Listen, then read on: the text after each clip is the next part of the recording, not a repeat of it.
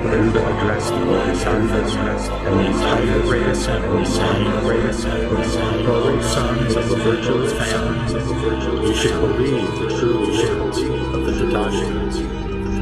He addressed the great assembly again, saying, "You should believe in the Tathagata's true words." He repeated this to them, saying, "You should believe the Tathagata's true words." Then the great assembly of Bodhisattvas, headed by Maitreya, addressed the Buddha with their palms pressed together, saying, "O Bhagavat, we entreat you to explain. We will accept the Buddha's words." After they had spoken in this way 3 times, they again said, quote, "We entreat you to explain it. We will accept the Buddha's words." Then the Bhagavat, realizing that the Bodhisattvas continued to entreat him, after those 3 times, addressed them, saying, "Listen carefully to the Tathagata's secret and transcendent powers. The devas, humans, and asuras in all the world, all think that the present Buddha, Sakyamuni, left the palace of the Sakya, sat on the terrace of the city of Gaya, and attained the highest enlightenment. However, O sons of a virtuous family, immeasurable, limitless, hundreds of thousands of myriads of kotis of nayutas of kalpas have passed since I actually attained Suppose there were a man whose round 500s of thousands, myriads of kotis of nayutas of incalculable great manifold cosmos into passing through 500,000 myriads of kotis of nayutas of incalculable lands to the east. He dropped just a single particle, and in this way he continues to drop the particles as he went toward the east, until they were all gone. O sons of a virtuous family, what do you think about this? Can all of these worlds be calculated or not? Can one imagine all of these worlds, calculate, and know their number or not? Bodhisattva Maitreya and the others together addressed the understanding. O Bhagavat, these worlds are immeasurable, limitless, incalculable, and beyond our powers to conception. Even all the Sravakas and Parigné, with their knowledge free from corruption, are not able to comprehend nor know their knowledge. Although we abide in the stage of non-retrogression, we cannot understand it. O Bhagavat, such worlds as these are incalculable. Then the Buddha addressed the assembly of the great Bodhisattvas, saying, quote, "O sons of a virtuous family, I will now explain it clearly. Suppose all these worlds, whether or not a particle is left, were reduced to particles, and each particle representing the period of time since I became a Buddha, exceed this by hundreds of thousands and myriads of kotis of nayutas, incalculable. Since then, I have constantly been residing in the Saha world, teaching the Dharma, and inspiring sentient beings. I have also been leading the benefit of sentient beings and incalculable hundreds of thousands of myriads of kotis of nayutas of others. O sons of a virtuous family, during this interim I explained about the Buddha and others. Furthermore, I also said that they had entered Parigné. I've explained such things through skillful means. O sons of a virtuous family, if any sentient being comes to me, I perceive the dullness or sharpness of his face and other faculties with my Buddha eye. According to the way I should bring them to the path, I, myself, proclaim different names and lights in various places. In each case, I have also clearly stated that I would enter Parigné. Through various skillful means, I have explained subtle teachings and have made the sentient beings rejoice. O sons of a virtuous family, to those beings whom the Tathagata perceives as taking pleasure in the inferior teachings, who have few qualities is engraved with following. He teaches that the Buddha attained highest complete enlightenment after he renounced household life in his young age. However, it has been a very long time indeed since I attained Buddhahood. I give such an explanation only to lead and inspire the sentient beings to enter the Buddha path through skillful means. O sons of the virtuous family, the Sutras of the Tathagata expounded are all to save the sentient beings, whether the Tathagata teaches about himself or others, whether he reveals his form or that of others, whether he shows his acts or those of others. Everything he says is true, never false. Why is this? Because the Tathagata perceives all the marks of the triple world as they really are, that there is no birth and death, coming or going, that there is also no existence or extinction in the world, truth or falsehood, sameness or difference. The Tathagata does not view the triple world as sentient beings the triple world sees. The Tathagata perceives such things clearly and without mistakes. Since sentient beings have various natures, desires, behaviors, thoughts, and distinctions, the Tathagata, wanting to cause them to plant roots of good merit, has explained various teachings through a variety of examples, explanations, and illustrations. He has not desisted from using Buddhist acts, even for a single moment, and in this way, it has been an extremely long time since I attained. My lifetime is immeasurable and incalculable. I abide forever without entering. O sons of the virtuous family, the lifespan that I first attained in practicing Bodhisattva path has not yet expired. It is twice as great as the number previously mentioned. Although I do not actually enter Parigné, I proclaim that I do. It is through this skillful means that the Tathagata leads and inspires sentient beings. Why is this? Because if the Buddha abides a long time in this world, those who have few qualities do not plant roots of good merit, acquire poor and superficial care, are attached to desires of the five senses, and enter into the web of illusions and false views. If they see the Tathagata existing without extinction, they then become proud, self-willed, and negative. The thought that the Buddha is difficult to meet and that he is to be respected cannot awaken.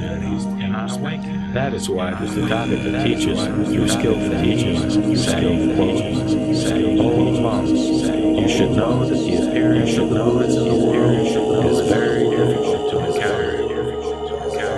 Why is this? Because some of those with little merit may not see the Buddha in the passage of immeasurable hundreds of thousands of myriads of copies of counts. For this reason I say, O monks, it is difficult to meet the Tathagata. Hearing such words, the thought that it is very difficult to meet the Tathagata will certainly awaken in these sentient beings. Longing and yearning for the Buddha, they will plant roots of good merit. For this reason, although the Tathagata does not really pass into extinction, he nevertheless says he does. Furthermore, O son of the virtuous family, the teaching of all the Buddha teachings is exactly like this. It is entirely true, never false, all for the sake of saving sentient beings. Suppose there were an excellent doctor. He is wise, knowledgeable, his prescriptions are effective, and he has skillfully cured a variety of diseases. This man has many sons, say 10, 20, or even 100. For some reason, he has to go far off to another country, and while he is away, his children, whom he has left behind, drink some poison. The poison starts to take effect, and they roll on the ground in anger. At this moment, their father returns home. Some of the children who have taken the poison are delirious, while others are not. Seeing their father in the distance, they all rejoiced greatly, and kneeling respectfully addressed him, saying, "It is good that you have returned safely. In our ignorance, we took this poison by mistake. We entreat you to cure and save us, and restore us to life,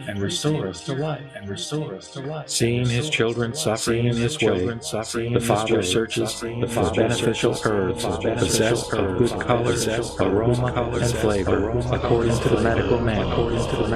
Blending them together after grinding and sifting, he gives the mixture to the children and says, quote, "This is an extremely beneficial medicine, good color, aroma, and flavor. All of you take it. It will quickly remove your pain, and you will never be afflicted again."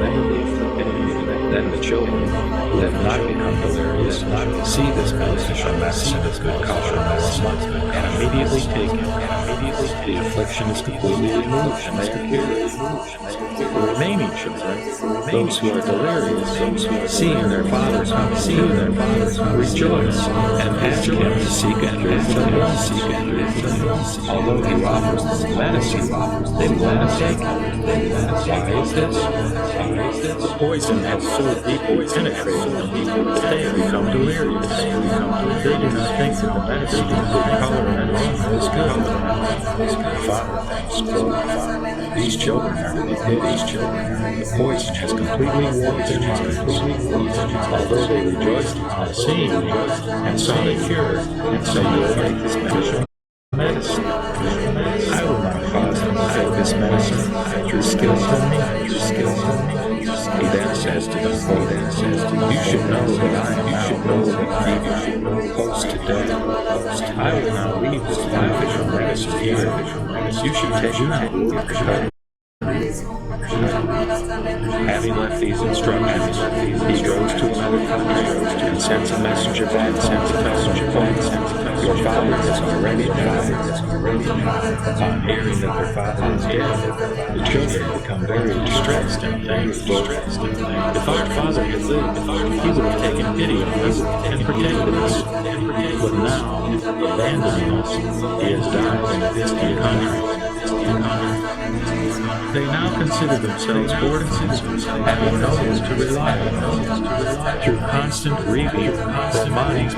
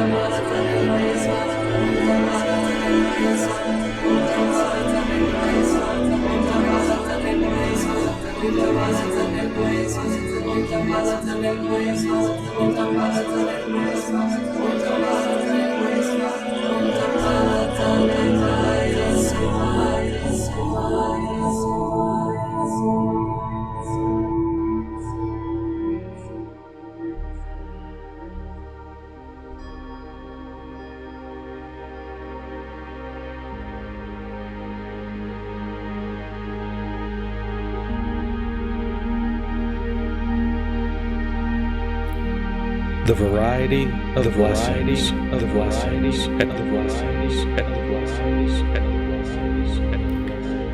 the Lotus Sutra, Chapter 16, Revelation of the eternal life of the Tathagata. At that time, the Buddha said to the Bodhisattvas and all the great assemblies, believe and discern, all you good sons and daughters, the true word of the Tathagata. Again, he said to the great assembly, believe and discern the true word of the Tathagata. And again, he said to all the great assembly, believe and discern the true word of the Tathagata. Then the great host of Bodhisattvas, Maitreya at their head, folded their hands and said to the Buddha, World-honored one, be pleased to expound the matter, and we will believingly receive the Buddha's words. Thus they spoke 3 times, repeating the words, be pleased to expound the matter, and we will believingly receive the Buddha's words. Then the world-honored one, perceiving that the Bodhisattvas thrice without ceasing repeated their request, addressed them, saying, listen, all of you, to the secret, mysterious, and supernaturally exceeding powers of the Tathagata. All the world, all gods and men and assumed sinners. Now has Sakyamuni Buddha come forth from the palace of the Sakyamuni and seated at the training place of enlightenment, not far from the city of God, and attained perfect enlightenment. But, my good sons and daughters, since I veritably became Buddha, there have passed infinite, boundless hundreds of thousands and myriads of kotis of mayutas of kalpas. Thereupon, the Buddha addressed all those Bodhisattva Mahasattvas. Good sons and good daughters, now I must clearly announce and declare to you. From that time forward, I have constantly been preaching and teaching in this Sangha world, and also leading and benefiting all living beings in other places, good sons and daughters. During this time, I have ever spoken of myself as the Buddha of burning light and other Buddhas, and also have told of the Sutra and Nirvana. Thus have I tactfully described them all. Good sons and daughters, whenever living being will come to me, I behold with the Buddha's eyes all the faculties, keen or dull, of their faith and soul. And I explain to them in stage after stage, according to their capacity and degree of salvation, by different names and the length of my lives. And moreover, I plainly state that I must enter nirvana. I also, in various tactful events, preach the wonderful Lotus flower, which is able to cause to begin a joyful heart. Good sons and daughters, beholding the propensities of all the living towards lower things, to these men and women, the Tathagata declares, in my youth I left home and attained perfect enlightenment. But since I verily became Buddha, blessed have I ever, and thus have I made that earth, only by my tactful methods, to teach and transform teaching beings, so that they may enter the world. Good sons and daughters, all the sutras which the Tathagata preaches are for the deliverance of the living, whether speaking of himself, or speaking of others, whether indicating himself, or indicating others, and whether indicating his own affairs, or the affairs of others. Whatever he says is all real, and not empty-handed. Wherefore? Because the Tathagata knows and sees the character of the triple world as it really is. To him, there is neither birth nor death, or going away or coming forth, neither living nor dead, neither reality nor unreality, neither thus nor otherwise.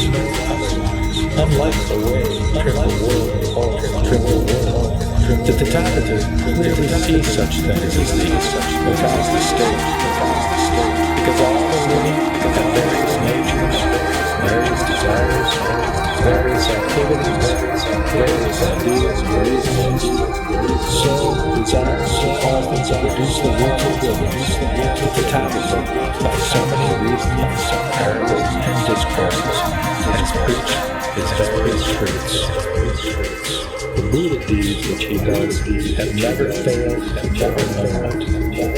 Thus it is, since I became Buddha in the very far distant past, that my lifetime is of infinite brightness, forever existing and immortal.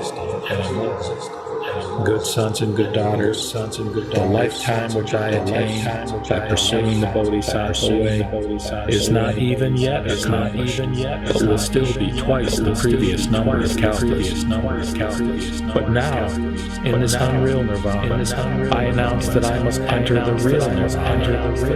In this tactful way, the Tathagata teaches all living beings. Wherefore, if the Buddha abides long in the world, men and women of little virtue who do not cultivate the roots of goodness and are spiritually poor and mean, greedily attached to the five desires, and are caught in the net of wrong reflection and false views, if they see the Tathagata constantly present and not extinct, they will then become puffed up and lazy and unable to conceive the idea that it is hard to meet the Buddha or a mind of reverence for him. Therefore, the Tathagata tactfully teaches, "No, bhikshus and bhikshunis, the appearance of Buddhas in the world is a rare occurrence. Therefore, in the course of countless hundreds of thousands of myriads of kotis of kalpas, some men and women of little virtue may happen to see a Buddha, or none may see him. For this reason I say, bhikshus and bhikshunis, a Tathagata may rarely be seen. All these living beings, hearing such a statement, must certainly realize the thought of the difficulty of meeting a Buddha and cherish a longing and thirst for him. Then will they cultivate roots of goodness. Therefore, the Tathagata, though he does not in reality become extinct, yet announces his extinction. Again, good sons and good daughters, the method of all Tathagatas is always like this, in order to save all the living, and it is altogether real and not false. Suppose, for instance, a good physician who is wise, conversant with medical arts, and skillful in healing all sorts of diseases. He has many sons and daughters, say 10, 20. Because of some matter, he goes abroad to a distant country. After his departure, his children drink his poisonous medicines, which send them into a delirium, and they lie rolling on the ground. At this moment, their father comes back to his house. Of the children who drank the poison, some have lost their senses, others are still sensible. But on seeing their father approaching in the distance, they are all greatly delighted, and kneeling, saluting, asking, "How good it is that you are returned in safety.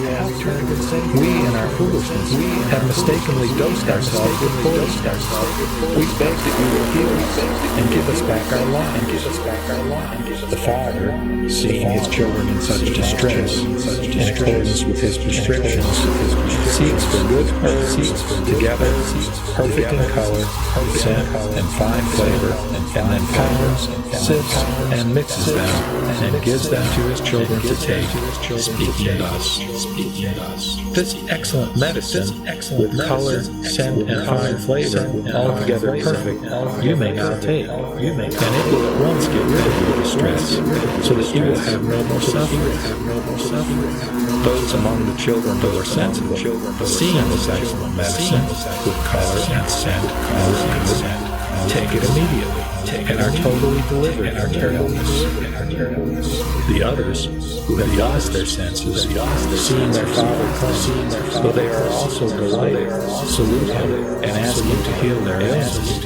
Yet when he offers them the medicine, they are unwilling to take it. Wherefore? Because the poison has entered people, they have lost their senses, and even in regard to this medicine of excellent color and scent, they acknowledge that it is not good. The Father reflects thus, alas, for these sons and daughters afflicted by this poison, and their minds unbalanced, although they are glad to see me and implore to be healed, yet they are unwilling to take such excellent medicine as this. Now I must arrange an expedient plan so that they will take this medicine. Then he says to them, you should know that I am now worn out with old age, and the time of my death has now arrived. This excellent medicine I now leave here. You may take it and have no fear of not being better. After thus admonishing, he departs again for another country and sends a messenger back to inform them, quote, your father is dead. And now, when those sons and daughters hear that their father is dead, their minds are greatly distressed, and they thus reflect, if our father were alive, he would have pitied us, and we should be saved and preserved. But now he has left us and died in a distant country. Now we feel we are hopeless and have no one to rely on. Continuous grief brings them to their senses, and they recognize the color, scent, and excellent flavor of the medicine, and thereupon take it, their poisoning being entirely relieved. The Father, knowing that the sons are all recovered, seeks an opportunity and returns so they can all see him. All my good sons and good daughters, what is your opinion?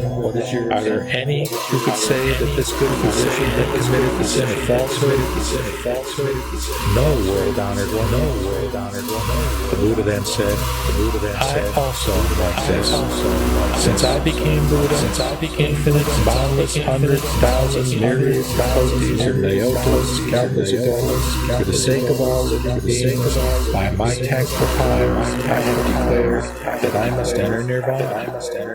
Yet there is none who can accuse me of the error of falsehood.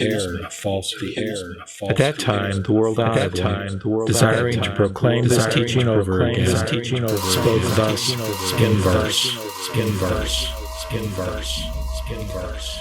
Since I attained Buddhahood, the kalpas through which I have passed, infinite thousands of myriads of kotis of asamkaya years, ceaselessly preached I the law, and taught countless kotis of preachers to enter the way of the Buddha. Since then, are unmeasured countless. In order to save all creatures, by tactful methods, I reveal Nirvana. Yet truly, I am not yet extinct, but forever here, preaching the law. I forever remain in this world, using all my spiritual powers, so that all creatures, though I am near, yet fail to see me. All looking on me as extinct, everywhere worship my relics, all cherishing longing hearts, and beget thirsting hearts of hope. When all creatures have believed and obeyed, in character upright, in mind gentle, wholeheartedly wishing to see the Buddha, not caring for their own lives, then I, with all the sangha, appear together on the divine vulture, and then I tell all creatures that I exist forever in this world. By the power of tactful methods, revealing myself extinct and not extinct. If in other regions there are beings reverent and with faith aspiring, again I am in their midst to preach the supreme law. You, not hearing of this, only say I am extinct. I behold all living creatures sunk in the sea of suffering. Hence, I do not reveal myself, but set them all aspiring till When their hearts are longing, I appear to preach the law. In such supernaturally pervading power throughout Asam Kaya Kalpas, I am always on the divine vulture and in every other dwelling place. When all the living see at the Kalpa's end, the conflagration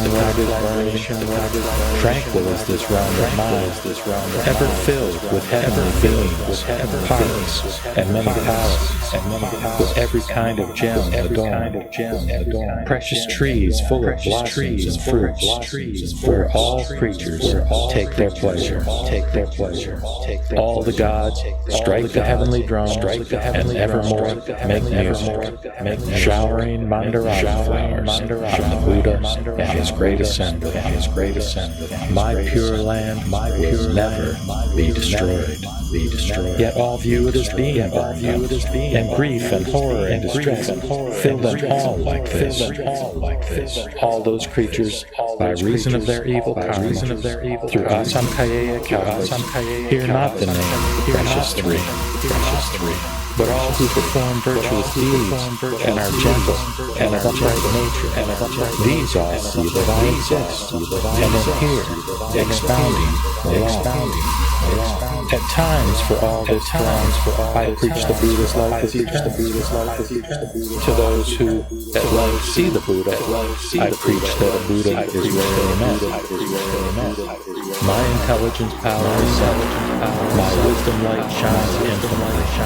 My light is of countless kalpas, from long cultivated karma obtained. You who have intelligence, do not in regard to this beget down, but bring it forever to an end. For the Buddha's words are true, not false. Like a physician, who a clever device, in order to cure his demented son's body, though indeed alive, announces his own death, yet cannot be charged with falsehood. I too, being the father of this world, who heals all misery and affliction, for the sake of the perverted people, though truly alive, say I am extinct, lest, because always seeing me, they should beget arrogant minds, be dissolute, and set in their five desires, and fall into evil paths. I, ever knowing all beings, those who walk not in the way, according to the right principles of salvation, expound their every law, ever making this my thought. How shall I cause all the living to enter the way supreme and speedily accomplish their Buddha?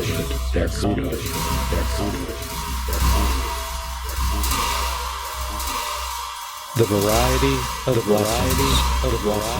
At that time, when the great congregation heard the Buddha teach that the length of his life was such a large number of eons, innumerable countless living beings received great, abundant benefits.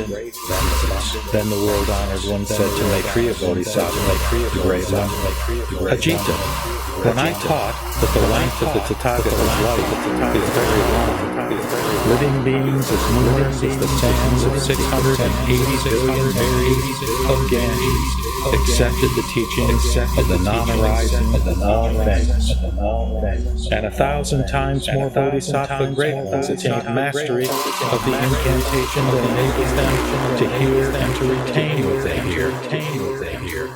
And Bodhisattva great ones, as numerous as the specks of dust in an entire world, delighted in being eloquent and unhindered in speech.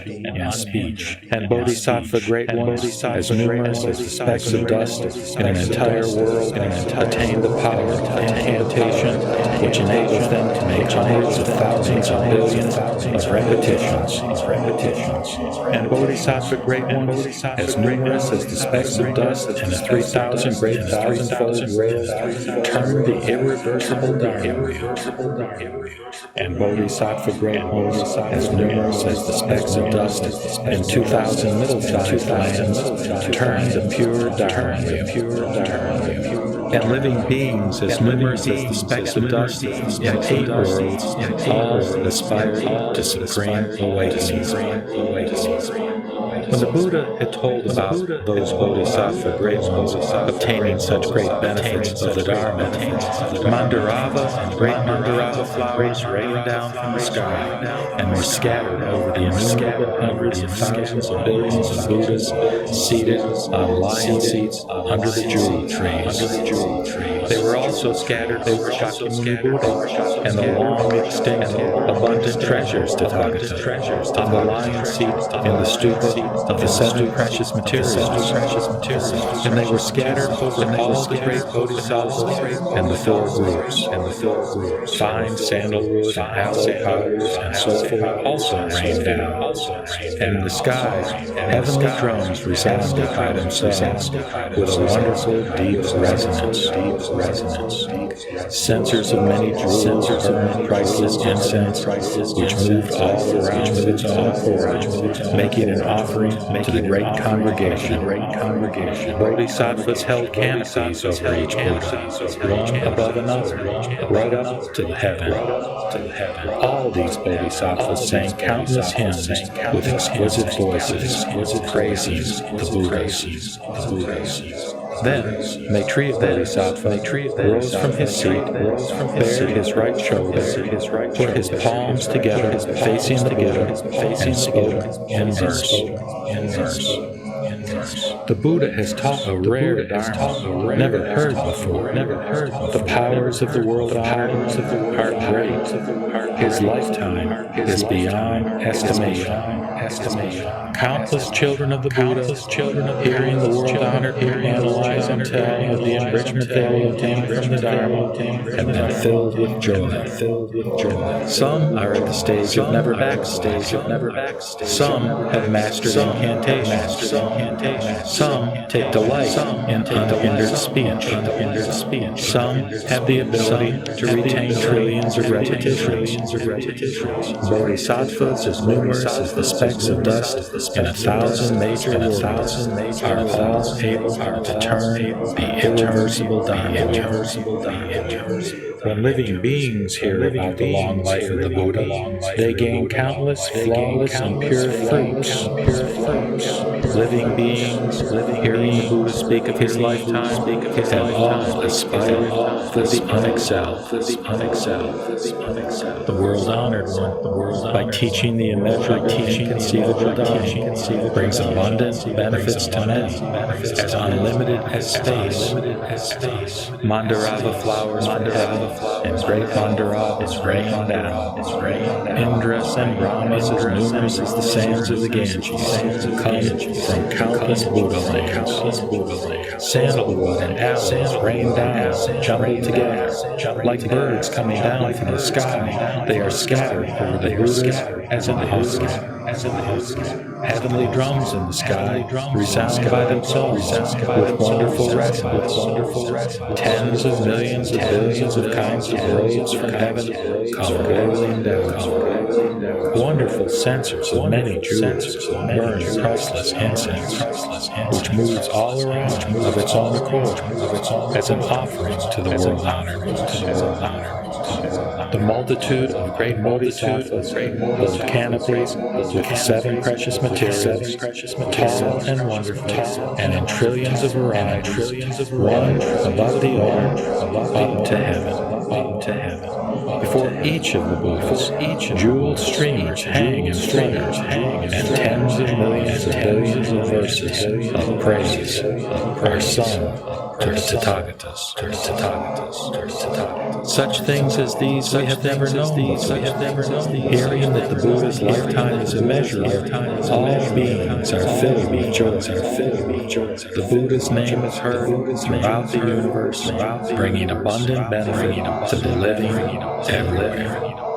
All their roots of goodness help them aspire for the unexcelled, for the unexcelled, for the unexcelled, for the unexcelled. Then the Buddha said to Maitreya Bodhisattva, Ajita, those living beings who have heard the lifetime of the Buddha is of such long duration and have been able to believe and understand it, even for a moment, will obtain blessings beyond limit or measure.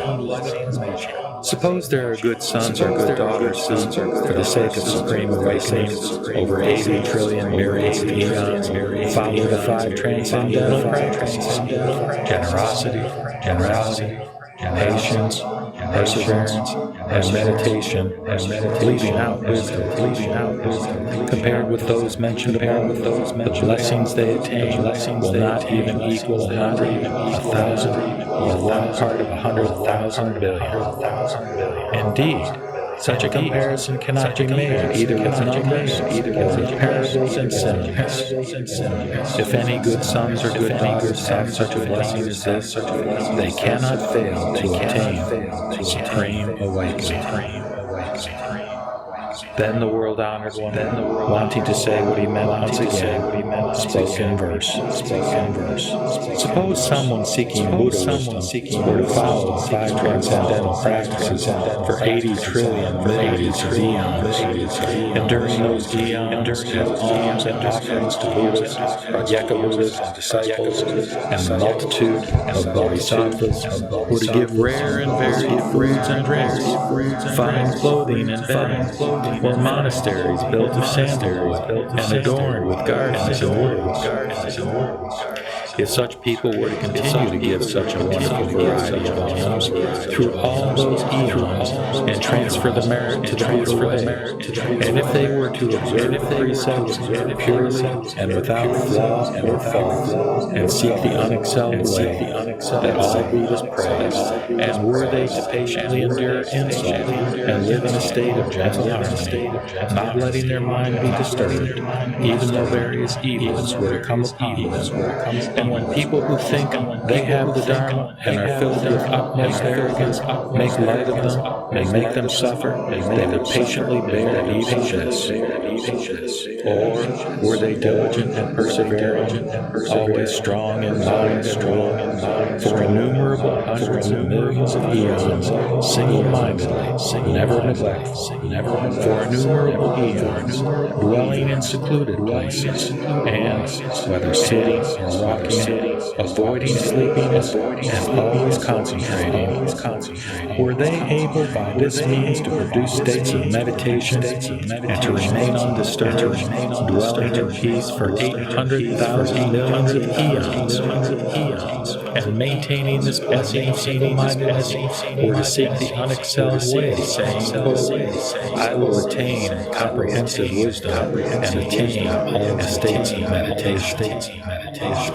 If such a person, for hundreds of thousands of billions of eons, were to do such meritorious practices as those described here, their reward would still be surpassed by any good man or woman who hears me teach about the length of my life and believes it for even a single moment.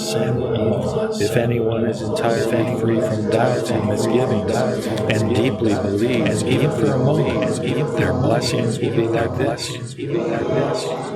Such bodhisattvas who have followed the way for innumerable eons, hearing me teach about the length of my life, will be able to believe and accept it. Such people will gratefully accept the Sutra and say, in the future, we too hope to have long lives for liberating a living. Just as the present world-honored one, king of the Shakyas, at the place of the way, where the lions rule, teaches the Dharma without fear, so may we in ages come, honored and revered by all, when sitting on the place of the way, in like manner tell of the duration of our lives.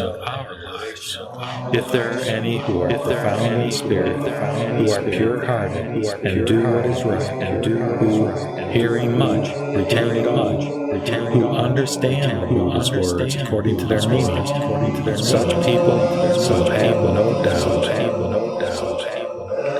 What's more, Ajita, if anyone hears of the long duration of the Buddha's life and understands its meaning, the blessing they obtain will be unlimited, awakening them to the unexcelled wisdom of the Tathagatas. How much more so if someone is devoted to hearing this sutra, or causes others to hear it, or embraces it themselves, or causes others to embrace it, or copies it themselves, or causes others to copy it, or with flowers, incense, garlands, banners, flags, silk canopies, and lamps of fragrant oil and clarified butter makes offerings to the sutra. Such a person's blessing will be innumerable and unlimited, and will give rise to all-inclusive wisdom. Ajita, if any good sons or good daughters hear me teach about the long duration of my life, and believe and understand it deeply, they will see the Buddha always on Holy Eagle Peak, surrounded by a multitude of great bodhisattvas and shramakas, preaching the Dharma.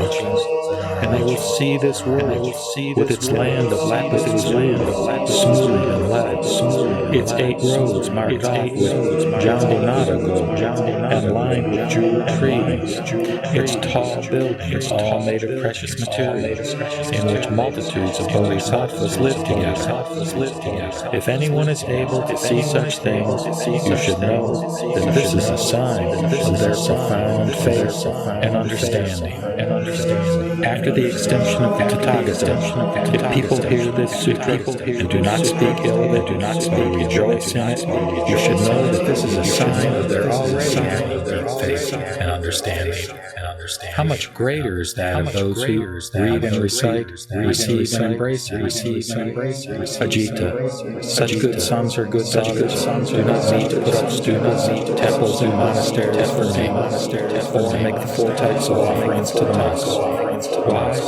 Because such good sons and daughters are receiving and embracing, reading and reciting this sutra, have already put up stupas, built monasteries, and made offerings to the monks. That is, they have already put up stupas of the 7 precious materials for the Buddha's remains. Tall stupas, wide at the base, tapering up to the heaven, hung with flags and canopies and jeweled bells, with flowers, incense for burning, garlands, powdered incense, paste incense, various drums, musical instruments, pipes, flutes, harps, all kinds of dances and plays, and wonderful songs and praises. They have already made these offerings for innumerable tens of millions of billions of eons. Ajita, after my extinction, if anyone hears this sutra and is able to embrace it and copy it themselves, or lead others to copy it, then they have already built monasteries with 32 halls of red and sandalwood, and as tall as 8 tala trees, lofty, spacious, and beautifully decorated, in which hundreds of thousands of monks live. They have gardens, groves, bathing pools, walking paths, and meditation cells, clothing, food and drink, bedroom, medicine, and all kinds of things for comfort. Such monasteries and halls, hundreds of thousands of billions of countless numbers of have been given here in my presence as an offering to me and to the monks. Therefore, I say that after the extinction of the Tathagata, if anyone receives and embraces, reads and recites this sutra, teaches it for the sake of others, either copies it himself or causes others to copy it, and makes offerings to it, they no longer need to put up stupas and temples or build monasteries and make offerings to the monks. How much more true this is of those who are able to embrace this sutra and also practice generosity, patience, perseverance, single-mindedness, and wisdom. Their virtue will be the greatest, immeasurable and unlimited, just as space, which in the east, west, south, and north, the 4 intermediate directions, and up and down, is immeasurable and unlimited. So too, the blessings of such people will be immeasurable and unlimited, and they will quickly reach all-inclusive wisdom.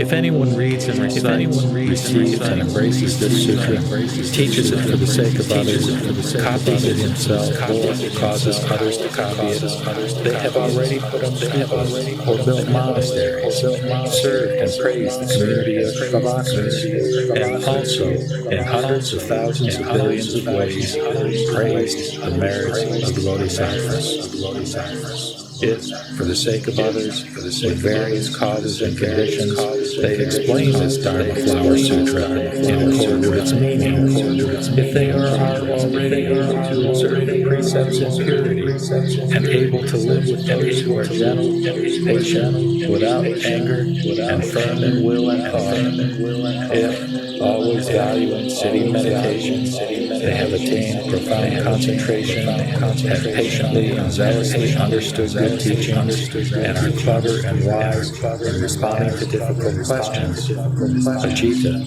if after my extinction there are good sons and good daughters who receive and embrace, read and recite this sutra, who have such excellent merits as those, you should know that they have already proceeded to the place of the way, sat under the tree of awakening, and are nearing supreme awakening.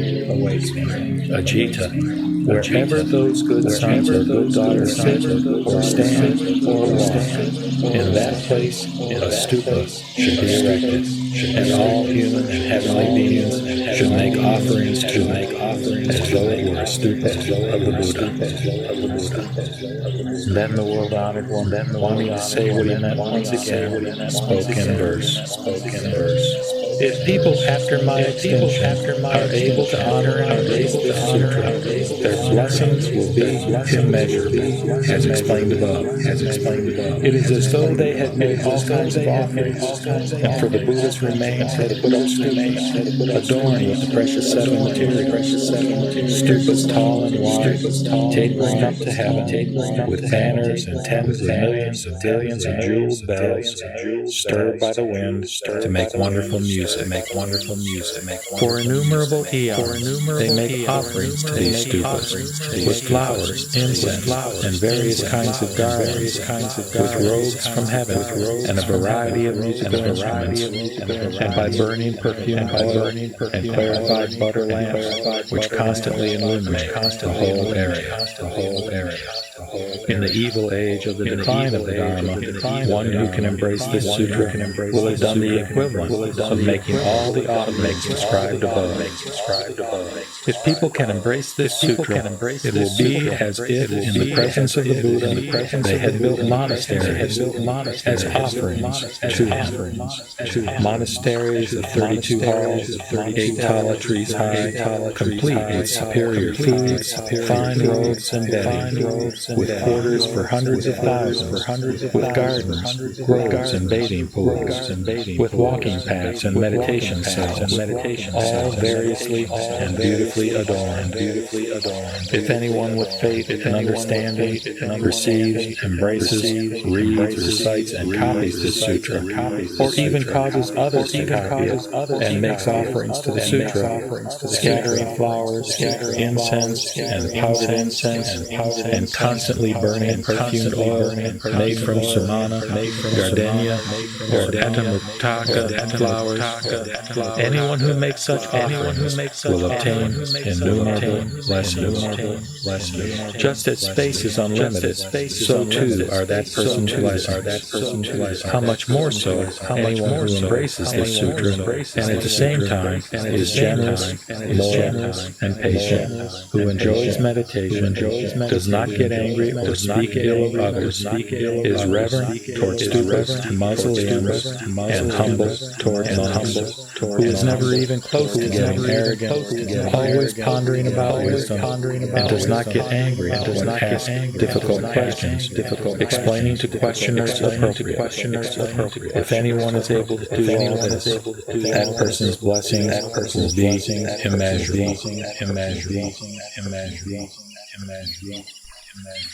The unsurpassable, profound, subtle, and wonderful Dharma is rarely met, even in 100,000 myriad eons. Now we see it, hear it, receive it, and maintain it. May we realize the Tathagata's true meaning.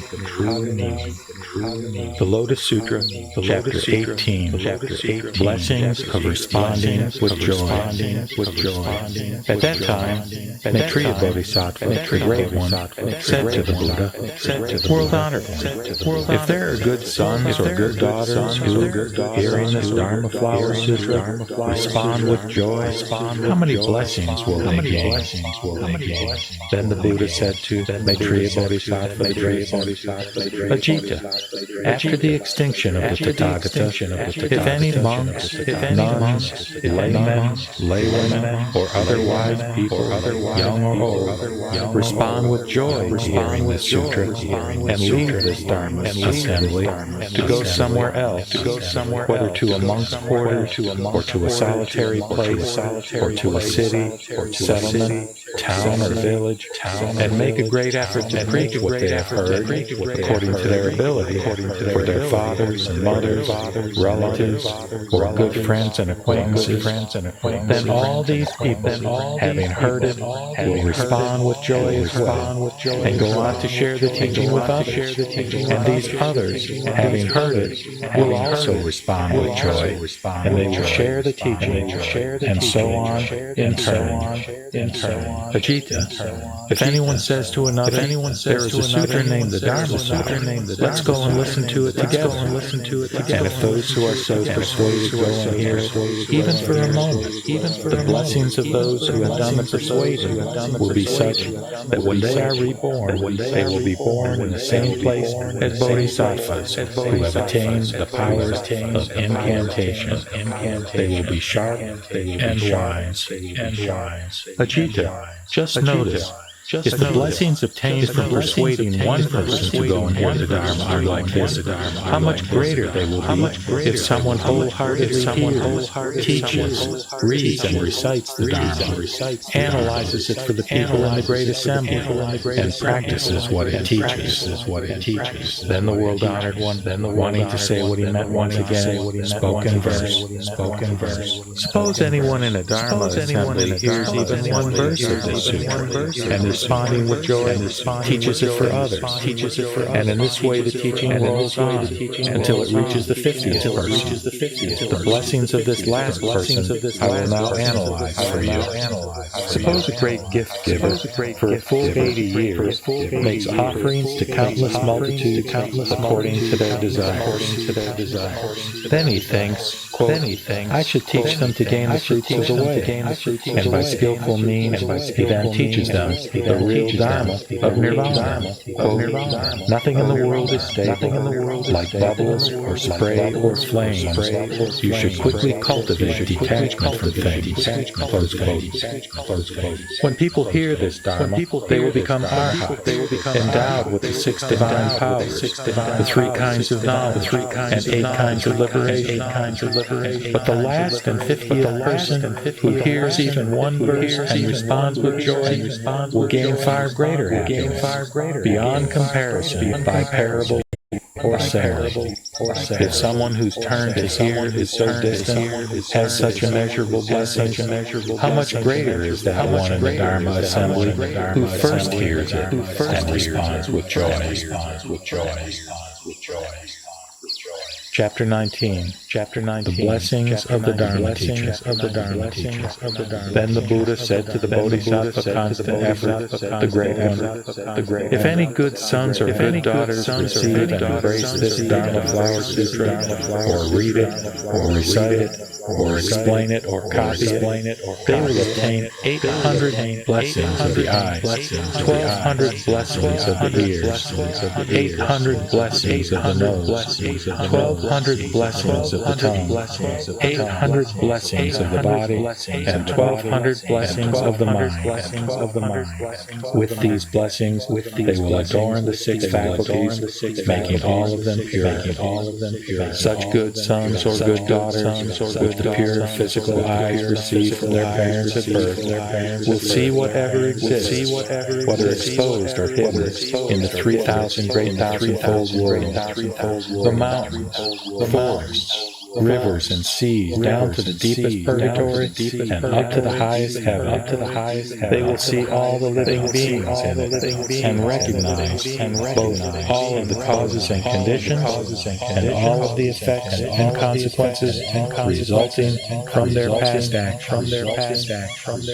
What's more, constant effort. If any good sons or good daughters receive and embrace this sutra, read or recite it, or explain it, or copy it, they will obtain 1,200 blessings of the years. With pure ears, they will hear all the various words and sounds in the 3,000 great thousandfold world. Sounds of weeping, sounds of lamentation, sounds of laughter, sounds of conversation, sounds of the righteous and the unrighteous, sounds of suffering and of the light. They will hear and understand them with the normal pure ears they received at birth from their parents. And while they will be able to distinguish all these various sounds, their ability to hear will not be harmed. Moreover, constant effort. If any good sons or good daughters receive and embrace this sutra, read, recite, explain, or copy it, they will attain 800 great blessings of the nose. Their ability to smell will be purified, so that they will be able to smell all kinds of fragrances in the upper and lower, inner and outer parts of the 3,000 great thousandfold world. Further, constant effort. If any good sons or good daughters receive and embrace this sutra, and either read, recite, explain, or copy it, they will gain 1,200 blessings of the tongue, whether something is pleasant or unpleasant, tasty or not, bitter or astringent. Whenever it is on their tongue, it will change into something delicious, like nectar from heaven, and there will be nothing that is unpleasant about it. If one's tongue is used to preach in the assembly, it will produce a deep and wonderful voice that can enter into hearts, giving people pleasure and joy. What's more, constant effort. If any good sons or good daughters receive and embrace the sutra, or if they read it, or if they recite it, or if they teach it, or if they copy it, they will obtain 800 blessings of the body. Furthermore, constant effort. If any good sons or good daughters, after the extinction of the Tathagata, receive and embrace this sutra, or read it, recite it, preach it, or copy it, they will obtain 1,200 blessings of the mind. When they hear even a single verse or phrase with their pure mind, they will deeply understand its innumerable and unlimited meaning. Having understood those meanings, they will be able to preach on that single phrase or verse for a month, 4 months, even a year. And their many teachings will be in accord with the meanings, and never contrary to the true nature of reality. If they teach about some secular text, or speak about the political world, or about matters related to livelihood, in every case they will do so in accord with the true Dharma. They will know all the workings of the minds, the movements of the minds, and the foolishness in the minds of the beings in the 6 states of the 3,000 great thousandfold world. Though not having yet attained flawless wisdom, their minds will have the kind of purity that whatever they think, plan, or speak will all be in accord with the truth of the Buddha Dharma and with what previous Buddhas have taught in the Sutras. Then the world-honored one, wanting to say what he meant once again, spoke in verse. They will hear, receive, and embrace the Dharma preached for all the living, preached by the innumerable Buddhas of the universe. They will ponder the innumerable meanings, preach the Dharma innumerable times, and never forget or make a mistake, because they embrace the Dharma Flower Sutra. Knowing the characteristics of all things, knowing the proper order according to their meaning, comprehending names and words, they will preach about them as they know them. Whatever they preach, it will always be the Dharma of previous Buddhas. And because they proclaim this Dharma, they will have no fear in the assembly. With tens of millions of good, skillful words, they are able to analyze and preach because they embrace the Dharma Flower Sutra.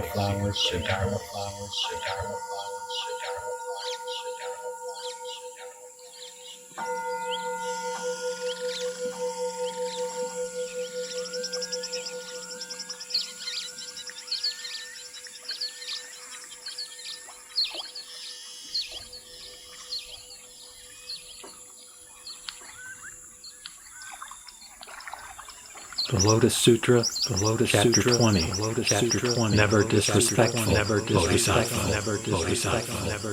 At that time, the Buddha spoke to the Bodhisattva great strength. Long ago, innumerable, unlimited, inconceivable, and countless eons ago, there was a Buddha named Majestic Voice King Tathagata, truly awakened, fully clear in conduct, well gone, understanding the world, unexcelled leader, teacher of heavenly beings and people, Buddha, world-honored one. His eon was named Free from Decline, and his land Great Achievement. In that world, Majestic Voice King Buddha taught the Dharma for the sake of human and heavenly beings and asuras. For those seeking to be Shravakas, he taught the Dharma according to the four truths, to free them from birth, old age, disease, and death, leading them finally to nirvana. For those seeking to be Pratyeka Buddhas, he taught the Dharma according to the 12 causes and conditions. For Bodhisattvas, to lead them to supreme awakening, he taught the Dharma according to the 6 transcendental practices, enabling them to gain Buddha wisdom. After the extinction of Majestic Voice King Tathagata, and after the end of the true Dharma, during the period of the merely formal Dharma, extremely arrogant monks had great power. At that time, there was a Bodhisattva monk named Never Disrespectful. Great strength. Why do you think he was named Never Disrespectful? That monk bowed in obeisance before everyone he met, whether monk, nun, layman, or laywoman, and praised them, saying, I deeply respect you. I would never dare to be disrespectful or arrogant toward you. Why? Because all of you are practicing the Bodhisattva way and will surely become Buddhas. This monk did not devote himself to reading and reciting sutras, but simply went around bowing. If he saw the 4 groups off in the distance, he would make a point of going up to them, bowing in obeisance and praising them, saying, I would never dare to disrespect you, because surely you are all become Buddhas. Among the 4 groups were those who became angry, enraged, and mean-spirited, and reviled and cursed him, saying, this ignorant monk who takes it on himself to announce that he does not disrespect us and assures us of becoming Buddhas, where did he come from? We have no use for such empty false assurances. Thus he passed many years, constantly being cursed, but never becoming angry or enraged. always saying, surely you are to become Buddhist. When he spoke this way, some would hit him with sticks, tiles, or stones. But even if he ran off and stood at a distance, he would continue to cry out loud, I would not dare to disrespect you. Surely all of you are to become Buddhists. And because he always spoke in this way, the extremely arrogant monks, nuns, laymen, and laywomen called him never disrespectful. When this monk was nearing death, from the sky he heard 200 million billion verses of the Dharma Flower Sutra, which majestic voiced King Buddha had previously taught, and he was able to receive and embrace them all. Immediately, he obtained the purity of vision, of the faculties of ears, of nose, tongue, body, and mind described earlier. Having obtained the purity of these 6 faculties, his life was extended for 2 million billion myriads of years, and he taught this Dharma Flower Sutra everywhere to the people. Then the extremely arrogant monks, nuns, laymen, and laywomen who had slighted and shown contempt for this man and given him the name never disrespectful, seeing him with the power of great divine faculties, powers of joyful and eloquent speech, and powers of great goodness and tranquility, and having heard him preach, all believed him and followed him.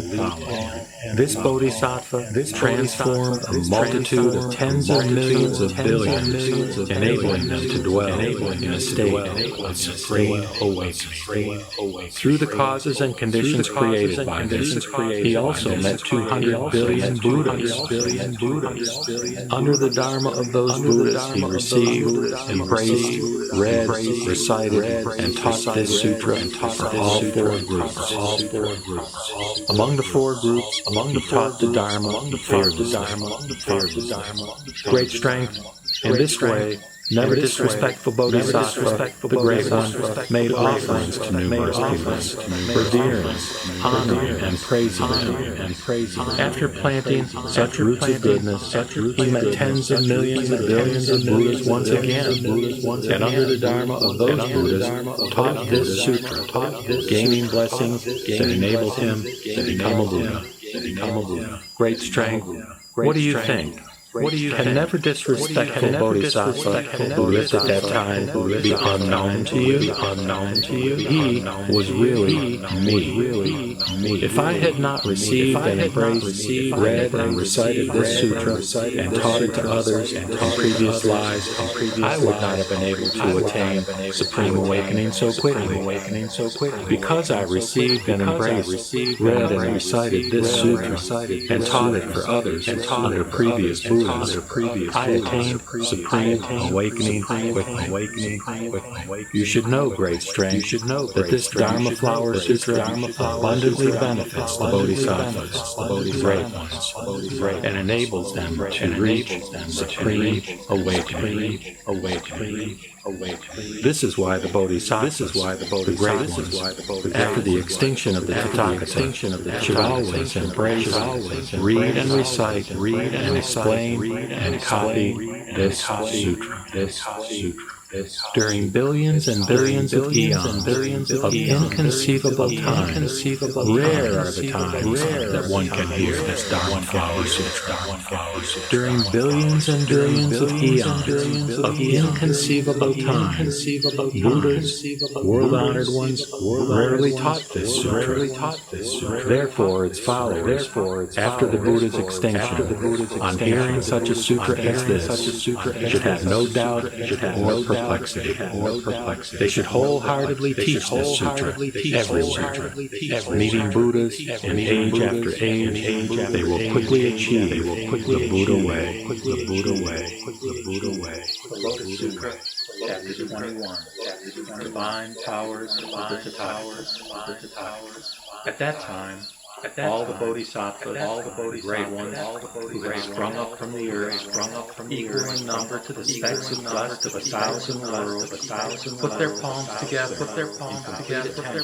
before the Buddha, reverently looking up at his face, and say, "World honored one, after the extinction of the Buddha, in whatever lands the world honored is embodied, wherever he has become extinct, we will teach this Sutra everywhere. Why?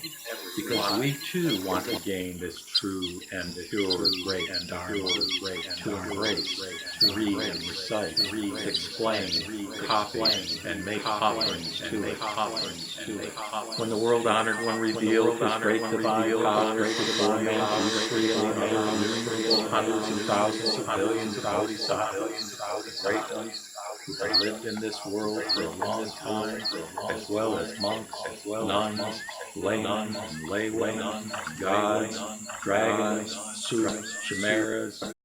He extended his long and broad tongue until it reached up to the Brahman, while light of immeasurable and innumerable colors radiated from every pore, illuminating everywhere, throughout the world, in all directions. Under all the jewel trees, the Buddhas, seated on lions, did the same thing, extending their long, broad tongues and radiating immeasurable light. While Sakyamuni and all the other Buddhas and all the jewel trees were displaying their divine powers, hundreds of thousands of years. After that, they drew back their tongues, coughed simultaneously, and snapped their fingers. These two sounds went through all the Buddha worlds in all directions, and all these lands trembled and shook in the 6 ways. Thanks to the divine powers of the Buddha, all the living beings in these worlds saw in this world the innumerable, unlimited hundreds of thousands of billions of Buddhas seated on the lions, under all the jewel trees, and they saw Shakyamuni Buddha together with abundant treasures, sitting on a lion's seat in the treasure street. And they also saw the innumerable, unlimited hundreds of thousands of billions of bodhisattvas, the great ones, and the 4 groups, and reverently surround Shakyamuni Buddha. Having seen this, they were all filled with great joy, having obtained something they never had before. At the same time, heavenly beings in the sky sang with loud voices, beyond these innumerable, unlimited hundreds of thousands of billions of countless billions, there is a land named Sutra, and in it there is a Buddha named Shakyamuni. For the sake of all bodhisattvas, the great one, he now teaches the great vehicle Sutra called the Lotus flower of the wonderful Dharma. The Dharma by which bodhisattvas are taught and which Buddhas watch over and keep. You should rejoice in the depth of your heart. Make offerings to Shakyamuni Buddha. All those living beings, having heard the voices in the sky, put their palms together, facing the world, and exclaim, "Praise to Shakyamuni, praise to Shakyamuni Buddha." Then they took various flowers, incense, garlands, banners, and canopies, as well as personal ornaments, gems, and other wonderful things, and together from afar, scattered them in the direction of this world. The things scattered from every direction came like gathering clouds, which changed into a jewel canopy, covering the whole area above the earth. Then passage between all the worlds in all directions became unobstructed, uniting them as one Buddha. At that time, the Buddha spoke the superior practice, and a multitude of other bodhisattvas. The divine powers of Buddhas, as you have seen, are innumerable, unlimited, inconceivable. Even for the sake of entrusting this Sutra to others, I were to use these divine powers to declare its blessings for innumerable, unlimited, hundreds of thousands of billions and countless eons. I would be unable to exhaust In brief, all the teachings of the Tathagata, all the unhindered divine powers of the Tathagata, the hidden core of the whole storehouse of the Tathagata, and all the profound matters of the Tathagata are proclaimed, demonstrated, revealed, and preached in this Sutra. Therefore, after the extinction of the Tathagata, we should all wholeheartedly embrace, and recite, explain, and copy, and practice it as you have been taught. In any land where anyone accepts and embraces, reads and recites, explains and copies and practices it as it is taught, or wherever a volume of the Sutra is kept, whether in a garden, whether in a woods, or under a tree, or in a monk's cell, or in a lady's house, or in a palace, or in a mountain valley, or an open field, in all these places, you should put up a stool and make offerings. Why? You should understand that all such places are places of the way. One who can embrace this Sutra is one who has already seen as well as Buddha, and all Buddha's embodied. Such a one also sees me today, teaching and transforming bodhisattvas. Anyone who can embrace this Sutra will cause me and my embodiments and the already extinct and the already treasured Buddha all to rejoice.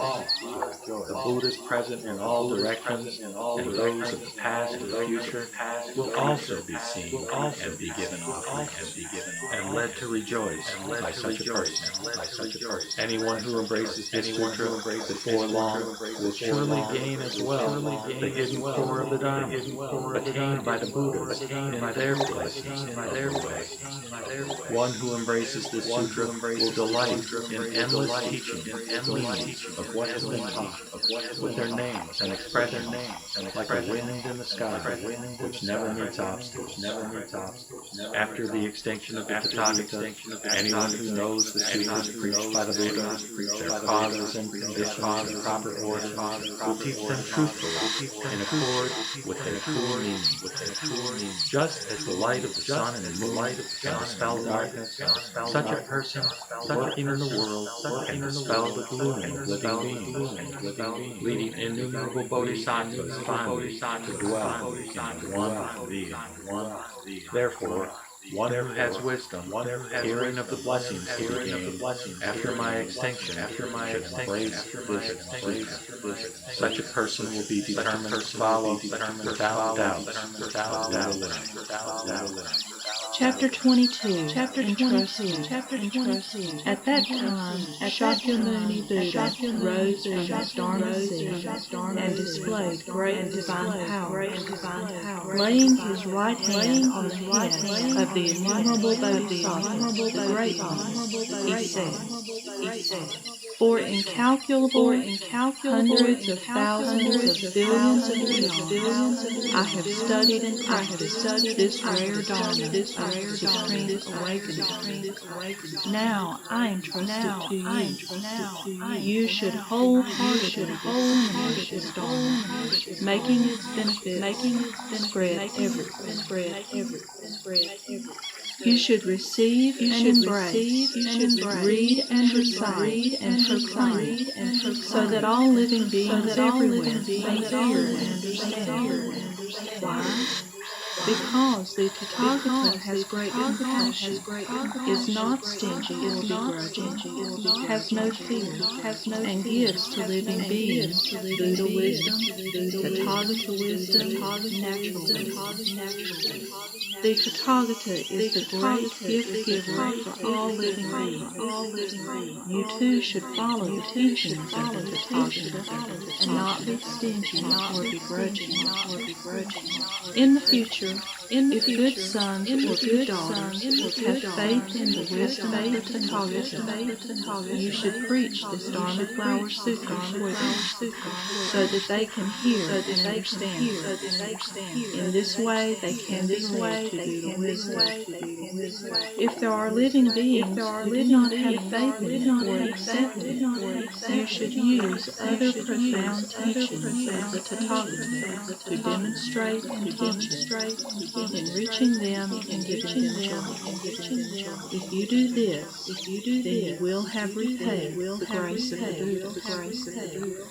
When all the Bodhisattvas, the great ones, heard the Buddha say this, they were filled with great joy and paid him even greater reverence, facing the Buddha and bending over, bowing their heads, putting their palms together, and crying with one voice, "We will respectfully do all that the World Honored One has commanded. Please, World Honored One, do not worry about that." Then Shakyamuni Buddha had all the Buddhas and audiences who had come from all directions return to their own land, saying, "Buddhas, go in peace. Let the stupa of abundant treasures of Buddha be as it was." When these words were spoken, the innumerable embodiment Buddhas from all directions, who were seated on lion seats under the jeweled tree, as well as abundant treasures Buddha, superior practice, and the multitude of innumerable countless Buddhas, Shariputra and the other Shravakas, the four groups and others, and all the human and heavenly beings, asuras and so on in all the worlds, hearing the Buddha preach, were filled with great joy. Previous lives of the Medicine King Bodhisattva. At that time, the Bodhisattva Constellation King Flower said to the Buddha, "World Honored One, why does the Medicine King Bodhisattva travel around and around? World Honored One, Medicine King Bodhisattva has done hundreds of thousands of billions of difficult and painful practices. World Honored One, I beg you, explain. Then the Buddha said to Constellation King Flower Bodhisattva, "Many eons ago, as incalculable as the sands of the Ganges, there was a Buddha named Pure and Bright Excellence of Sun and Moon Tathagata. That Buddha taught the Dharma Flower Sutra for the sake of the Bodhisattva seen with joy by all the living, all the Bodhisattvas, and the multitude of Shravakas. He made progress through perseverance, going about single-mindedly to become a Buddha for a full 12,000 years. After that, he attained the concentration in which one can take any form. Having attained this concentration, he was full of joy and thought to himself, gaining the concentration in which one can take on any form is entirely due to the power that comes from hearing the Dharma Flower Sutra. I should now make offerings to pure and bright excellence of Sun and Moon Buddha, and to the Dharma Flower Sutra.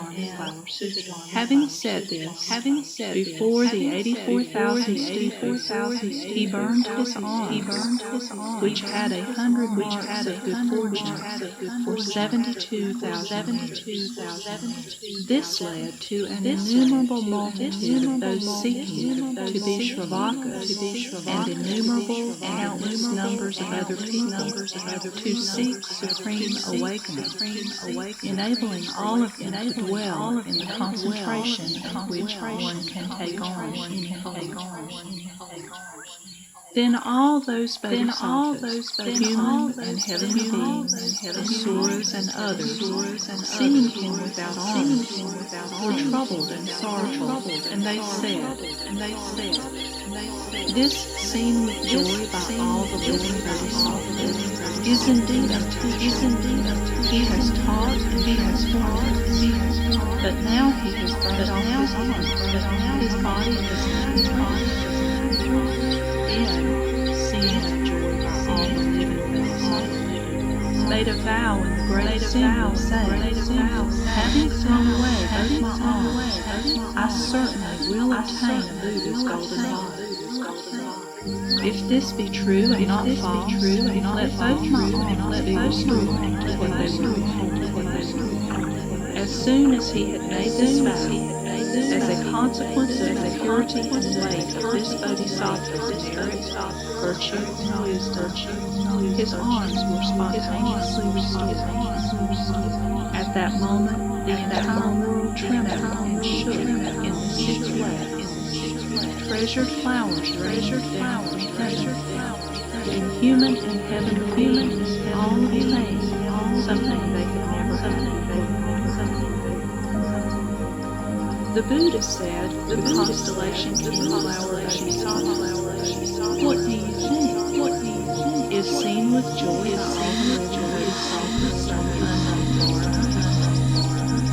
He is the present, bodhisattva.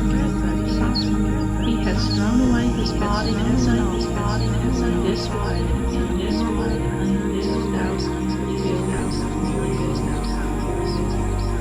Constellation king, even if someone were to be 3,000 great thousand-fold worlds full of the seven precious to the Buddha, great Bodhisattva, the blessing such a person would get will not equal those of someone who receives and embraces even a single verse of this Flower Sutra. Happiness greater than happiness.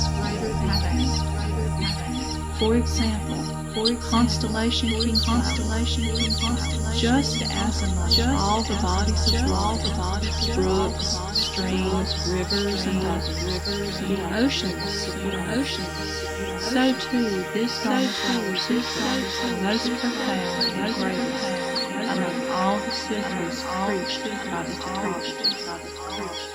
Just as among all the mountains, Earth Mountain, Life Mountain, the Lesser Iron Circle Mountain, the Great Iron Circle, the 10 Jewels Mountain, and others, Mount Samura is supreme. So too, this Flower Sutra is the highest.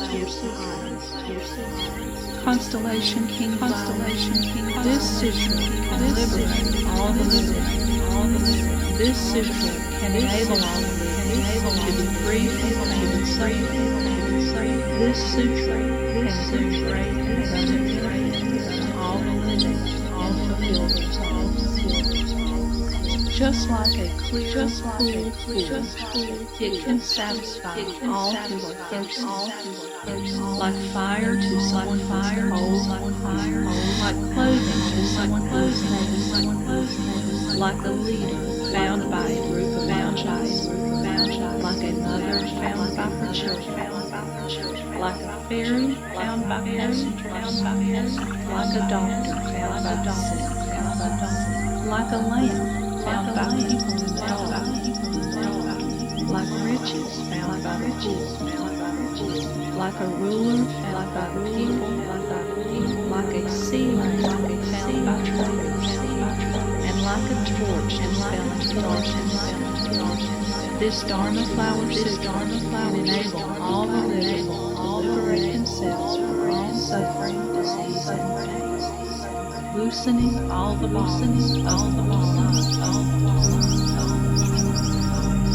After the extinction of the Tathagata, in the last 500, if there is a woman, hears the Sutra, and acts according to its teaching, at the end of this life, she will be born on jeweled sea, in the middle of a lotus flower, in a world of peace and happiness, where Amida Buddha lives, surrounded by a multitude of great bodhisattvas.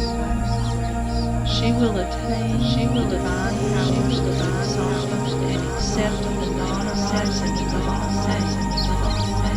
Having accepted this, provision will be provision, and with this clear vision, she will see Buddhist Tathagatas as numerous as the sands of 7,200,000,000,000 myriads of Ganges.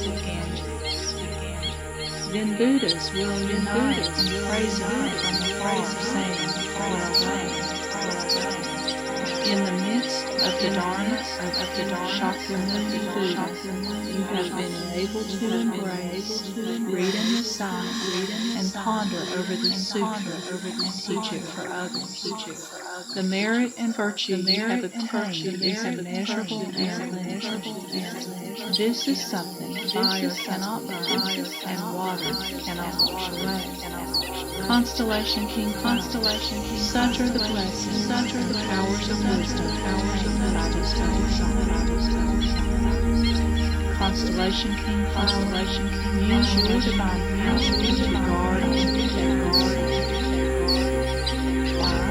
Because this sutra is good medicine for the wills of the universe. While this chapter of the previous lives of Medicine King Bodhisattva was being taught, 84,000 souls obtained the power of incantation, which enables them to interpret the words of all the living. The Tathagata abundant treasures in the treasure stupa praised Constellation King Flower Bodhisattva, saying, well done, Constellation King Flower. You have attained inconceivable blessings, for you have been able to ask Shakyamuni Buddha about such things, enriching and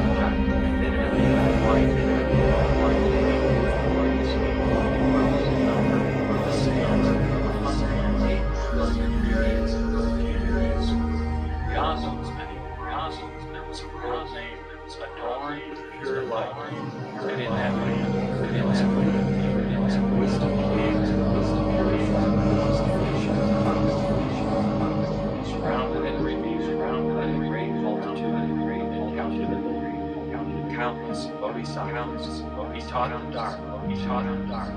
The land adorned with pure light, and that pure light, there was Bodhisattva, wonderful name, from long ago, had planted many Buddhist virtues, and had made offerings to me, and been associated with hundreds of thousands. He had gained every kind of profound wisdom, he had attained the concentration of the wonderful Buddhist, the concentration of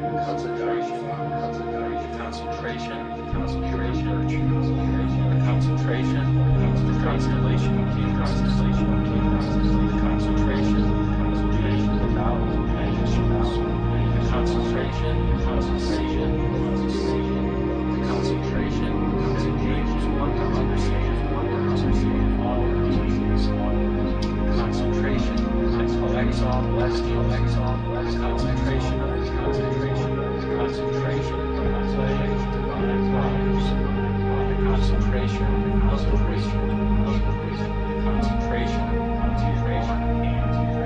concentration of the true light, the concentration of stories. When the beam of light from the chakra of light was shone on his body, he immediately said, World honor, I should go to visit, to worship, associate with, and make offerings, and to see the Dharma Prince Manjushri, Bodhisattva's medicine, courageous gift, constellation, and on superior practice, Lord of medicine. Then, wonderful voice Bodhisattva, without rising from his seat, and without stirring his body, entered into a concentration. By the power of his concentration, 84,000 clusters of treasured lotus flowers, stems, jambonata, leaves, white seeds, snizzles, calyxes, gems, magically appeared on fire.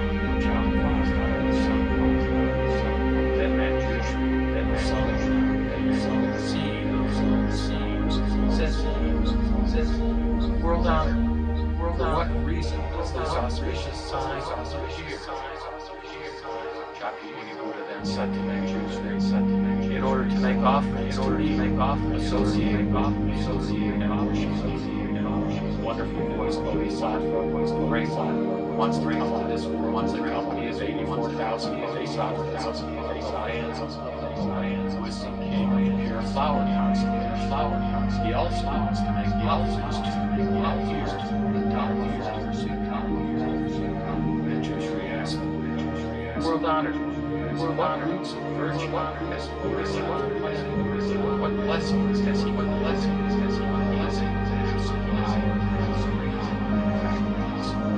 What concentration does he practice? I beg you to teach us the way. We too want to practice it diligently. For by practicing this concentration, to see his physical character, his desires, his errors. We beg you to use your divine faculties and have this Bodhisattva come here, so we can see.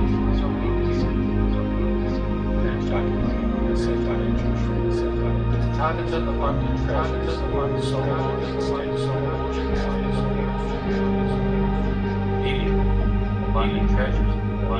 said to the come, good son, Manjushri, Parigné, and wonderful voice Bodhisattva disappeared from his discipline, setting out together, 84,000 the lands through which they passed showed in the 6 different ways. Lotus flowers of the 7 flower materials rained down and hundreds of thousands of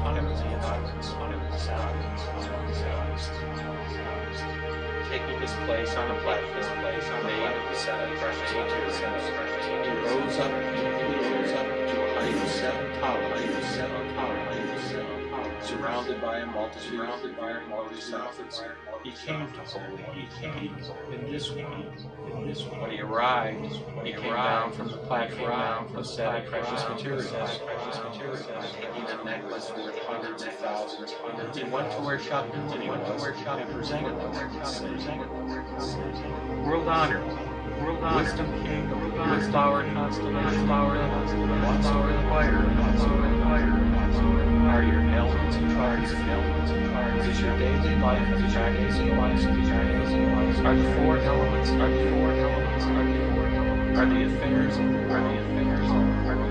are living beings easy to say, are they not excessively angry, jealousy, arrogant, are they not lacking in crowding on guard, are they not disrespectful, do they not have wrong beliefs and inadequacies? Are there five emotions? Pure flower constellation flower also wants to is he comfortable and is he worries and will he be content to stay long? World honor. I would now like to see the body. I beg you to let me see him. Then Shakyamuni said, this bodhisattva wants to see London treasures. Well done. You have been able to come here to make offerings to Shakyamuni, to hear the Dharma flowers, and to see the then flower virtue, this wonderful voice goes on. What merits to need one to give such gift? Flower, this wonderful voice bodhisattva is always shining off. Long ago, he planned his friend, and then hundreds of millions of years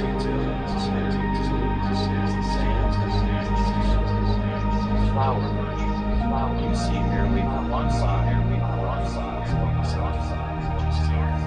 but this bodhisattva appears in many different everywhere, teaching this sutra, teaching the sake of religion, Sometimes he appears as a great gem, or he appears as an ordinary citizen, as a high official, or as a monk, a nun, a layman, or he appears as the wife of an elder, or household, or the wife of a high official, or he appears as a human or not as a human, and so on, and teaches this those who are in a purgatory, or are hungry spirits, or animal spirits, or all those who are in difficult circumstances, and these flower merchant.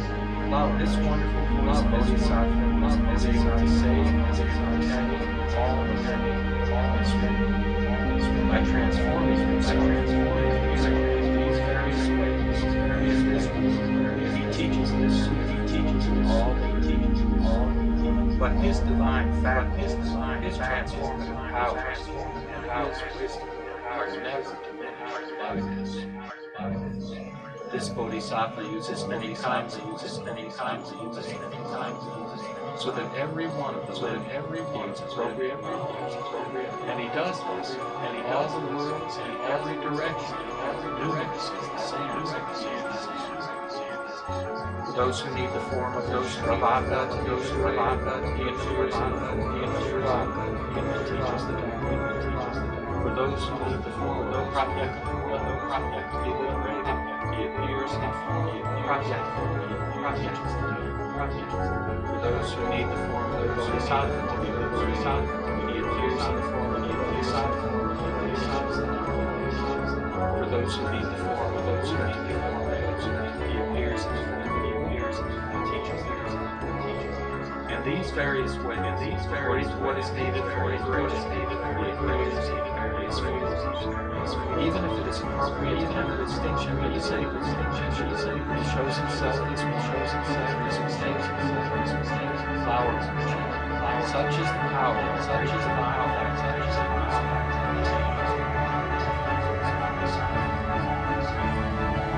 This chapter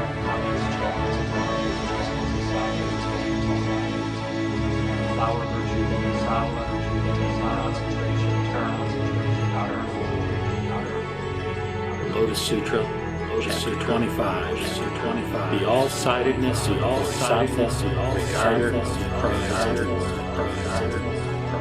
At that time, Bodhisattva Infinite Thought rose up from his seat, and bearing his right shoulder, holding his hands toward the Buddha, spoke thus, World honored, for what reason is the Bodhisattva of Avalokiteshvara named regarder of the cries of the word? The Buddha answered, Bodhisattva Infinite Thought, Good son, if there be countless 100,000 myriad kotis of living beings suffering from pain and distress, who hear of this Bodhisattva, regard the cries of God, and with all their mind, call upon his name, the Bodhisattva regarder of the cries of the world, instantly regard their cries, and all of them.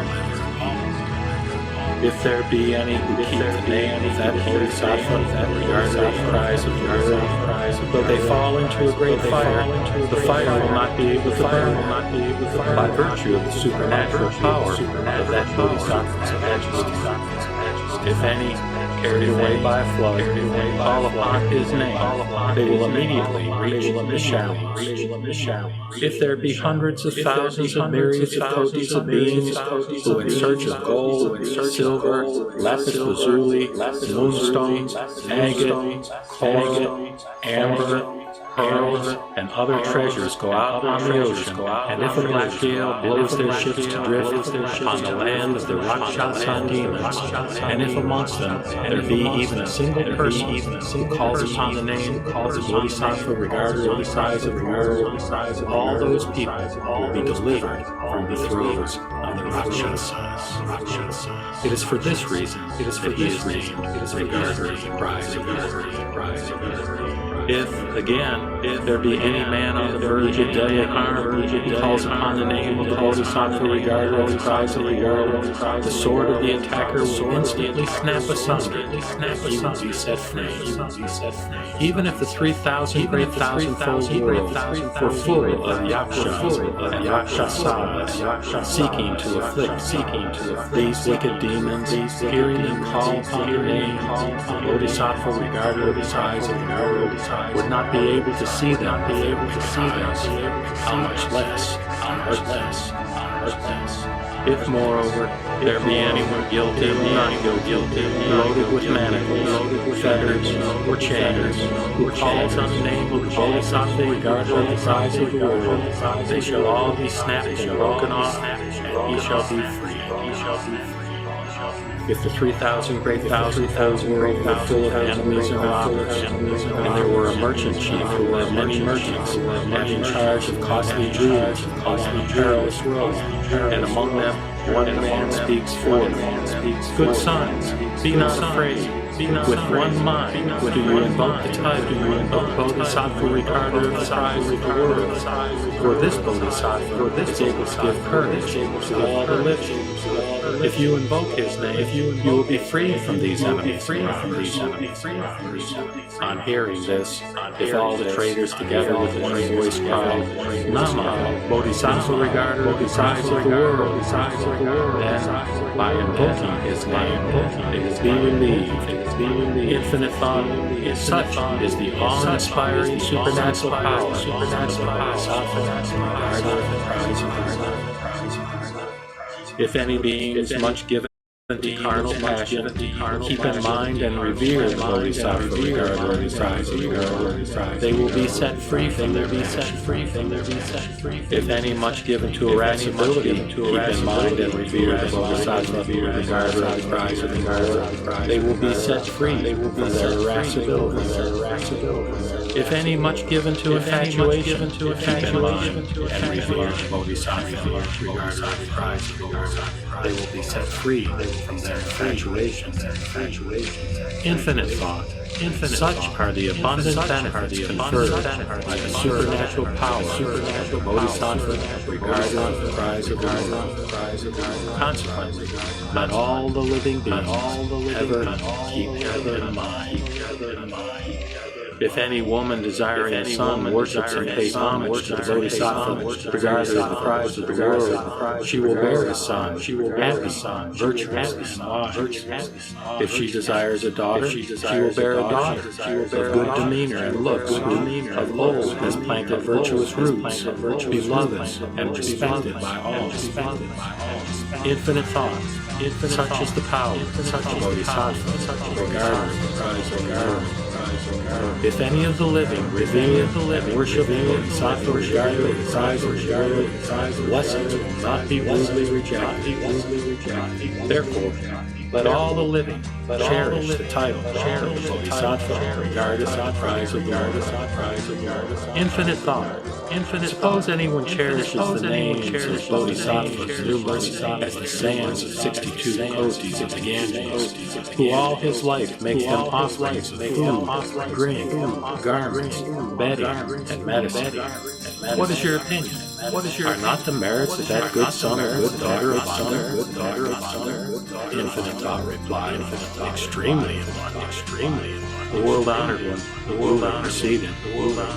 But if anyone cherishes the title of the Bodhisattva regarded as the prize of the world, or only for a moment worships and reveres, the blessings of these two blessings will be exactly equal, without difference, and cannot be exhausted in hundreds of thousands and myriads of kotis of health. Infinite thought. Such is the immeasurable, boundless degree of blessings he will obtain. He will cherish the name of the Bodhisattva regarded as the prize of the world. The Bodhisattva infinite thought again said to the Buddha, World-honored, how is it that the Bodhisattva regarded as the prize of the world wanders in this song? How does he preach the law to the living? What is the character? What is his tactfulness? The Buddha replied to the Bodhisattva, good son, if the living in any realm must be saved in the body of the Buddha, the Bodhisattva regarded as the prize of the world appears as a Buddha and preaches to them the law. To those who must be saved in the body of the Parigné Buddha, he appears as a Parigné and preaches to them the law. To those who must be saved in the body of the Sravaka, he appears as a Sravaka and preaches to them the law. To those who must be saved in the body of a Brahma, he appears as a Brahma, and preaches to them the law. To those who must be saved in the body of a Sattva, he appears as a Sattva, and preaches to them the law. To those who must be saved in the body of a Svara, he appears as a Svara, and preaches to them the law. To those who must be saved in the body of Mahasvara, he appears as Mahasvara, and preaches to them.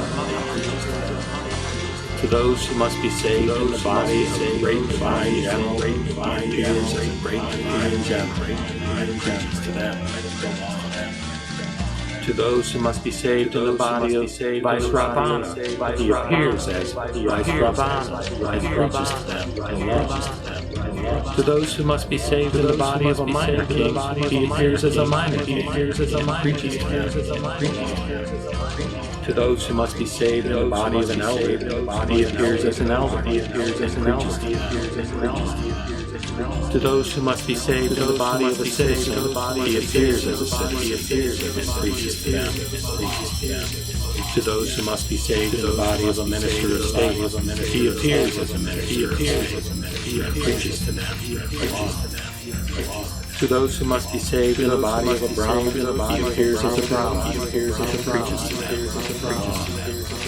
To those who must be saved in the body of a Bhikshu, Bhikshuni, Upsaka, or Upsika, he appears as a Bhikshu, Upsaka, or Upsika, and preaches to them the law.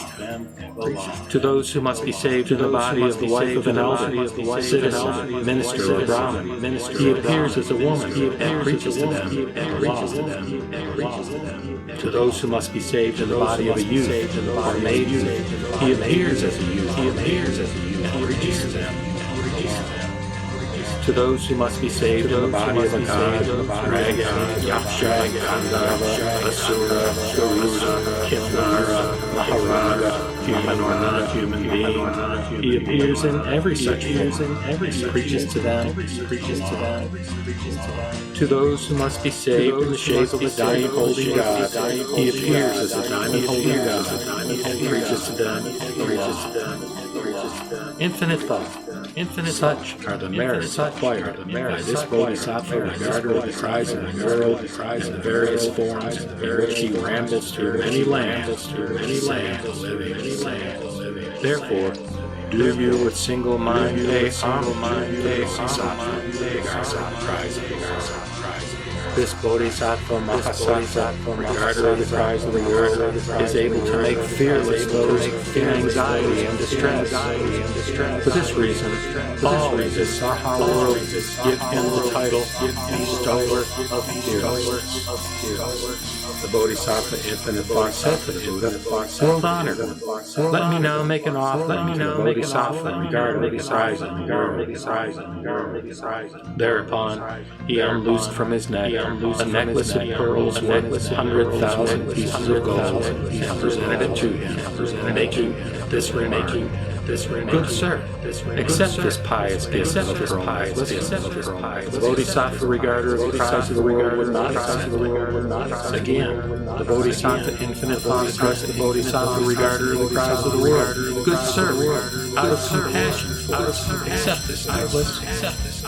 Then the Buddha said to the Bodhisattva regarder of the cries of the world, out of compassion for this Bodhisattva Infinite Thought and the four groups, and for the gods, dragons, yakshas, gandharvas, asuras, garudas, kinnaras, maharajas, human and non-human beings, and others, accept this necklace. Then the Bodhisattva regarder of the cries of the world, having compassion for all the four groups, accepted the necklace, and, dividing it into two parts, offered one part to Sakyamuni Buddha, and offered the other to the stupa of the Buddha under the Infinite thought. With such sovereign supernatural power, does the Bodhisattva regarder of the cries of the world wander.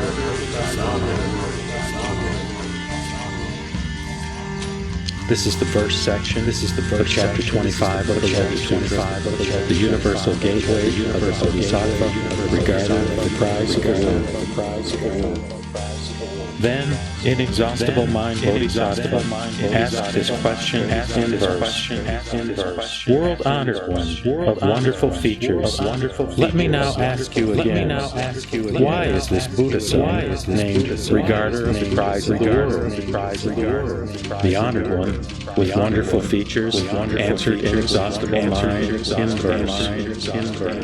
Listen to the actions of the cry regarder, how well he responds in every region.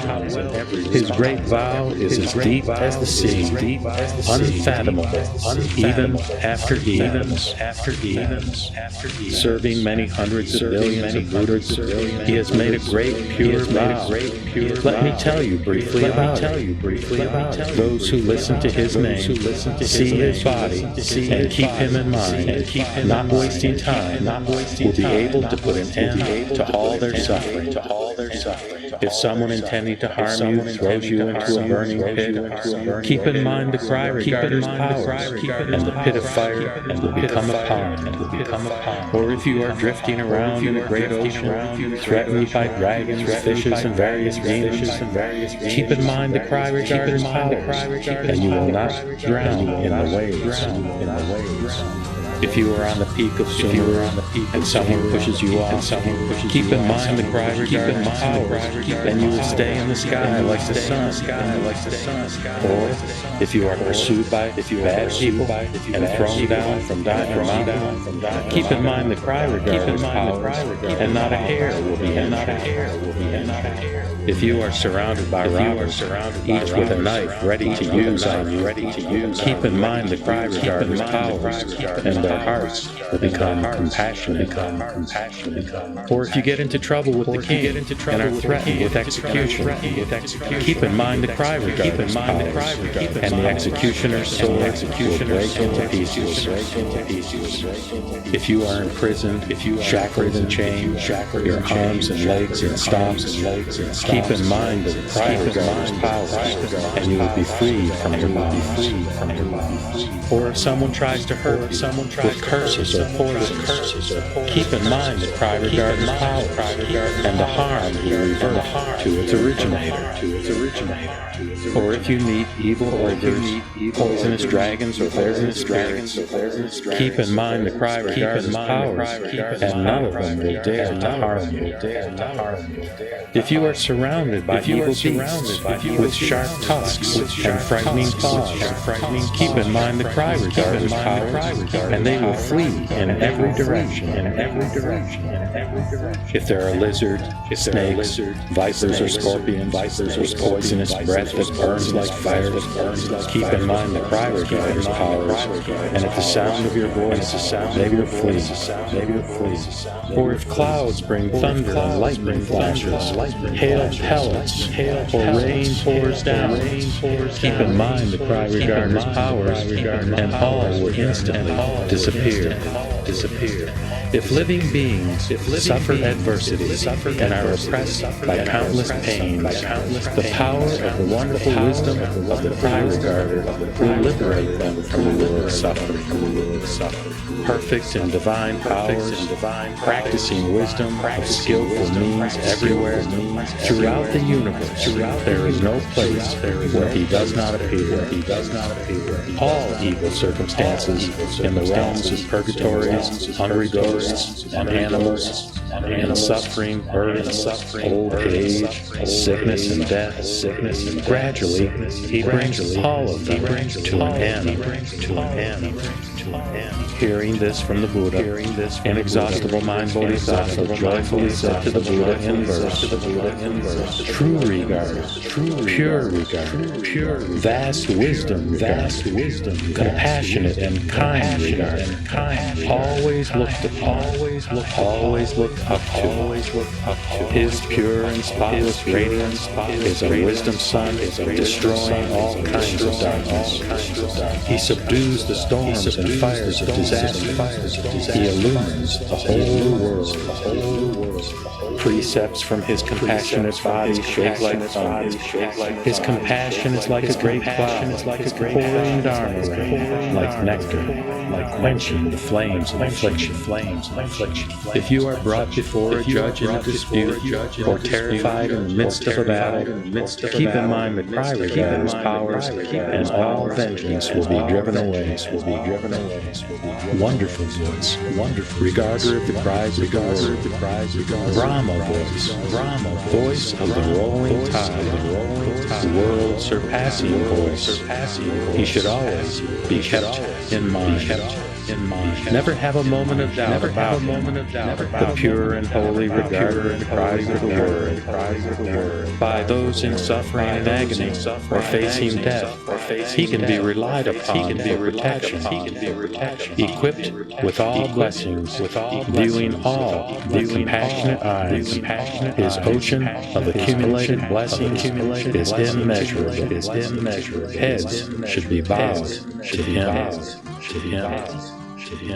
Then the Bodhisattva, Earth Holder, rose from his seat, went before the Buddha, and said to him, World Honored One, if any living being hears this Bodhisattva regarder the cries of the world chapter, hears of the freedom of his actions and the divine power and the revelation of the universal gateway, it should be known that this person's blessings are not few.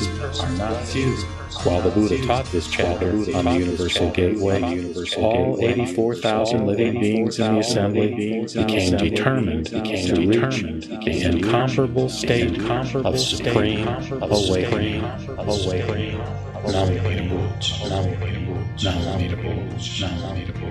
Namo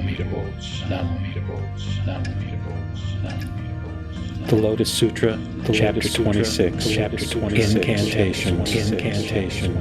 At that time, Medicine King Bodhisattva rose from his seat, bared his right shoulder, put his palms together facing the Buddha, and said to him, "World-honored one, if there are good sons or good daughters who can embrace the Dharma Flower Sutra, read and recite it, gain insight into it, or copy it onto a scroll, how many blessings will they obtain?" The Buddha responded to Medicine King, "Suppose good sons or good daughters make offerings to Buddhas equal in numbers to the sands of 8 million billion myriads of Ganges. In your opinion, will their blessings be very great or not?"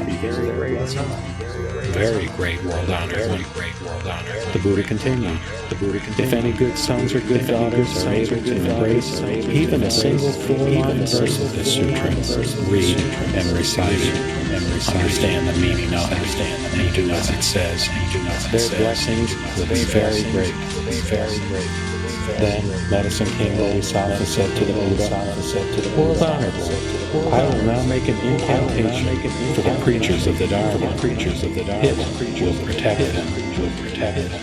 Then Courageous Giver Bodhisattva said to the Buddha, "World-honored one, for the protection of those who read, recite, and embrace the Dharma Flower Sutra, I too will make incantations."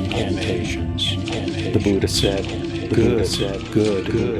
If you can protect those who receive even the name of the Dharma Flower Sutra, your blessings will be immeasurable. How much more so if you protect those who receive and embrace the whole Sutra and make offerings to the Sutra rolls with flowers, incense, garlands, powdered incense, paste incense, incense for burning, banners, canopies, and music. When this chapter of incantations was taught, 68,000 people accepted the non-arising of all things. Chapter 27, the previous life of King Wonderfully Adorned. At that time, the Buddha addressed the Great Assembly.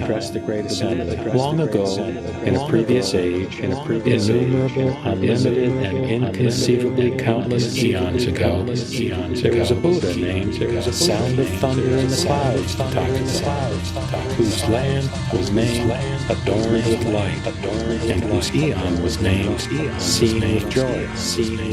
Under the Dharma of that Buddha, there was a king named Wonderfully Adorned. The wife of that king was called Pure Virtue. And there were 2 sons, one named Pure Treasury, and the other named Pure Eyes.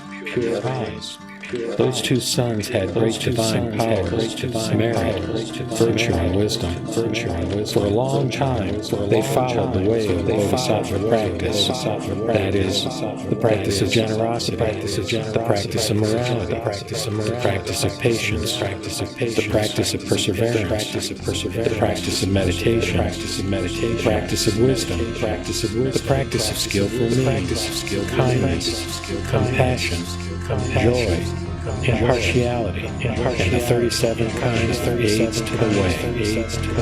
All of these they thoroughly mastered.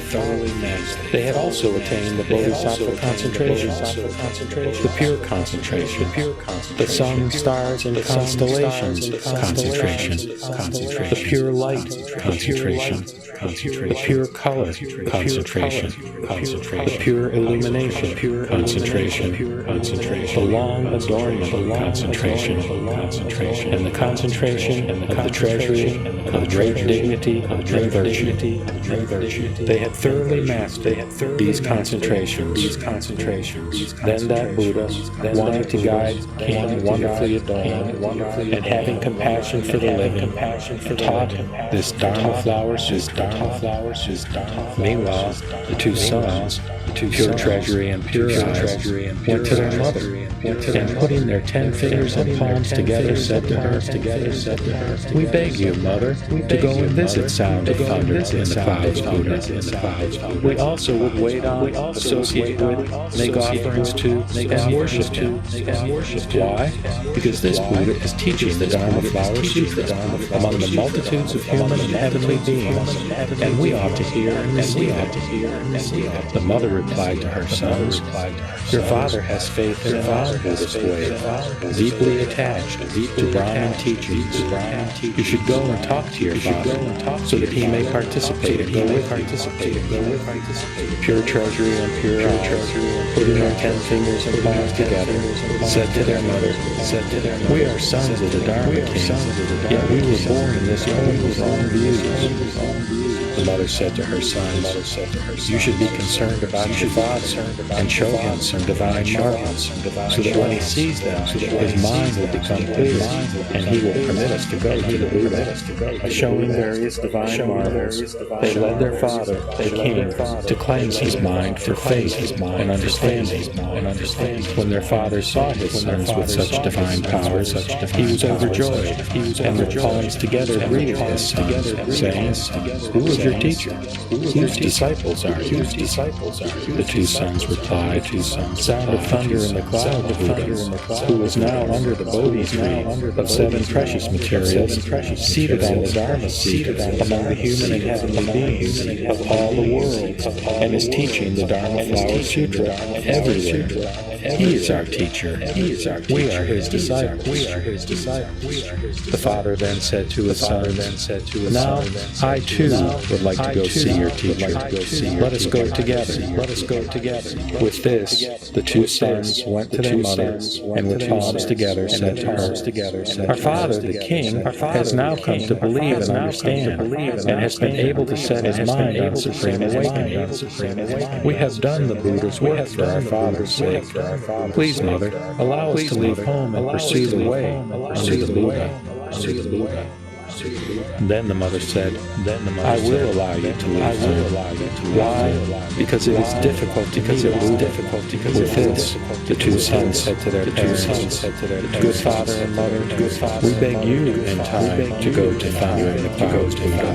Approach him and make offerings to him." Why? Because a Buddha is as difficult to meet as an undambara flower. But we, being richly blessed from the past, have been born at a time when we could encounter the Buddha Dharma.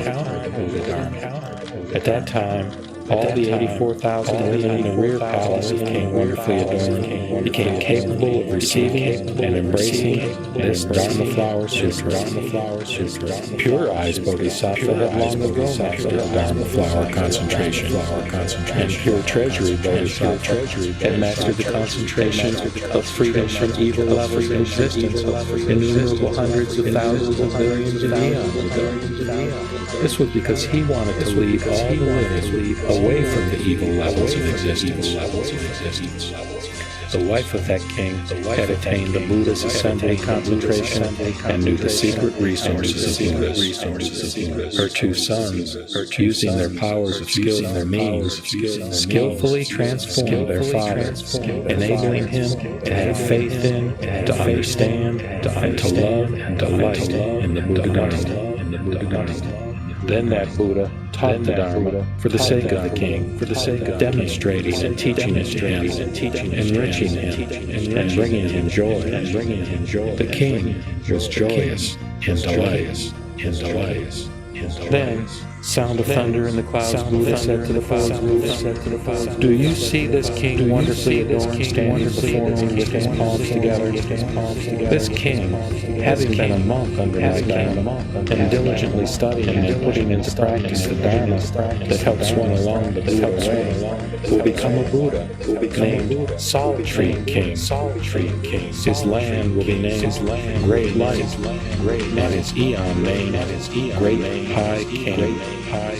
This Buddha Salt Tree King will have countless bodhisattvas and countless shraddhas. His land will be level and smooth. Such will be his blessings. The king immediately turned over his land to his younger brother, and together with his queen and 2 sons and all their followings, gave up his home and practiced the way under the Dharma of that Buddha. Having left his home for 48,000 years, the king was always dutiful and diligent in practicing the wonderful Dharma Flower Sutra. And after these years had passed, he attained the concentration of being adorned with all the pure blessings. Then he said to the Buddha, "World-honored one, these 2 sons of mine have already done the work of the Buddha by their divine transformations, changing my wrong views, enabling me to dwell at peace in the Buddha Dharma, and allowing me to see the world honored. These 2 sons are my good friends. They wanted to awaken the roots of goodness from my previous lives, bringing abundant benefits to me." Then, sound of thunder in the clouds, Buddha said to the king, That's right. It is just as you say. You should understand that a good friend is the great cause and condition by which one is transformed, led to see the Buddha, and aroused to seek supreme enlightenment.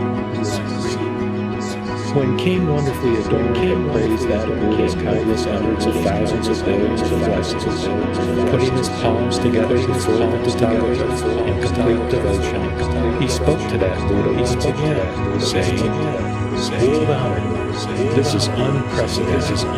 The Dharma of the Tathagata is completely full of inconceivable and wondrous blessings.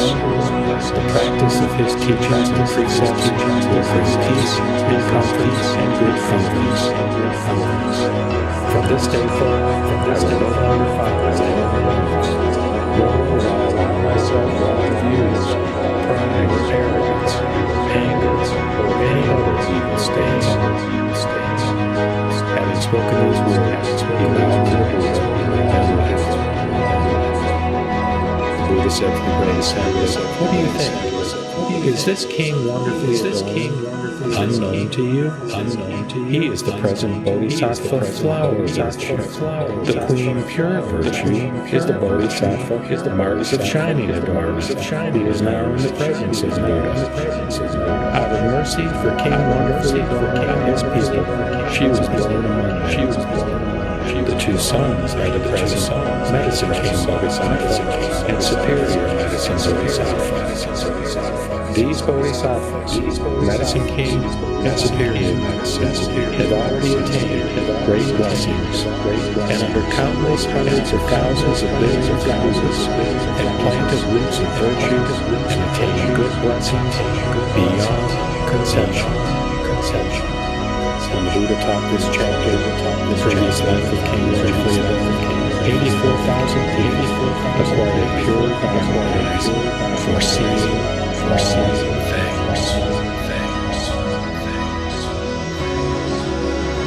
Encouragement for their Bodhisattva, surrounded and followed by Bodhisattva, surpassing all counts, amid the stirring of rain, lotuses, playing hundreds of thousands of melodies and musical instruments, seated on the great display of transformation, the great magnificence, the power of the great luster, the great stable march,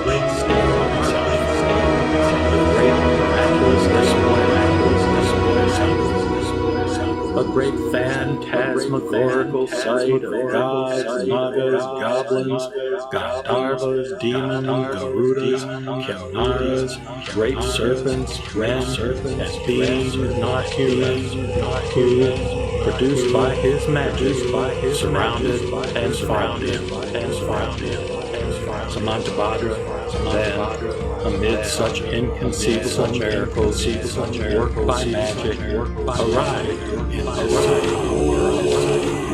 He went up to the Buddha, and on approaching approaching, he humbly saluted and said, I have come hither, O world-honored one, from the field of the Tathagata Brahmana, as I am aware that here in the Saha world is taught the Dharma of the Lotus of the true law.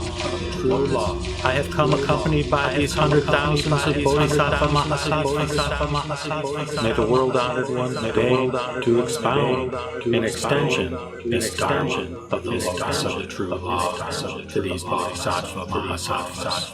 So addressed, Buddha said to Bodhisattva Mahasattva Samantabhadra, these Bodhisattvas are indeed quick of understanding, but this is the Dharma of the Lotus of the true law, that is to say, an unmixed truth.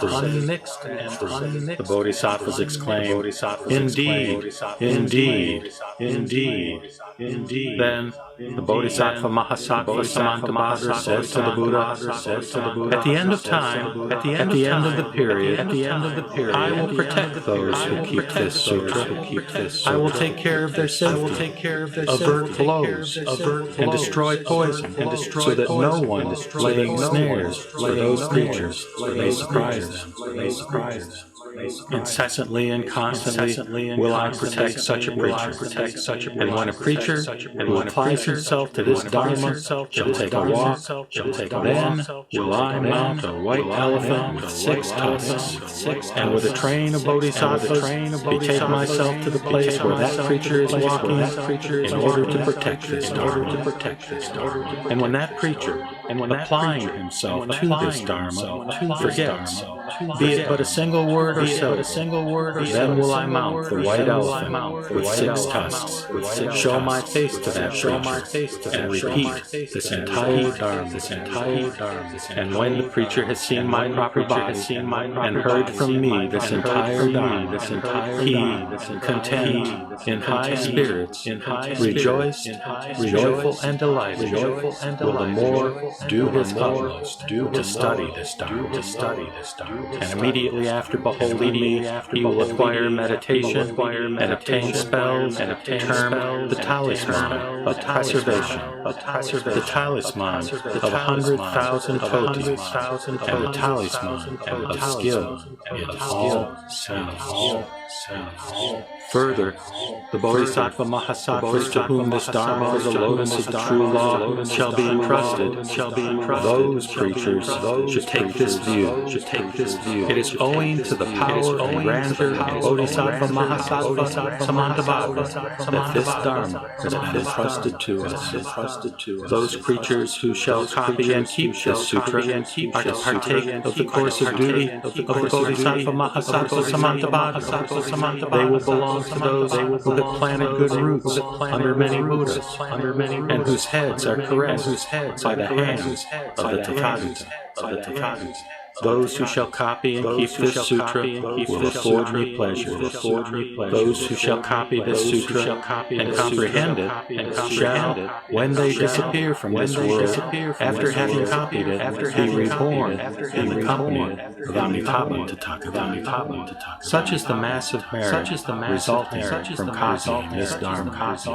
How much greater will be the massive merit reaped by those who recite, study, meditate, remember. Therefore, men and women, you ought to honor this Dharma of the Lotus of the true law, and copy it with utmost attention.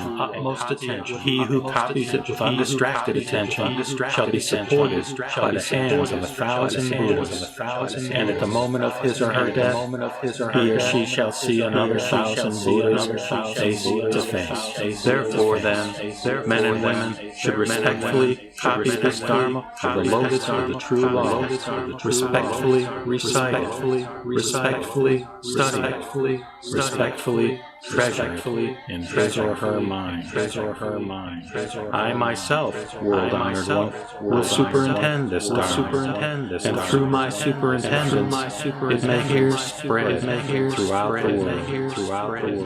Then the Buddha Sakyamuni, the Tathagata, expressed his approval to the Bodhisattva Mahasattva Samantabhadra. Very well, Very well, Samantabhadra. It is happy that you are so well disposed to promote the weal and happiness of the people at large, out of compassion for the people, for the benefit, weal, and happiness of the great body of men and women. You are endowed with such inconceivable qualities, with a mind so full of compassion, with intentions so inconceivably kind, so that you will take those preachers under your protection. Those men or women who have accepted the command of the Tathagata, they must be held to be possessed of natural righteousness. They will be right-minded, possess a power to do good of their own accord, and make an agreeable impression on others. No passionate attachment will hinder it. No hatred, no infatuation, no jealousy, no envy, no hypocrisy, no pride, no conceitedness, no mendaciousness. Those preachers, will be content with what they receive. This man or woman will reach the terrace of enlightenment, will move forward the wheel of the law, will strike the drum of the law, will blow the conch trumpet of the law, will spread the reign of the law, and will ascend the royal throne of the law. The persons who, at the end of time, and at the end of the period, keep this Dharma, will not be covetous, nor greedy. Those preachers will be honest, and possessed of emancipation. While this chapter of the encouragement of Samantabhadra was being expounded, hundreds of thousands of kotis of Bodhisattva Mahasattvas, equal to the sands of the river Ganges, were filled with great joy. At that time, the world-honored one, rising quietly and clearly from contemplation, addressed Sariputta, the wisdom of Buddhas is very profound and infinite. Their wisdom school is difficult to understand and difficult to enter, so that the Shravakas and Pravyeka Buddhas cannot apprehend it. Wherefore? Because the Buddhas have been in fellowship with countless hundred thousand myriad kotis of Buddhas, perfectly practicing the infinite law of all Buddhas, boldly and zealously advancing and making their fame universally known, perfecting the very profound, unprecedented law and preaching as opportunity serves its meaning so difficult to understand. Sariputra, ever since I became Buddha, with various reasonings and various parables, I have widely discoursed and taught, and by countless tactful methods have led living beings, causing them to leave all attachments. Wherefore? Because the Tathagata is altogether perfect in his tactfulness and paramita of wisdom. Sariputra, the wisdom of the Tathagata is broad and great, profound and far-reaching. His mind is infinite. His expositions are unimpeded.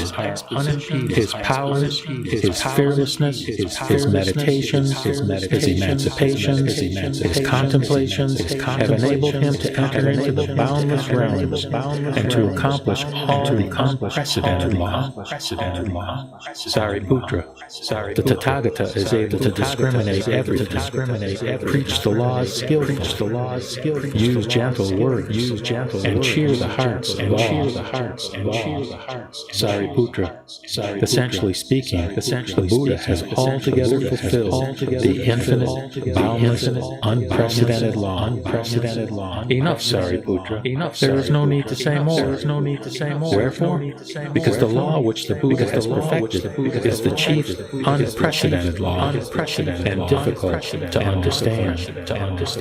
Only a Buddha, together with a Buddha, can fathom the reality of all existence. That is to say, all existence has such a form, such a nature, such an embodiment, such a potency, such a function, such a primary cause, such a secondary cause, such an effect, such a recompense, and such a complete and fundamental whole. At that time, the world honored one, desiring to proclaim this teaching over again, spoke thus in verse. Immeasurable are the world's heroes, embracing gods and granting the world. Among all the living creatures, none can know the Buddha. The Buddha's powers and fearlessness, emancipations and contemplations, and the Buddha's other laws, no one is able to measure. Of yore, I followed countless Buddhas, and perfectly trod the right ways of the profound and wonderful law, which are difficult to perceive and perform. During infinite kotis of kalpas, after pursuing all those ways, having obtained the perfect fruit on the wisdom throne, I was able to perfectly understand such great effects as these, the meaning of every nature and form, I and other Buddhas in the universe alone can understand these things. This law is inexpressible. It is beyond the realm of terms. Among all the other living beings, none can apprehend it, except the Bodhisattvas, who are firm in the power of faith. The disciples of all the Buddhas who have offered worship to the Buddhas and have ended all their faults and dwell in this last bodily state, such men as these have not powers equal to such knowledge. Though the world were full of beings like Sariputra, who with utmost thought combined to measure, they could not fathom the Buddha wisdom. Indeed, though the universe were full of beings like Sariputra, and the rest of my disciples filled the world in every quarter, who with utmost thought combined to measure it, they also could not understand. Though Pratyeka Buddhas of keen intelligence, in their last faultless bodily stage, also filled every region of the universe, numerous as bamboo in the woods. If these, with united mind, through infinite kotis of kalpas, wished to ponder the Buddha's real wisdom, they could not know the least part. Though newly vowed bodhisattvas who have worshipped countless Buddhas have penetrated all meanings and can ably preach the law, abounding as rice and hemp, bamboo and reeds, fill the world in every quarter. If with one mind, by mystic wisdom, through kalpas like the sands of the Ganges, all these were to ponder together, they could not know the Buddha wisdom. Though bodhisattvas, free from falling back, numerous as the sands of the Ganges, with one mind investigated together, they too could not understand. Again I say to Sariputra, the faultless and inscrutable, profound and mysterious law I have now wholly attained. Only I know these truths, as also do the Buddhas of the universe. No, Sariputra, the words of Buddhas do not differ. In the laws preached by the Buddha, you should beget strength of faith. For at length, after the Buddha's preparatory teaching, he must now proclaim the perfect truth. I address all the Sravakas and seekers after the vehicle of Pratyeka Buddhas, those whom I have freed from the bondage of suffering and who have reached nirvana. The Buddha employs his tactful powers. He shows the way by the three-vehicle teaching. All beings have various attachments. He leads them to obtain escape. At that time, in the great assembly, there were Shravakas and thoughtless Arhats, Ajnata, Kaundaniya, and others, 1,200 in number, and bhikshus, bhikshunis, upasakas, upasikas, who had vowed to be Shravakas and Pratyekabuddhas. All these reflected thus, "For what reason does the world-honored one now extol the tactful way so earnestly, and say these words, quote, 'The law which the Buddha has obtained is very profound and difficult to comprehend. That which he proclaims has a meaning so hard to understand that all the Shravakas and Pratyekabuddhas are unable to attain it.'" As yet, the Buddha has declared only one principle of emancipation, and we also, obtaining this law, reach nirvana. But now we do not know where this principle leads. At that time, Sariputra, apprehending the doubt in the minds of the four groups, and also himself not having mastered the meaning, spoke to the Buddha, saying, "World-honored one, what is the cause, and what is the reason for so earnestly extolling the paramount tactful method and the very profound and mysterious law, difficult to understand, of the Buddhists? From of yore, I have never heard such a discourse from the Buddha. At present, these four groups are altogether in doubt. Will the world-honored one be pleased to explain these things? Why the world-honored one extols so earnestly the very profound and mysterious law, so difficult to understand?" Then Sariputra, desiring to announce this meaning over again, spoke thus in verse: "O wisdom son, great holy honored one, at length thou hast preached this law, and declared thyself to have obtained such powers, fearlessness and contemplations, meditations, emancipations, and other inconceivable laws. About the law obtained on the wisdom throne, no one has been about to utter any question, and I find it hard to fathom the meaning, and also am unable to ask questions. Without being asked, thou thyself hast spoken, extolling the way thou hast walked, that thy most mysterious wisdom is that which the Buddhas obtained. All the faultless Arhats and those who are seeking nirvana have now fallen into nets of doubt. Why does the Buddha speak thus? Seekers after Pratyekabuddhahood, bhikshus and bhikshunis, gods, dragons, and spirits, Gandharvas and other beings scan each other in perplexity and look expectant to the honored of man. What may be the meaning of this matter? We would the Buddha will explain. In this assembly of Shravakas, the Buddha says, "I am the chief of the disciples, but I, now, of my own wisdom, am in doubt and cannot understand whether it is the final law or is the way to progress there." The sons born of the Buddha's mouth, with folded hands, wait expectantly. Be pleased to send forth the mystic sound, and now proclaim the truth as it is. Gods, dragons, spirits, and others, numerous as the sands of the Ganges, bodhisattvas aspiring to be Buddhas, fully 80,000 in number. Also, from myriads of kotis of countries, holy wheel-rolling kings are here, with folded hands and reverent hearts, desiring to hear the perfect way. At that time, the Buddha said to Sariputra, "Enough. There is no need to say more. If I explain this matter, all the worlds of gods and men will be startled and perplexed." Sariputra again said to the Buddha, "World-honored one, be pleased to explain it. Wherefore?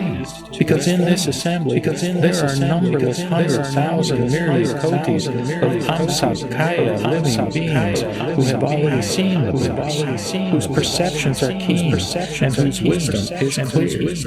If they hear the Buddha's teaching, they will be able to believe it respectfully." Then Sariputra, desiring to announce this meaning over again, spoke thus in verse: King of the law, most high honored one, be pleased to explain without misgiving. In this assembly are countless beings who can respectfully believe.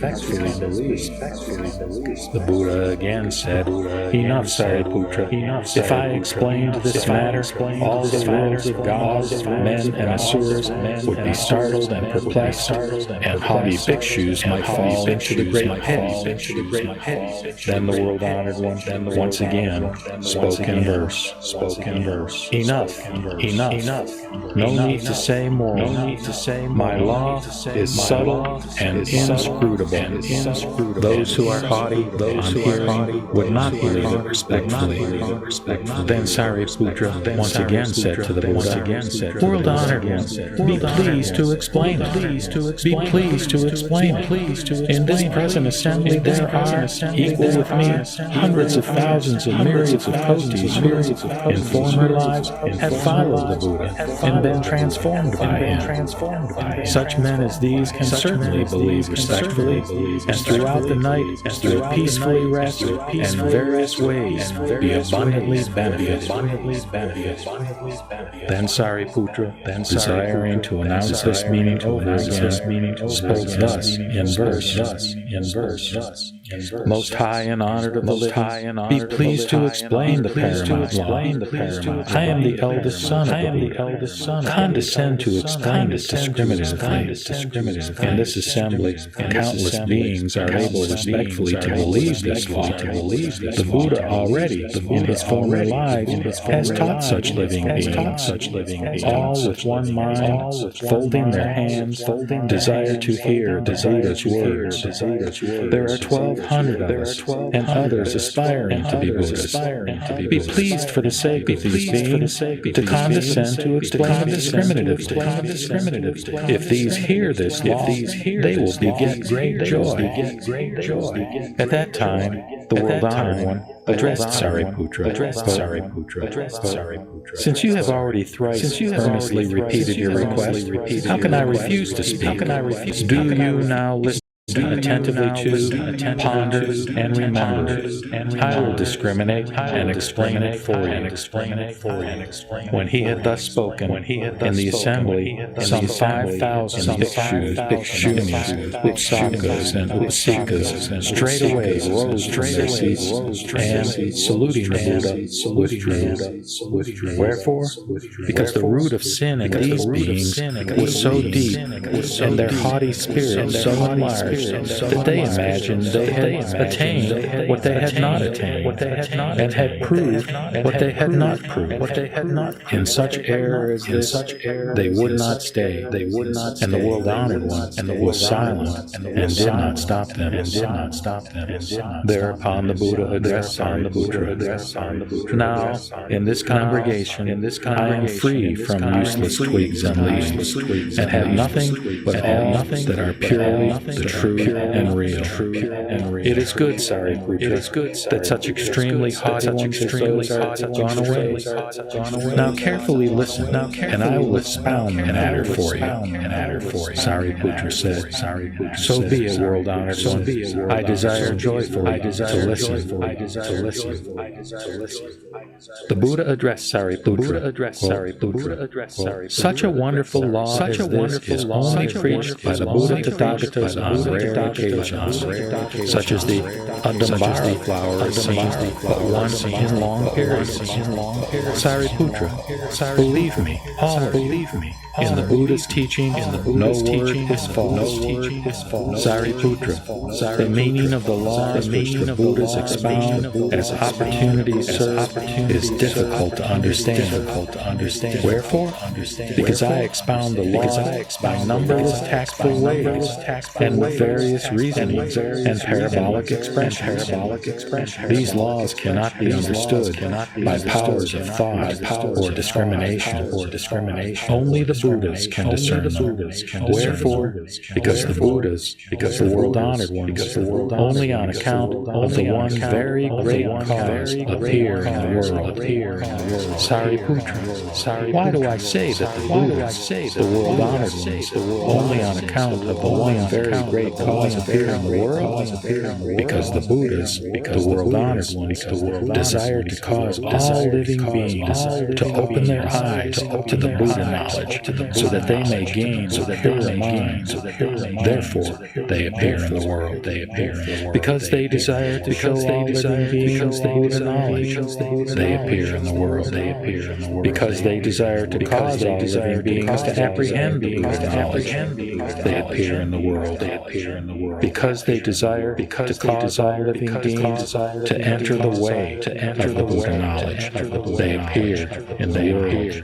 Sariputra, this is why it is only on account of the one very great cause that Buddhas appear in the world. The Buddha addressed Sariputra. The Buddha Tathagatas teach only Bodhisattvas. Whatever they do is always for one purpose, that is, to take the Buddha knowledge and reveal it to all living beings. Sariputra, the Tathagata, by means of the one Buddha vehicle, preaches to all living beings the law. There is no other vehicle, neither a second nor a third. Sariputra, the laws of all the Buddhas in the universe also are like this. Sariputra, the Buddhas in times past, by infinite, numberless, tactful ways, and with various reasonings and parabolic expressions, expounded the laws for the sake of all living beings. All these laws are for the one Buddha vehicle, so that all those living beings who have heard the law from the Buddhas might all finally obtain perfect knowledge. Sariputra, the future Buddhas who are to appear in the world will also, by infinite, numberless, tactful ways, and with various reasonings and parabolic expressions, expound the law for the sake of all living beings. All these laws are for the one Buddha vehicle, so that all those living beings who hear the law from the Buddhas shall finally obtain perfect knowledge. Sariputra, the Buddhas, the world-honored ones, at present in innumerable 100,000 various coties of Buddha lands in the universe, who are so greatly benefiting and rejoicing all living beings. These Buddhas, by infinite, numberless, tactful ways, and with various reasonings and parabolic expressions, also expound the laws for the sake of all beings. All these laws are for the one Buddha vehicle, so that all those living beings who hear the law from the Buddhas finally attain perfect knowledge. Sariputra, all these Buddhas teach only Bodhisattvas, desiring to show all living beings the Buddha, desiring to cause all living beings to apprehend the Buddha, and desiring to cause all living beings to enter the way of the Buddha knowledge. Sariputra, I, at the present time, am also like them, knowing that all living beings have many kinds of desires deeply attached in their minds. I have, according to their capacity, expounded the laws by various reasonings, parabolic expressions, and tactful powers. Sariputra, such teachings are all in order to secure perfect knowledge of the one Buddha vehicle. Sariputra, in the whole universe, there are not even two vehicles. How much less a third? Sariputra, the Buddhas appeared in the evil ages of the 5 decays, that is to say, decay of the kalpa, decay through tribulation, decay of all living creatures, decay of views, and decay of lifetime. Thus, Sariputra, because in the disturbed times of kalpa decay, all living beings are very vile, being covetous and envious, bringing to maturity every root of badness, The Buddhists, by tactful powers and one Buddha vehicle, discriminate and expound the three. Sariputra. If my disciples, who call themselves Arhats or Pratyeka Buddhists, will neither hear nor understand that the Buddha Tathagatas teach only Bodhisattvas, these are not the Buddhist disciples, nor Arhats, nor Pratyeka Buddhas. Again, Sariputra, if those bhikshus and bhikshunis who claim they have already become Arhats and say, quote, "This is our last bodily state before final nirvana," and thereupon do not again devote themselves to seek after perfect enlightenment, you must know that this class are all extremely conceited. Wherefore? Because there is no such thing as a bhikshu who has really obtained arhatship if he has not believed this law. But there is an exceptional case when, after the Buddha's extinction, there is no other Buddha present. Wherefore? Because after the Buddha's extinction, it is hard to find persons who can receive and keep, read and recite, and explain the meaning of such sutras as these.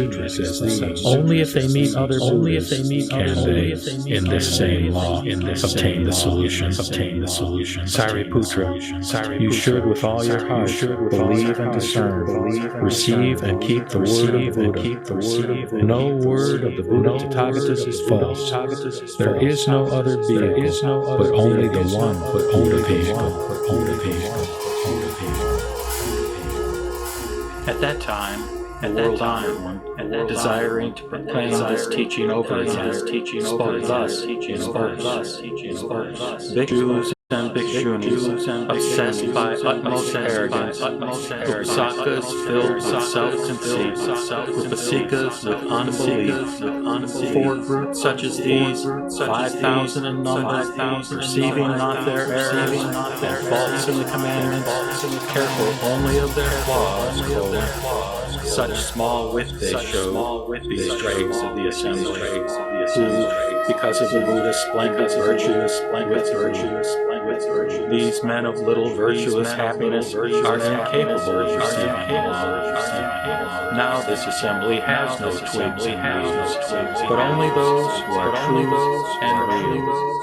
Sariputra, listen carefully to the laws obtained by the Buddhas, which, by infinite tactful powers, they expound for all creatures. What they all entertain in their minds, all the ways they practice, how many kinds are their desires, their former karmas, good and evil. The Buddha knows all these perfectly.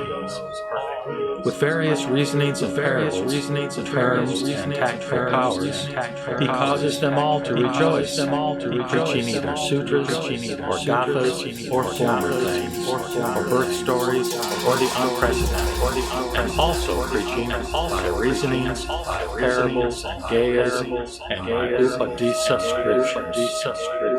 The dull, who delight in petty rules, who are greedily attached to existence, who, under innumerable Buddhas, do not walk the profound and mystic way, who are harassed by all the sufferings. Because of these, I preach nirvana. I have set up such tactful ways to enable them to enter the way. But I have never said, you all shall accomplish. The reason why I have never so said is that the time for saying it had not arrived. But now is the very time, and I have resolved to preach these 9 divisions of my law, preached according to the capacity of all creatures, are but the introduction to the great field. Hence, I preach this sutra. There are sons of the Buddha whose minds are pure, who are gentle and clever-natured, and who, in innumerable Buddha regions, have walked the profound and mystic way. On behalf of these sons of the Buddha, I preach this great field sutra. And I predict that such men as these, in the world to come, will accomplish. Through their deep-hearted mindfulness of the Buddha and observance of the pure commandments, these, hearing that they may become Buddhas, are filled throughout with great joy. The Buddha knows their mind and conduct, and therefore preaches to them with great faith. If Shravakas or Bodhisattvas hear the law which I preach, even be it but one verse, all without doubt become Buddhas. In the Buddha lands of the universe, there is only the one law. Never a second nor a third, except the tactful teachings of the Buddha. But by provisional expression, he has led all living creatures, revealing the Buddha wisdom. In the appearing of the Buddhas in the world, only this one is the real fact. For the other two are not true. They never by a smaller vehicle save all creatures. The Buddha himself abides in in accordance with the law he has attained, enriched with powers of meditation and wisdom, and by it he saves all creatures. Proving the supreme way, the great vehicle, the universal law. If I convert by a smaller vehicle even but one human being, I shall fall into gradual, a thing that cannot be. If men and women turn in faith to the Buddha, the Tathagata will not deceive, for he has no covetous and envious desires, and is free from all the sins. So the Buddha in the universe is the one being, perfectly fearless. I, by my signs, adorn the bodies, with their shining, illuminate the world, and then worship and countless multitudes, for whom I preach the seal of reality. No, Sariputra, of yore I made a vow, wishing to cause all creatures to rank equally, without difference with me. According to the vow I made of old, now all has been perfectly fulfilled, for converting all living beings and leading them to enter the Buddha way. Whenever I meet any creatures, I teach them all by the Buddha way. But the unwitting remain confused, and, going astray, never accept my teaching. I know that all these creatures have never practiced the fundamental virtues, are firmly attached to the five desires, and through infatuation are in distress. By reason of these desires, they have fallen into the three evil paths, transmigrating in the 6 states of existence. They suffer the utmost misery. Received into the womb in minute form, life after life, they ever increase and grow, poor in virtue and of little happiness. They are oppressed by all the distresses. They have entered the thickets of heretical views, such as existence, or non-existence. Relying on these false views, altogether 62, they are deeply attached to these false laws, firmly holding, unable to give them up, self-sufficient and self-inflated, suspicious, crooked, and faithless in mind. During thousands and milliards of kalpas, they have not heard the name, nor have they heard the true law. Men such as these can hardly be saved. For this reason, Sariputra, I set up a tactful way for them, proclaiming the way to end suffering, and revealing it through nirvana. Though I proclaim nirvana, yet it is not real existence. All existence from the beginning is ever of the nirvana nature.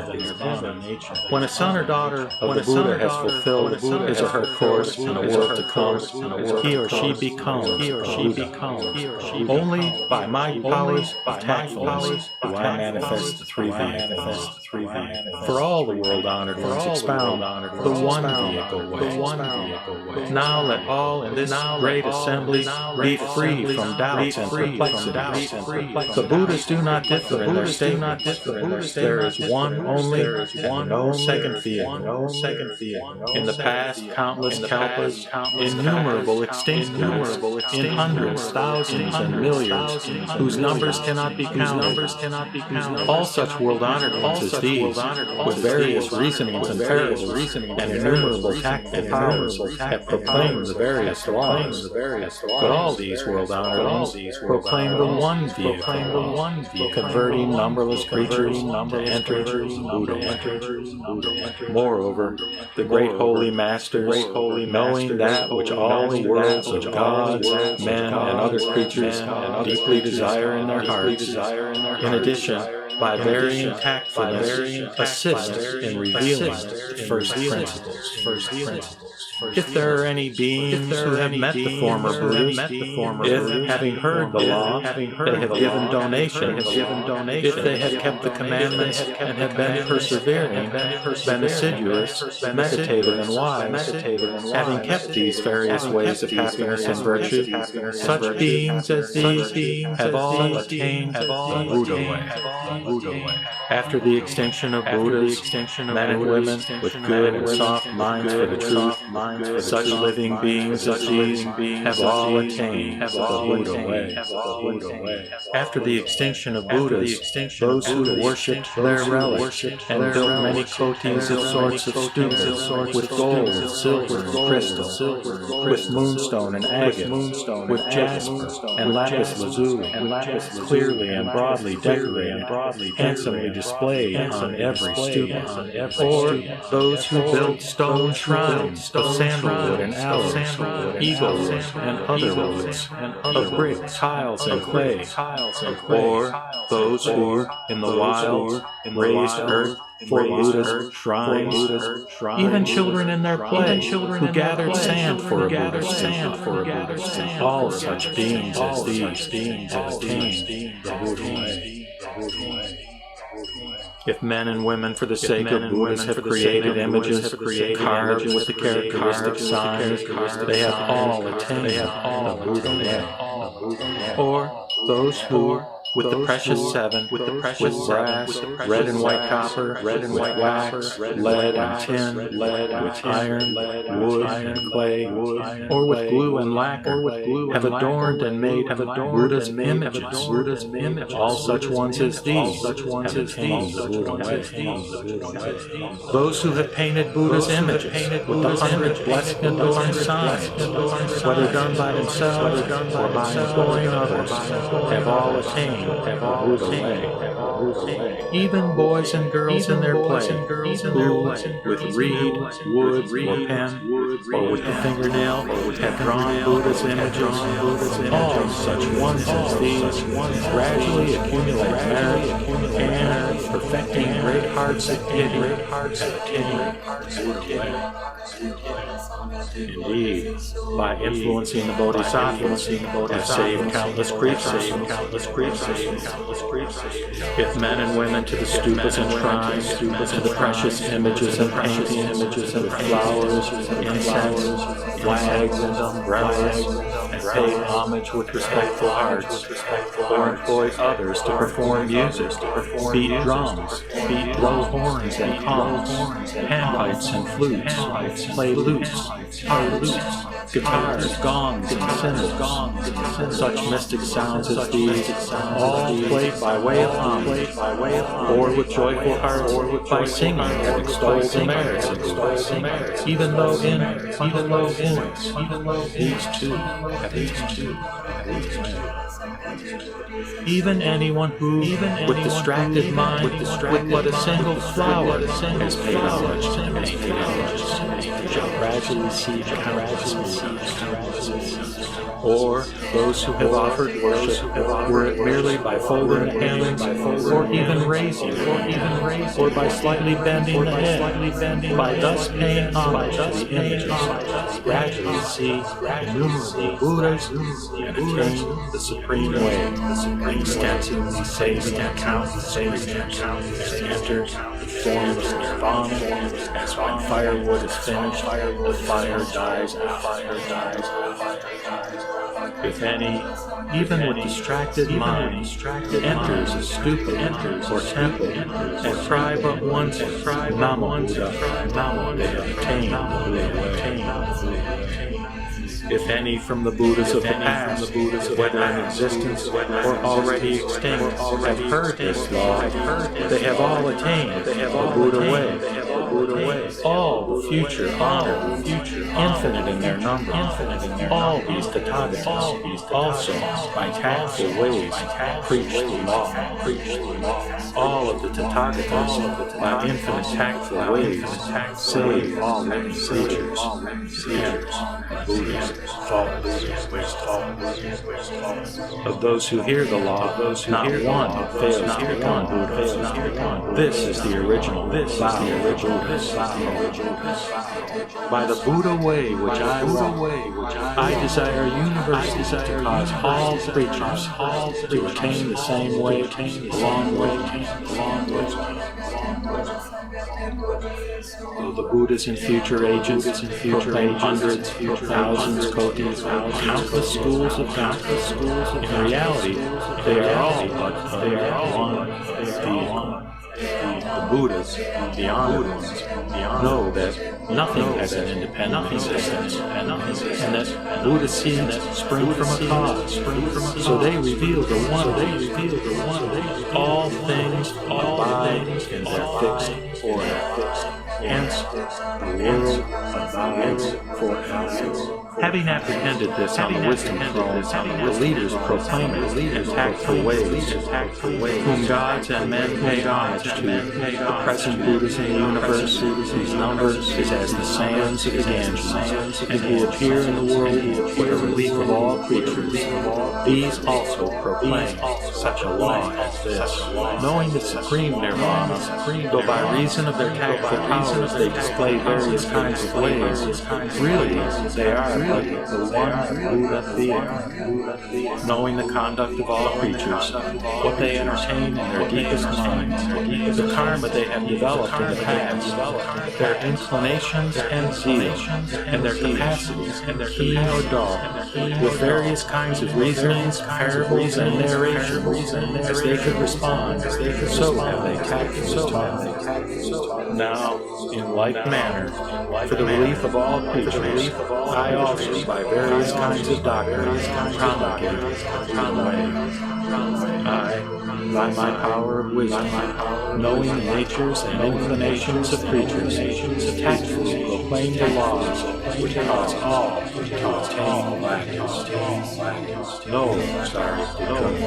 I, observing with the Buddha's eyes, see the creatures in the states of existence, poor and without happiness and wisdom, in the dangerous path of mortality, in continuous unending misery, firmly fettered by the five desires, like the yak carrying its tail, smothered by greed and infatuation, blinded and seeing nothing.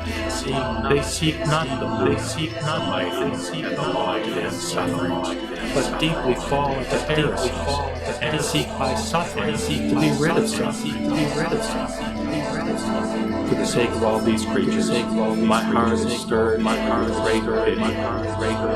When I first sat on the wisdom throne, looking at that tree, and walking about it, during thrice 7 days, I pondered such matters.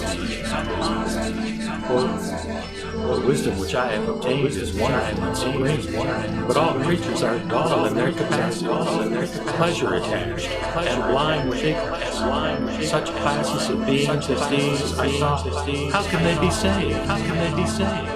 Thereupon, the Brahma kings and Lord Sutra of the gods, the 4 heavenly beings who protect the worlds, also the god of great sun, and all the other heavenly beings, with hundreds of thousands and myriads of followers, respectfully salute with folded hands, entreating me to roll the wheel.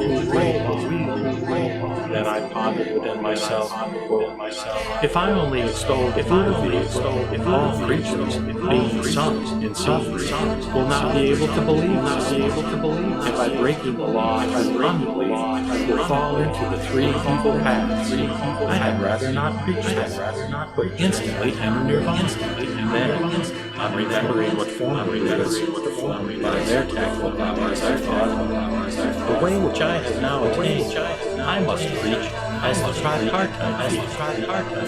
While I was pondering, all the Buddhas in the universe appeared, and with sacred voice cheered me in response. Excellent, Sakyamuni, the first of leaders, having attained this supreme law, thou art following after all the Buddhas and all the powers. We too have all attained this most wonderful supreme law, but for the sake of the many kinds of creatures, we divide and preach it into three. Those of little wisdom delight in petty laws, not believing that they have become Buddhas. Hence we, by tactful ways, divide and preach the natural results. But we also proclaim the three vehicles. It is only for teaching, it is only for science. No, Sariputra, hearing the voices of the holy monks, profoundly clear and mystic, I saluted them, and again reflected thus, having come forth into the serve the world, I, according to the Buddha's behest, will also see. Having finished pondering this matter, I instantly went to Varanasi, the nirvana nature of all existence, which is inexpressible. I, by my tactful ability, preached to the five issues. This is called the first rolling, the first law wheel. Whereupon there was the news of nirvana, and also the separate names of arhat, of law, and of sama. From distant kalpas on, I have extolled and indicated the law of nirvana, the perpetual end of mortal distress. Thus have I continuously spoken. No, Sariputra, when I saw the Buddha sons and Buddha daughters bent on seeking the Buddha way, in countless thousands and myriads of kotis, all with reverent hearts drawn near to me, Buddha, they had already heard from me the law which they tactfully explained. Then I conceived this thought. The reason why the Tathagata appears is for preaching the Buddha way. Now is the very time. No, Sariputra, the stupid and those of little wit, the tied to externals and the proud, cannot believe this law. But now I am glad and fearless. In the midst of the Bodhisattvas, frankly, put aside, and only proclaim the supreme way. You Bodhisattvas hearing this law, having got rid of all net of doubts, you 1,200 arhats will all become Buddhas. In the same fashion, the Buddhas, past, present, and future, preach the law. So also will I now proclaim the undivided. The appearing of Buddhas in the world is far apart and a rare occurrence. And when they do appear in the world, with equal rareness do they proclaim this law. Even in infinite countless kalpas, rarely may this law be heard. And those who are able to listen to this law, men and women such as these are also rare. It is like the Adambara flower, which all love and enjoy, seldom seen by gods and men, appearing but once in long periods. So he who, hearing this law, extols it joyfully, and utters but one single word of it, has already paid homage to all the Buddhas in the three worlds. Such a one is exceedingly rare, rarer than the undembarred. Be you free from doubts. I am the king of the law, and declare to all the assembly, I, only by the one vehicle way, teach the Bodhisattvas, and have no Sravaka. Know, all of you Sariputra, Sravakas and Bodhisattvas, that this wonderful law, this mystery, all the Buddhas, because the evil world of the five decadences only delights in sensual attachment. Its creatures such as these never seek Jesus. The wicked in generations to come, who hear the one vehicle preached by the Buddha, in their delusion and unbelief, will break the law and fall into evil ways. But there are beings modest and pure, devoted to seeking the Buddha way. For such as these, I must widely extol the one vehicle way. No, Sariputra, the law of Buddhas is thus. By myriads of kotis of tactful ways, they proclaim the law as opportunity serves. But those who will not learn are not able to discern. But you already know the expedient ways of the leaders of the world. Have no further doubts. Rejoice greatly in your hearts, knowing that you will become Buddhas.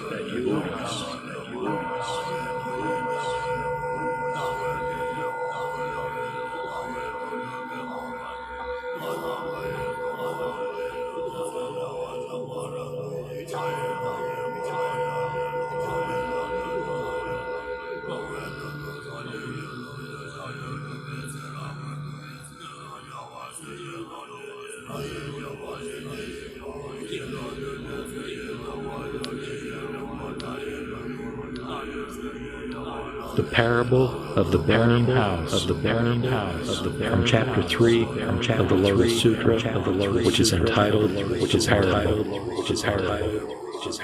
At that time, Sariputra said this to the Buddha, O Bhagavat, I now have no further doubts.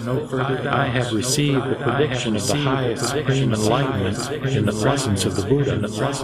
When all those 1,200 who have attained complete mental discipline were still under training in the past, the Buddha constantly led and inspired them, saying, My teaching overcomes birth, old age, illness, and death, and it leads to nirvana.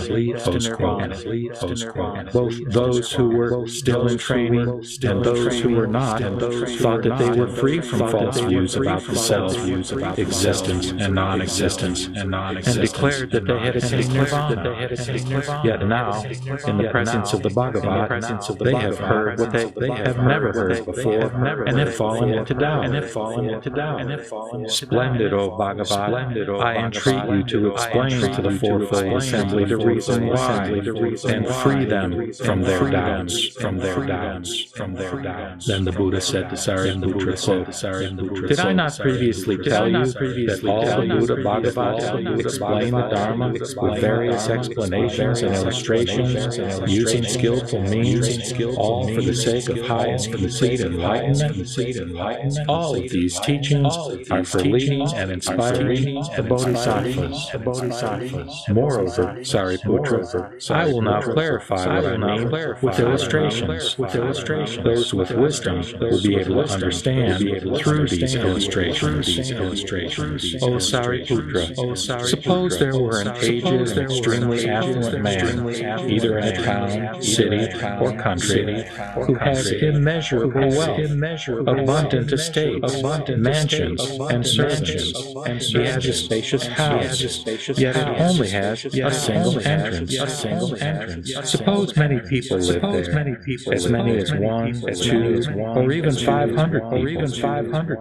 The buildings are in poor repair. The fences and walls are crumbling. The pillar bases are rotten, and the beams and framework are dangerously tilted. Suddenly and unexpectedly, fires break out everywhere, setting the house swiftly aflame. The children of this man, 10, 20, or 30 in number, are in the house. The affluent man, seeing the fire breaking out everywhere, becomes alarmed and terrified. He thinks, I am capable of escaping through the burning entrance in safety, but my children are absorbed in play within the burning house and are not aware of the fire, do not know, are not alarmed or terrified, and the fire is approaching. They are not troubled about their suffering, nor do they intend to leave the house. O Sariputra, this affluent man thought, since I am still physically strong, I could take the children out of the house in the folds of my garment, or on top of a desk. He further thought, there is only one entrance to this house, and it is very narrow. The children, who are immature and still unaware, are attached to their place of play. They may fall into danger and be burned by the fire. I should now tell them of the danger. This house is already burning. They must escape as quickly as they can to avoid being burned by the fire. After considering this, he urged the children according to his thoughts. Children, run out immediately. Although their father in his concern has given them the proper advice, the children are immersed in their play and do not accept it. They are neither alarmed nor afraid and have no intention of leaving the burning house. Moreover, they do not even know what a fire is, the condition of the house, or what they may lose. They merely run about, back and forth, looking at their father. Thereupon the affluent man thought, this house is already engulfed in flames. If my children and I do not get out, we shall perish in the fire. I will now use skillful means to help my children escape from this disaster. Since the father already knew that his children were attached to various rare toys and unusual things that each of them liked, he said to them, quote, the toys you are fond of are rare and hard to obtain. If you do not take them, you will certainly regret it later. Right now, outside the house, there are 3 kinds of carts. One is yoked to a sheep, one to a deer, and one to an ox. Go play with them. Children, run out of this burning house immediately, and I will give you whatever you want. The children, hearing what their father had said about the rare toys, became excited, and, in their eagerness to get to them, they pushed each other out of the way in a mad rush out of the burning house. Then the affluent man saw that his children had got out safely and were sitting unharmed in an open area at a crossroads. He was relieved, happy, and joyful. The children said to their father, Father, please give us the toys you promised. Those 3 carts, one yoked to a sheep, one to a deer, and one to an ox. O Sariputra, the affluent man then gave each child the same kind of large cart. These carts were tall and spacious, adorned with various jewels, and encircled with railings full of hanging bells. On the tops of the carts were canopies, also decorated with various kinds of jewels. These carts were draped with jeweled cords and hung with flowers. They were thickly piled with fabric, and red pillows had been placed about. These carts were each yoked to an ox with a spotlessly white hide. These oxen had beautiful bodies with powerful muscles, even gaits, and were as swift as the wind. And there were many attendants guarding. Why did the affluent man give these cards? Because the man had great and immeasurable wealth, and his abundant storehouses were full. He thus thought further, since my treasure has no limit, I should not give my children inferior cards. These are my children, and I love them all equally. I have an immeasurable number of large cards, such as these, decorated with the 7 treasures. I should equally distribute them to each child without discrimination. Why is this? Even if I gave cards like these to everyone in the country, their number would not be exhausted. Why should I not give them to my own children? At that time, the children each climbed into a great cart and had an unprecedented experience, one beyond their original expectations. Oh, Sariputra, what do you think about this? This affluent man gave to his children equally a large cart decorated with precious treasures. Has he deceived them? Or not? Sariputra replied, No, Bhagavat. The affluent man only tried to help these children escape from the disastrous fire. He saved their lives and did not deceive them. This is by no means a deception. Why? Because by saving their lives, they obtained marvelous toys. Moreover, they were saved from the burning house by skillful means. O Bhagavat, if this affluent man had not given them even the smallest card, it still would not have been a deception. Why is this? Because this affluent man thought before, I will help my children escape with skillful means. This is why it was not a deception. How much more so, since the affluent man, knowing that he had immeasurable wealth and wanting to benefit them equally, gave each of his children a large ox cart. The Buddha said to Sariputra, Splendid. It is exactly as you have said. O Sariputra, the Tathagata is also just like this. That is to say, as the Father of the entire world, he permanently dispels fear, distress, anxiety, ignorance, and blindness. He has attained immeasurable wisdom, insight, power, and fearlessness, as well as great transcendent power and the power of wisdom. He has attained the perfection of skillful means and of wisdom. With his great mercy and compassion, he incessantly and indefatigably seeks the welfare of all beings and benefits them all. The Tathagata appears in the triple world, which is like a decaying old house on fire, to rescue sentient beings from the fire of birth, old age, illness and death, anxiety, sorrow, suffering, distress, delusion, blindness, and the 3 poisons, hatred and ignorance. Thus, he leads and inspires sentient beings and causes them to attain the highest, complete enlightenment. The Tathagata see all sentient beings burning in the fire of birth, old age, illness and death, anxiety, sorrow, suffering and distress. Because of the desires of the 5 senses and the desire for monetary profit, they also experience various kinds of suffering. Because of their attachment and pursuits, they experience various kinds of suffering in the present, and in the future they will suffer in the states of existence of hell, animals, and hungry ghosts. If they are born in the heavens or in the human world, they will experience a variety of sorrows, such as suffering from poverty and destitution, separation from love, or suffering from encounters with those they dislike. Although sentient beings are immersed in such sorrows, they rejoice and play. They are not aware shocked or startled or disgusted, nor do they seek release. Running about in the burning house of the triple world, they experience great suffering, and yet they do not realize it. O Sariputra, seeing these things, the Buddha thought, quote, since I am the father of sentient beings, I must rid them of their immeasurable suffering and distress. I will cause them to rejoice through the immeasurable and limitless pleasure of the Buddha wisdom.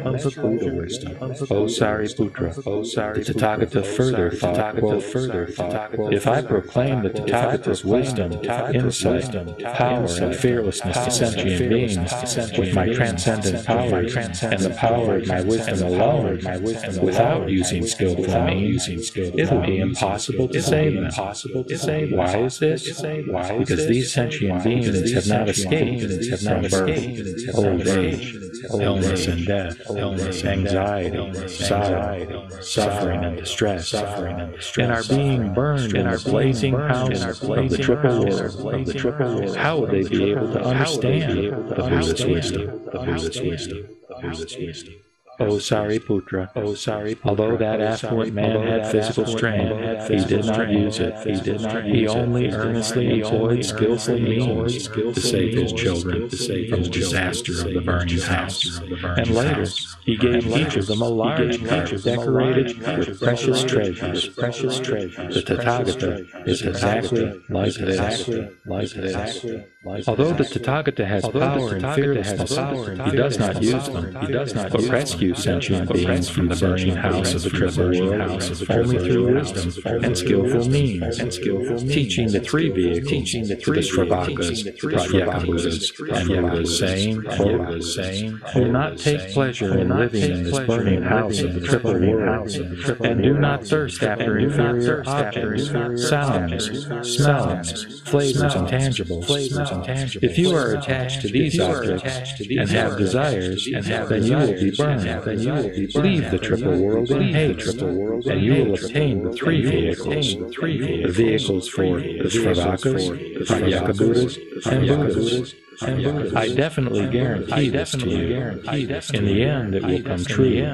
You should be diligent and persistent. The Tathagata attracts sentient beings through the skillful means, saying further, you should know that the noble ones praise the teachings of these three vehicles that are self-directed, unrestricted, and independent. When they ride in them, sentient beings will enjoy faculties free from corruption, and also powers, paths to enlightenment, meditation, liberation, and concentration. And they themselves will attain immeasurable ease and pleasure.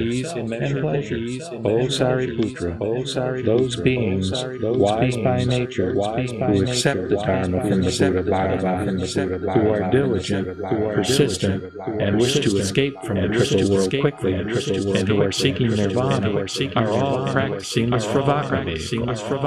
They are like those children who left the burning house, seeking the cart to a sheep. Those beings who accept the Dharma of the Buddha Bhagavan, who are diligent and persevere in seeking the wisdom of the self-generated ones, and enjoy tranquility for themselves, who profoundly know the causes of and reasons for existence, are all practicing the Pratyeka Buddha vehicle.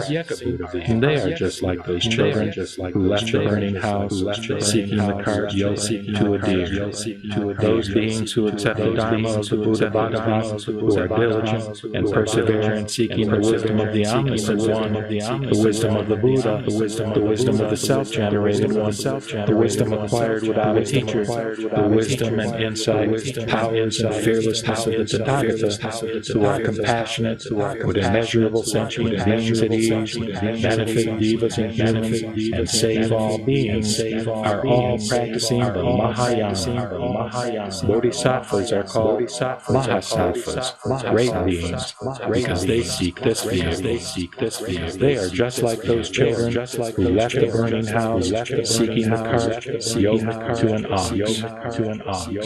O Sariputra, that affluent man saw his children leave the burning house safely and arrive at a safe place, knowing that he had immeasurable wealth He gave a large cart to each child. The Tathagata is exactly like this.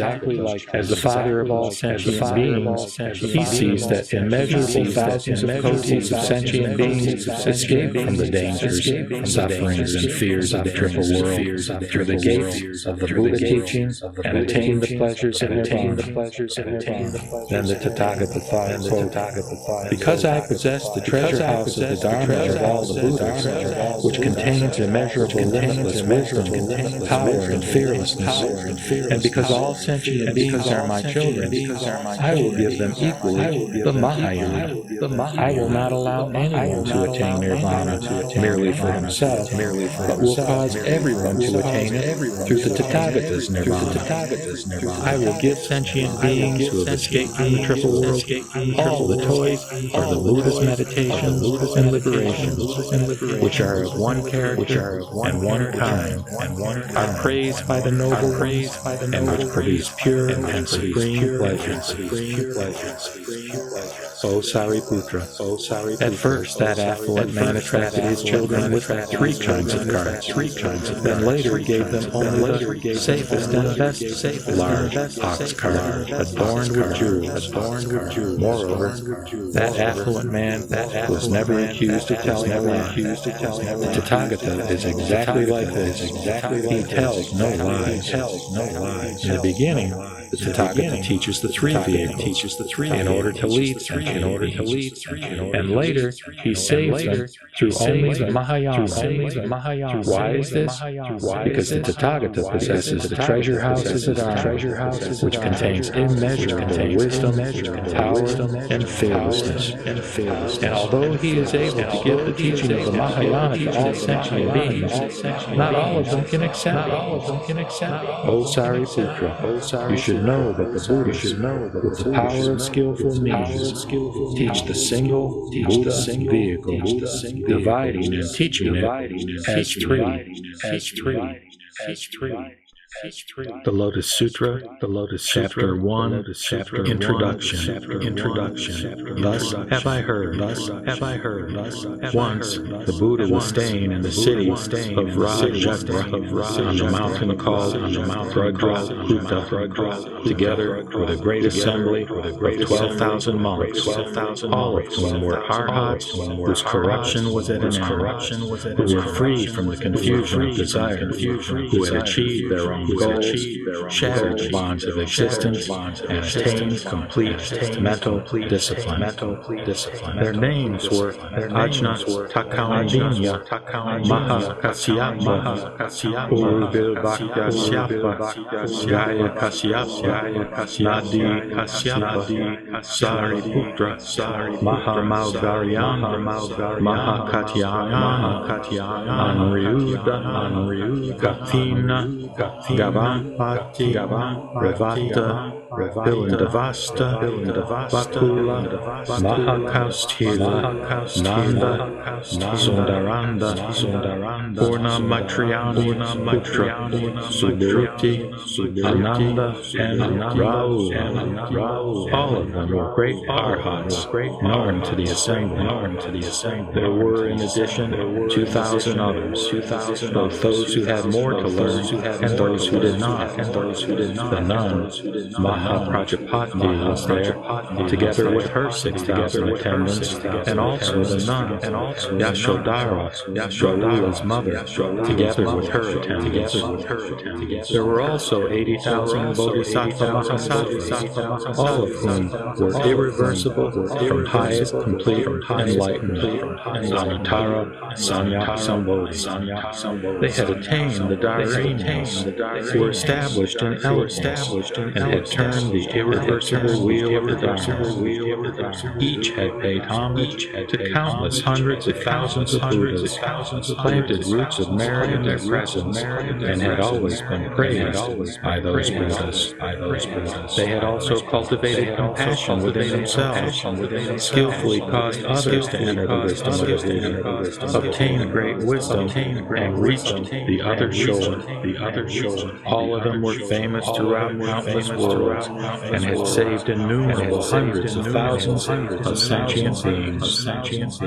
They were Manjusri, Avalokiteshvara, Mahastamaprapta, Nityopiyukta, Aniksiptadur, Ratnapani, Vaisayaraja, Pradhanasura, Ratnakandra, Kandraprabha, Purnakandra, Mahavikram, Anantavikram, Lokyavikram, Vadrapala, Maitreya, Ratnakara, and Susa, and Tafaha. There were altogether 80,000 such Bodhisattva Mahasattvas. At that time, Sutra, king of the Devas, was also there, attended by 20,000 Devaputras, Khandra, Samantagada, and Ratnaprabha, and the great Devas of the four quarters were there, together with a retinue of 10,000 Devaputras.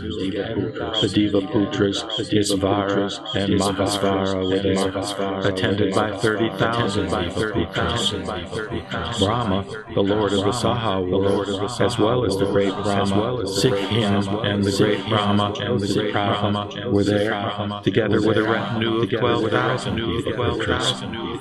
The 8 Naga kings, namely Nanda, Upanada, Sagara, Vasuki, Aksaka, Anapatapta, Anathan, and Palaka were also there, each of them surrounded by several hundreds of thousands of attendants. There were 4 kings of the Kimaras, whose names were Dharma, Sudharma, Mahadharma, and Dharmadhara, and each had several hundreds of thousands of attendants.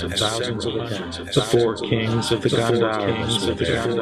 They were Manojna, Manojnavara, Madura, and Madurasvara, each of them also with several hundreds of thousands of attendants. There too were 4 kings of the Asuras, called Badin, Paraskanda, Brahmasitra, and Rahu, each with several hundreds of thousands of attendants. Mahakeshas, Mahakaya, Mahapurna, and Maharudrapratha, the 4 kings of the Garudas, were there together with several hundreds of thousands of attendants.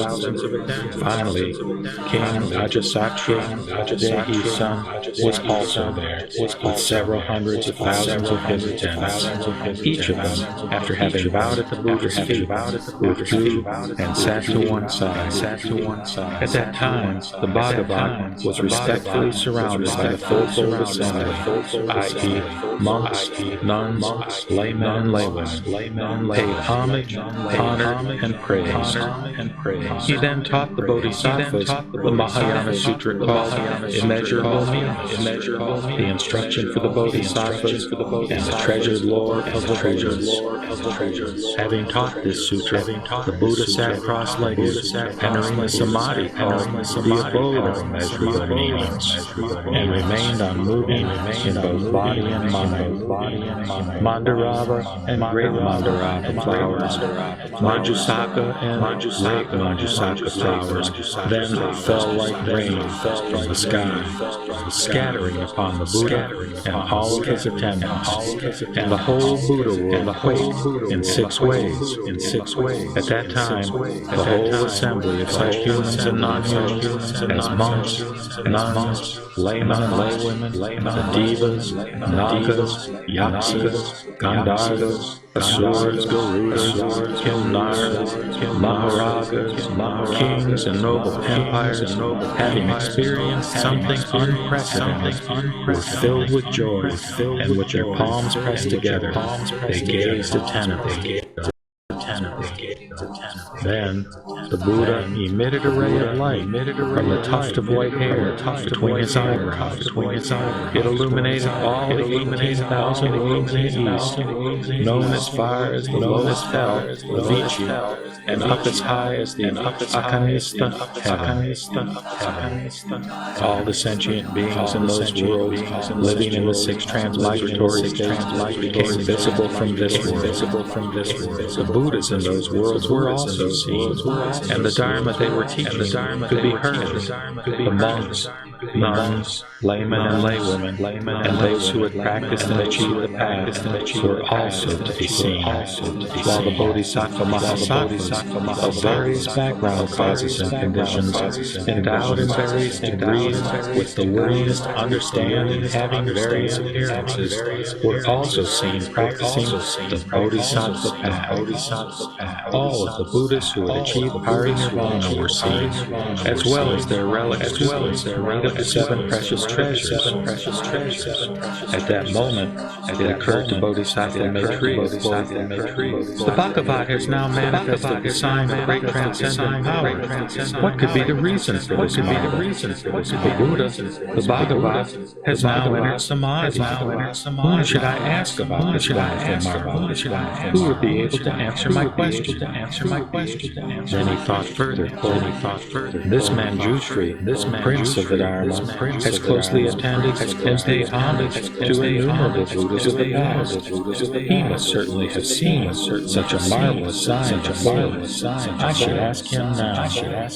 At the same time, it occurred to the monks, nuns, laymen and laywomen, devas, nagas, yakshas, and others.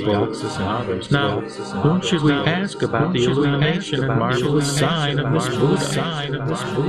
Then Bodhisattva Maitreya, wanting to clear up his own confusion, and knowing the minds of the fourfold assembly of monks, nuns, laymen and laywomen, and of the nagas, yakshas, and other beings in that gathering, asked Manjushri, quote, what is the reason for this marvelous sign, this great ray of light that illuminates the 18,000 worlds in the east and renders visible the adornments of all the Buddha worlds? Thereupon, Bodhisattva Maitreya, wanting to elaborate the meaning of this further, spoke to Manjushri in verse.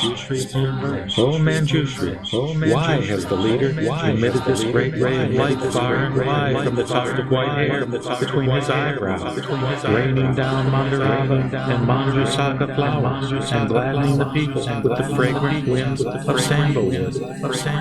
For this reason the earth is completely adorned, and this world quakes in 6 ways, and the fourfold assembly is completely enraptured, delighted in body and mind at the experience of such an unprecedented marvel.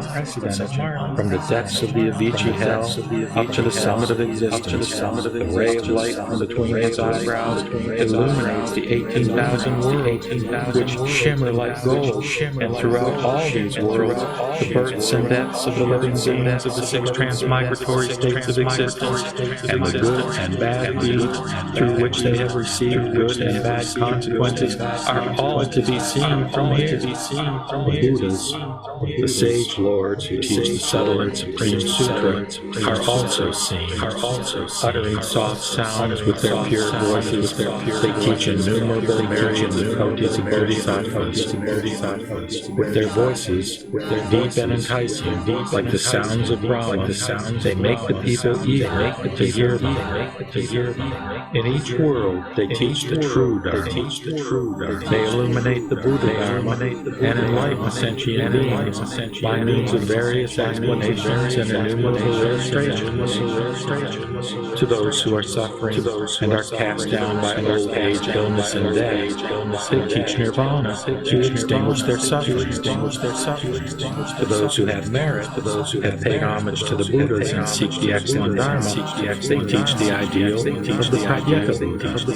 To those heirs of the Buddhas who have practiced in various ways and are seeking the utmost wisdom, they teach the pure path. O Manjushri, abiding here, I see and hear thousands of kotis of things in this way. There are many such things. I shall now explain them in brief. In these worlds I see bodhisattvas equal in number to the sands of the Ganges River, seeking the path of the Buddhas according to their various situations.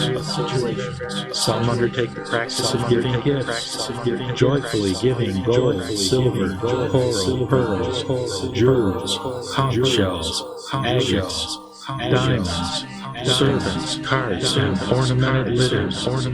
They give these things joyfully, transferring the merit to the path of the Buddhas, wishing to obtain this vehicle, which is the highest in the three worlds and praised by all the Buddhas. Other bodhisattvas give gifts such as ornamented carts yoked with 4 horses and furnished with railings, canopies, and decorative ease. Moreover, I see bodhisattvas who, seeking for the highest path, give gifts such as their bodies, flesh, hands, and feet, as well as their wives and children. Moreover, I see bodhisattvas who are joyfully giving their heads, eyes, and bodies while searching for the wisdom of the Buddhas. O Manjushri, I see kings making pilgrimages to the Buddhas, asking about the highest path, abandoning their prosperous lands, palaces, subjects, and harems, shaving their heads and beards, and wearing the robes of the Dharma. I see some bodhisattvas becoming monks, dwelling apart in tranquility, reciting the sutras with content. I also see bodhisattvas persistent and courageous, going into remote mountains and contemplating the Buddha path. I see some abandoning worldly desires, dwelling always in lonely places, practicing profound meditation, and obtaining the 5 transcendent powers. I see bodhisattvas meditating with palms pressed together, praising the kings of the Dharma with thousands of myriads of verses. I also see bodhisattvas profound in wisdom and firm in resolution, asking the Buddha's questions, listening carefully, and retaining everything. Furthermore, I see heirs of the Buddha endowed with concentration and wisdom, teaching the Dharma by innumerable illustrations for the benefit of living beings, leading and inspiring the Bodhisattvas by joyously teaching the Dharma, destroying Mara and his minions, and beating the drums of the Dharma. I also see Bodhisattvas who are tranquil and silent in ease, and never exalt, even in the homage paid by devas and nadvas. I see bodhisattvas dwelling in forests, radiating light, alleviating the suffering of beings in the valleys, and causing them to enter the Buddha path. I also see heirs of the Buddha who have never fallen asleep and are constantly wandering in forests in search of the Buddha path. I see some who are pure like jewels, endowed with integrity and faultless in behavior, in search of the Buddha path. Furthermore, I see heirs of the Buddha in search of the Buddha path who have the power of perseverance and patiently endure those of excessive pride who abuse them verbally and physically. I see bodhisattvas who have been searching for the Buddha path for thousands of myriads of kotis of years, and who have renounced idlers and foolish companions and approached the wise. having single-mindedly rid themselves of inner confusion. They are meditating in mountain forests. I also see bodhisattvas seeking for the highest path, who are giving food and drink and 100 kinds of medicine to the Buddha and the Sangha. They give superb garments and clothing worth thousands of myriads and priceless robes to the Buddha and the Sangha. They give thousands of myriads of kotis of treasured monasteries made of sandalwood and various kinds of excellent bedding to the Buddha and the Sangha. They give clean garden groves full of flowers and fruits, fountains and bathing pools to the Buddha and the Sangha. Thus, they give such various excellent things with joy and vigor, seeking the supreme path. There are also bodhisattvas who are teaching innumerable sentient beings the Dharma of tranquility in various ways. Furthermore, I see bodhisattvas who have perceived the essential character of all dharmas or phenomena to be without duality, just like empty space. I also see heirs of the Buddha who are seeking the highest path through this subtle wisdom, their mind free of attachment. O Manjusri, there are bodhisattvas who pay homage to the relics of the Buddhas after their parinirvana. I also see heirs of the Buddhas who have built stupas as numerous as the sands of the Ganges River, with which to decorate the Buddha world. These jeweled stupas are magnificent. 5,000 yojanas in height and 2,000 yojanas in both length and width. On each of these stupas are 1,000 banners, flags and canopies, and jeweled bells ringing harmoniously. And devas, nagas, humans and non-humans, constantly give offerings of perfumes, flowers, and music to them.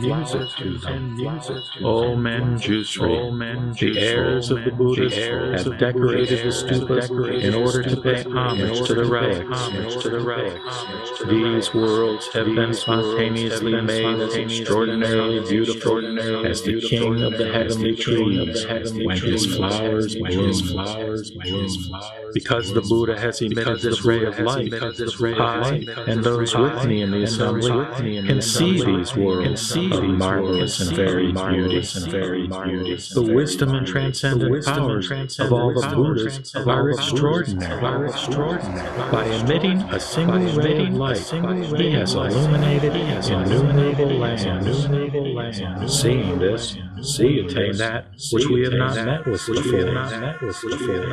O Manjusri, heir of the Buddhas, we entreat you to rid us of our confusion. The fourfold assembly is joyfully looking up to you and me. Why did the Bhagavad emit this ray of light? O heir of the Buddhas, now answer. Resolve our confusion and gladness. Why is he emitting this ray of light? Will the Buddha teach us the true Dharma that he obtained while he sat on the terrace of enlightenment? Will he predict enlightenment to us? It is not for a trifling reason that all the Buddha land is ornamented with various jewels, and all the Buddhas have been made visible. O Manjusri, you should know that the fourfold assembly, Nagas and Devas, look forward to hearing what you shall reveal. Thereupon, Manjusri spoke to Bodhisattva Mahasattva Maitreya and the other worthy beings. O sons of a virtuous family, I am very sure that the Buddha, the Bhagavad, will now teach the great Dharma, rain down the great Dharma, blow the calm of the great Dharma, beat the drum of the great Dharma, and reveal the meaning of the great Dharma. O sons of a virtuous family, I have seen Buddhas in the past who have shown this marvel and have taught the great Dharma immediately after emitting a ray of light. Therefore, you should know that in the very same way the Buddha has now emitted this light and has shown this marvel in order to cause all sentient beings to hear and understand the Dharma, which in all the world is difficult to understand. O sons of a virtuous family, in the past, more than innumerable, unthinkable, incalculable, countless ago, the Buddha called Chandra Surya Pradipa, a Tathagata, a Tathagata, completely enlightened, completely perfect in knowledge and conduct, well departed, knower of the world, unsurpassed, tamer of humans, teacher of devas and humans, Buddha Bhagavat. He taught the true Dharma that was good in the beginning, good in the middle, and good in the end. It was profound in meaning, elegant in speech, and endowed with the character of pure path of discipline and integrity. To those seeking for the Sravaka vehicle, he taught the Dharma with respect to the Four Noble Truths, causing them to overcome birth, old age, sickness and death, and to attain nirvana. He taught the Dharma with respect to dependent origination to the Pratyeka Buddhas, and to the Bodhisattvas. He taught the Dharma with respect to the six perfections or paramitas, causing them to attain the highest complete enlightenment and perfect all knowledge. Then there was another Buddha named Chandra Surya Pradipa, and after him another Buddha also named Chandra Surya Pradipa. And so, in this way, 20,000 Buddhas all have the same name, Chandra Surya Pradipa. They also have the same family name, Vihara Vibhaja. O Maitreya, you should know that these Buddhas, beginning from the first up to the last, all have the same name, Chandra Surya Pradipa, endowed with the 10 epithets. The Dharma that they taught was good in the beginning, the middle, and the end. The last Buddha fathered 8 princes before he renounced household life. The first was called Mati, the second Sumati, the third Anatamati, the fourth Ratimati, the fifth was called Visheshamati, the sixth Vimati Samudvimati, the seventh Shamati, and the eighth was called Dharmamati. These 8 princes were endowed with dignity and power, and each of them ruled over 4 great continents.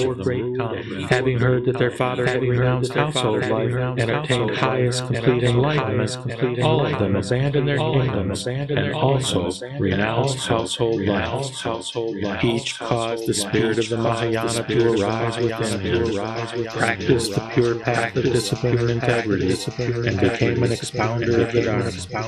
They all planted roots of good merit under many thousands of myriads of Buddhas. At that time, the Buddha Chandra Surya Pradipa taught the Mahayana Sutra called Immeasurable Meanings, the instruction for the Bodhisattvas, and treasured lore of Buddha. Having taught this sutra, he sat down cross-legged, undisturbed in body and mind, among the great assembly, and entered the Samadhi, called the Abode of Immeasurable Meanings. Then Mandarava and great Mandarava flowers, Manjusaka and great Manjusaka flowers fell like rain from the sky, scattering over the Buddha and all of his attendants, and the whole Buddha world quaked in 6 ways. At that time, all in the assembly of humans and non-humans, monks, nuns, laymen, laywomen, devas, nagas, yaksas, Gandharvas, Asuras, Garudas, Kimnaras, Maharajas, kings and noble emperors, having experienced such an unprecedented marvel, were filled with joy, and pressing their palms together, they gazed attentively at the Buddha. Then the Buddha emitted a ray of light from the tuft of white hair between his eyebrows, which completely illuminated all the 18,000 worlds in the East, in the same way that all of these Buddha worlds are visible now. O Maitreya, you should know that at that time there were 20 kotis of bodhisattvas in the assembly who wanted to hear the Dharma. All of these bodhisattvas, having seen all the Buddha worlds completely illuminated by this ray of light, were struck with wonder and wanted to know why it was emitted. A bodhisattva named Vajraprabha was there with his 800 disciples. At that time, the Buddha, Surya Pradipa, having emerged from Samadhi, remained sitting for 60 intermediate kalpas and revealed to Bodhisattva Vajraprabha the Mahayana Sutra called Sadharma Pundarika, the White Lotus of the Marvelous Law, hereafter Lotus Sutra, which was the instruction for Bodhisattvas and the treasured lore of the Buddhas.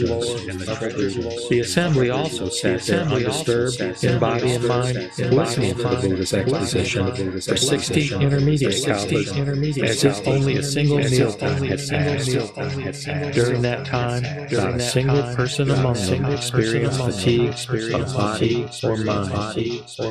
Having taught this sutra for 60 intermediate kalpas, the Buddha Surya Pradipa made this proclamation to the assembly of Brahmas, Maras, Shramanas, Brahmins, Devas, humans, and Asuras, saying, quote, on this day, during the middle watch of the night, the Tathagata will enter Nirvana without residue. Then the Buddha Surya Pradipa gave this prediction to a bodhisattva called Sri Garba. Addressing the monks, he said, quote, this bodhisattva, Sri Garba, will become the next Buddha after me. He will be called Vaimalanganitra, a Tathagata, completely enlightened. The Buddha, after having made this prediction, entered Nirvana without residue during the middle of the night. After the Buddha passed into extinction, the Bodhisattva Vajraprabha, having preserved the Lotus Sutra, taught it to humans for the full period of 80 intermediate kalpas. This Bodhisattva Vajraprabha was made the teacher for the Buddha Surya Pradipa's 8 princes. Vajraprabha led and inspired them and caused them to be firm in highest complete enlightenment. After paying homage to innumerable hundreds of thousands of myriads of kotis of Buddhas, all these princes attained the path of the Buddhas. The last of these to become enlightened was named Deepankara. Among the 800 disciples of Bodhisattva Vajraprabha, there was a man named Yashasakam, who was attached to prophet. Even though he had repeatedly recited the sutras, he never became versed in them and forgot the greater part. That is why he was called Yashasakam, fame seeker. But because he had also planted various roots of good merit, he was able to meet innumerable hundreds of thousands and myriads of kotis of Buddhas, whom he rendered homage to, honored, revered, and praised. O Maitreya, you should know that Bodhisattva Vajraprabha at that time was none other than my son, and Bodhisattva Yashasakama was none other than you. The marvel we see here is exactly the same as the previous one. Therefore, I am certain that today the Tathagata will teach the Mahayana Sutra called the Lotus Sutra, the instruction for Bodhisattvas and treasured lore and treasured Buddhas. Thereopon, Manjushri, wanting to explain the meaning of this further, spoke to the great assembly in verse, I remember that in the past, innumerable incalculable countless ago, there was a Buddha, the best of humans, called Khandra Surya Pratipha. This Bhagavat taught the Dharma, leading and inspiring innumerable sentient beings and incalculable numbers of bodhisattvas to attain the wisdom of the Buddhas. Before renouncing household life, the Buddha fathered 8 princes. Having seen the great sage renounce household life, they also followed him and practiced the pure path of discipline and integrity. At that time, the Buddha taught and extensively illuminated the Mahayana Sutra called Immeasurable Meanings to the Great Assembly. After having taught this sutra, the Buddha sat down cross-legged on the seat of Dharma and entered the Samadhi called the Abode of Immeasurable Meanings. The heavenly Mandarava flowers fell down like rain. The heavenly drums resounded spontaneously. All the devas, nagas, and yaksas paid homage to the best of humans. All of the Buddha world suddenly quaked greatly, and the Buddha emitted a ray of light from the tuft between his eyebrows and manifested various marvels. This ray of light illuminated 18,000 Buddha worlds in the east and revealed the conditions resulting from the karma of each sentient being. Through this light of the Buddha, all the Buddha worlds appeared as if they were decorated with various jewels, such as lapis lazuli or crystal. All the devas, humans, nagas, yaksas, gandharvas, and kinnaras were each seen paying homage to the Buddhas. All the Tathagatas who had spontaneously attained the path of the Buddhas looked majestic and very beautiful, with bodies like golden mountains. Each Bhagavat appeared like a golden image in the midst of lapis lazuli, expounding the meaning of the profound Dharma to the great assembly. There were innumerable Shravakas in each of the Buddha worlds, and they saw all the great assemblies because of the light of the Buddha. There were also monks living in mountain forests who, through persistence, possessed purity of conduct, which they protected like a precious jewel. There were bodhisattvas as numerous as the sands of the Ganges River, practicing by giving, perseverance, and so on, i.e. the 6 perfections, who also became visible through the light of the Buddha. There were bodhisattvas who, having entered deep samadhi, were tranquil and undisturbed in body and mind, and who were seen seeking for the highest path. There were also bodhisattvas who, the character of the Dharma, were seen teaching the Dharma and seeking the path of the Buddha in each of the Buddha worlds. At that time, the fourfold assembly, having seen the Buddha Khandra Surya Pratipha manifest these great transcendent powers, became delighted and asked each other, "What's the reason for this contagion?" Noble one, revered by devas and humans, then emerged from samadhi and praised Bodhisattva Prabha, saying, "You are the eye of the world. You are believed in by all, and possess the treasure house of the Dharma. You are the only one who can understand the Dharma that I have taught." The Bhagavat praised Prabha, delighting him, and taught the Lotus Sutra for the full period of 60 intermediate kalpas without rising from his seat. This expounder of the Dharma, Prabha, firmly and completely preserved this most excellent Dharma that was taught by the Buddha. After having taught this Lotus Sutra, and having then gladdened the assembly, on that very day, the Buddha told the assembly of devas and humans, quote, "I have already taught you the meaning of the essential character of all dharmas. Today, I will enter nirvana in the middle of the night. Exert yourselves attentively and rid yourselves of negligence. The Buddhas are extremely hard to meet and can be encountered only once in kotis of Calmas. All the sons of the Bhagavad, on hearing that the Buddha was to enter nirvana, became sad, thinking, why will the Buddha enter nirvana so soon? The noble Lord, the King of the Dharma, consoled the innumerable beings, saying, quote, do not fear after I enter nirvana. This Bodhisattva, Sri Garva, has fully realized the true character of freedom from corruption. And after me, he will become a Buddha named Vaimalanganentra, and he will bring innumerable sentient beings to the path. And that night, the Buddha entered nirvana, like a fire that goes out when the wood is exhausted. His relics were distributed, and innumerable stupas were built. There were monks and nuns, as numerous as the sands of the Ganges River, who increased their efforts and sought for the highest path.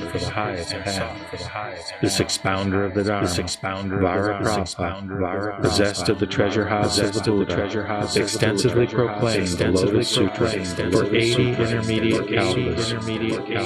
All of the 8 princes, led and inspired by Vajraprabha, became firmly established in the highest path and met innumerable Buddhas. After paying homage to the Buddhas and following them in their practice of the great path, they all in turn received their predictions, becoming Buddhas in succession.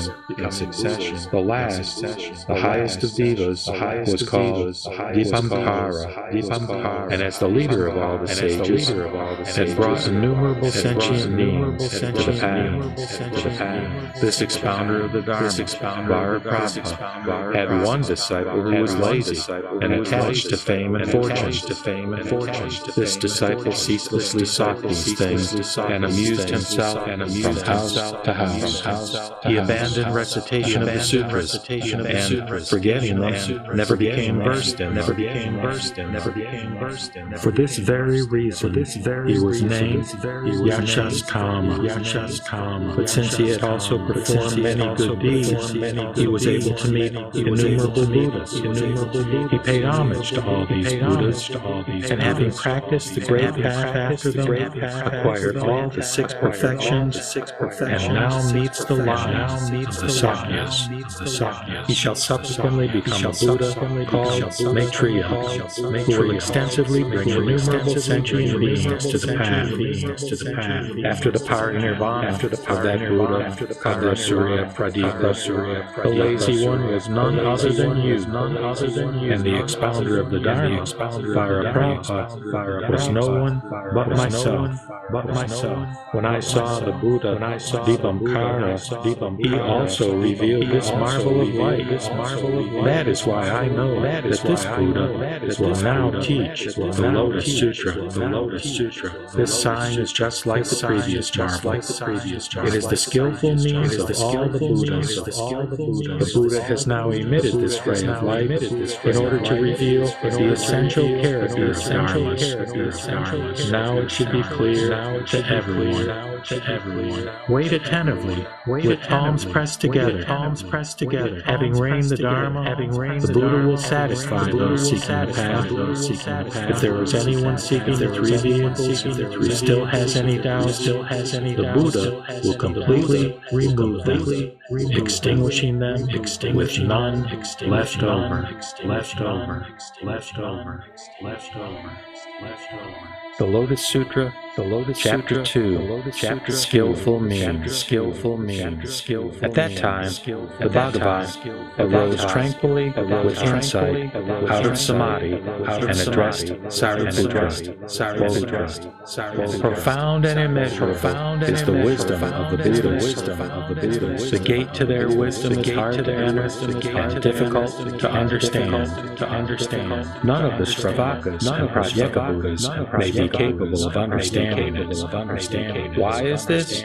Why is this? The Buddhists have closely attended innumerable hundreds of thousands and myriads of kotis of other Buddhists. They have exhaustively carried out practices with courage and persistence under uncountable numbers of Buddhists, their names becoming universally renowned. They have perfected this profound and unprecedented Dharma, and their intention in adapting their explanations to what is appropriate is difficult to understand. O Sariputra, after attaining Buddhahood, I expounded the teaching extensively, with various explanations and illustrations, and with skillful means led sentient beings to rid themselves of their attachments. Why is this? Because all the Tathagatas have attained perfect mastery of skillful means, wisdom, and insight. O Sariputra, the wisdom and insight of the Tathagatas is extensive, profound, immeasurable, and unhindered. They are possessed of power, fearlessness, meditation, liberation, and samadhi that is profound and endless.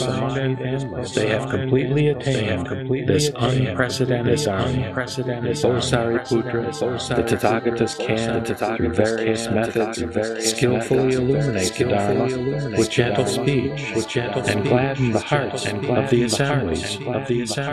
O Sariputra, to put it briefly, the Buddhists have attained this immeasurable, limitless, and unprecedented Dharma. Enough, O Sariputra, I will speak no further. Why is this? Because the Dharma that the Buddhists have attained is foremost, unique, and difficult to understand. No one but the Buddhists can completely know the real aspect of all Dharmas. That is to say, their character, their nature, substance, potential, function, cause, condition, result, effect, and essential unity.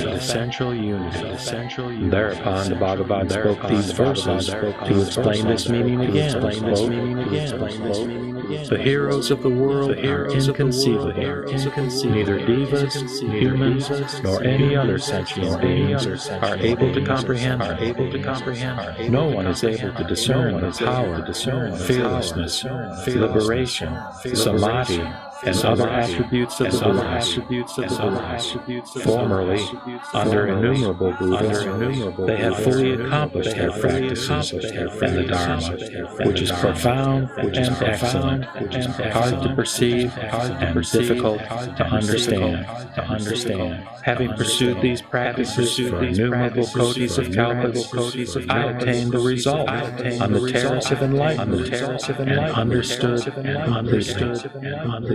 I and the Buddhas of the 10 directions know such matters, such as the great results and rewards, and the meaning of various aspects and characteristics.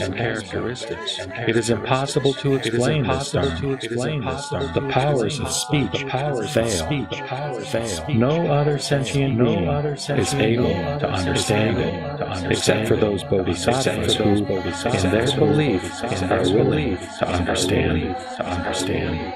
Even the multitude of the Buddhist disciples who have formerly paid homage to all the Buddhists, who have put an end to all their corruption and are burying their last bodies, are not able to understand it.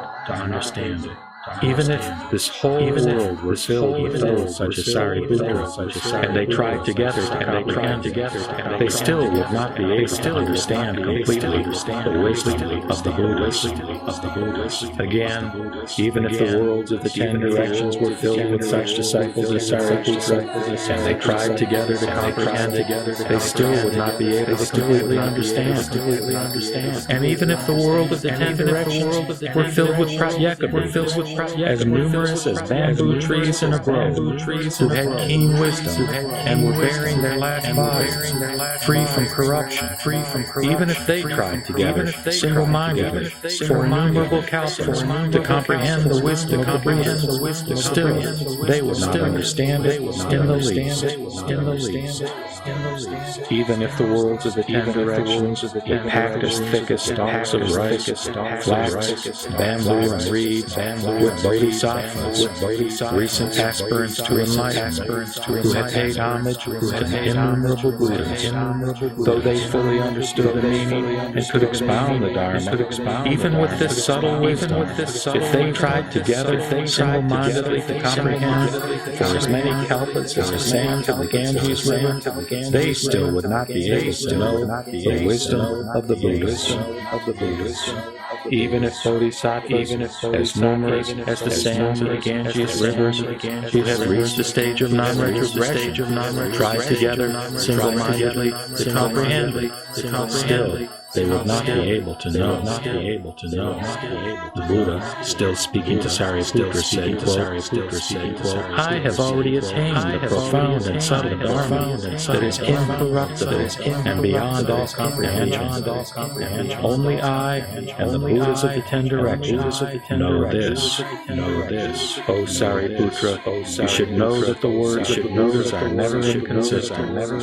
You should trust fully in the Dharma that the Buddha expounds. The Dharma of the Bhagavad has been in existence for a long time. I will now definitely expound the truth. I address myself to the Shravakas and those seeking the Pratyeka Buddha via. It was I who caused them to become free from the bondage of suffering and to attain nirvana.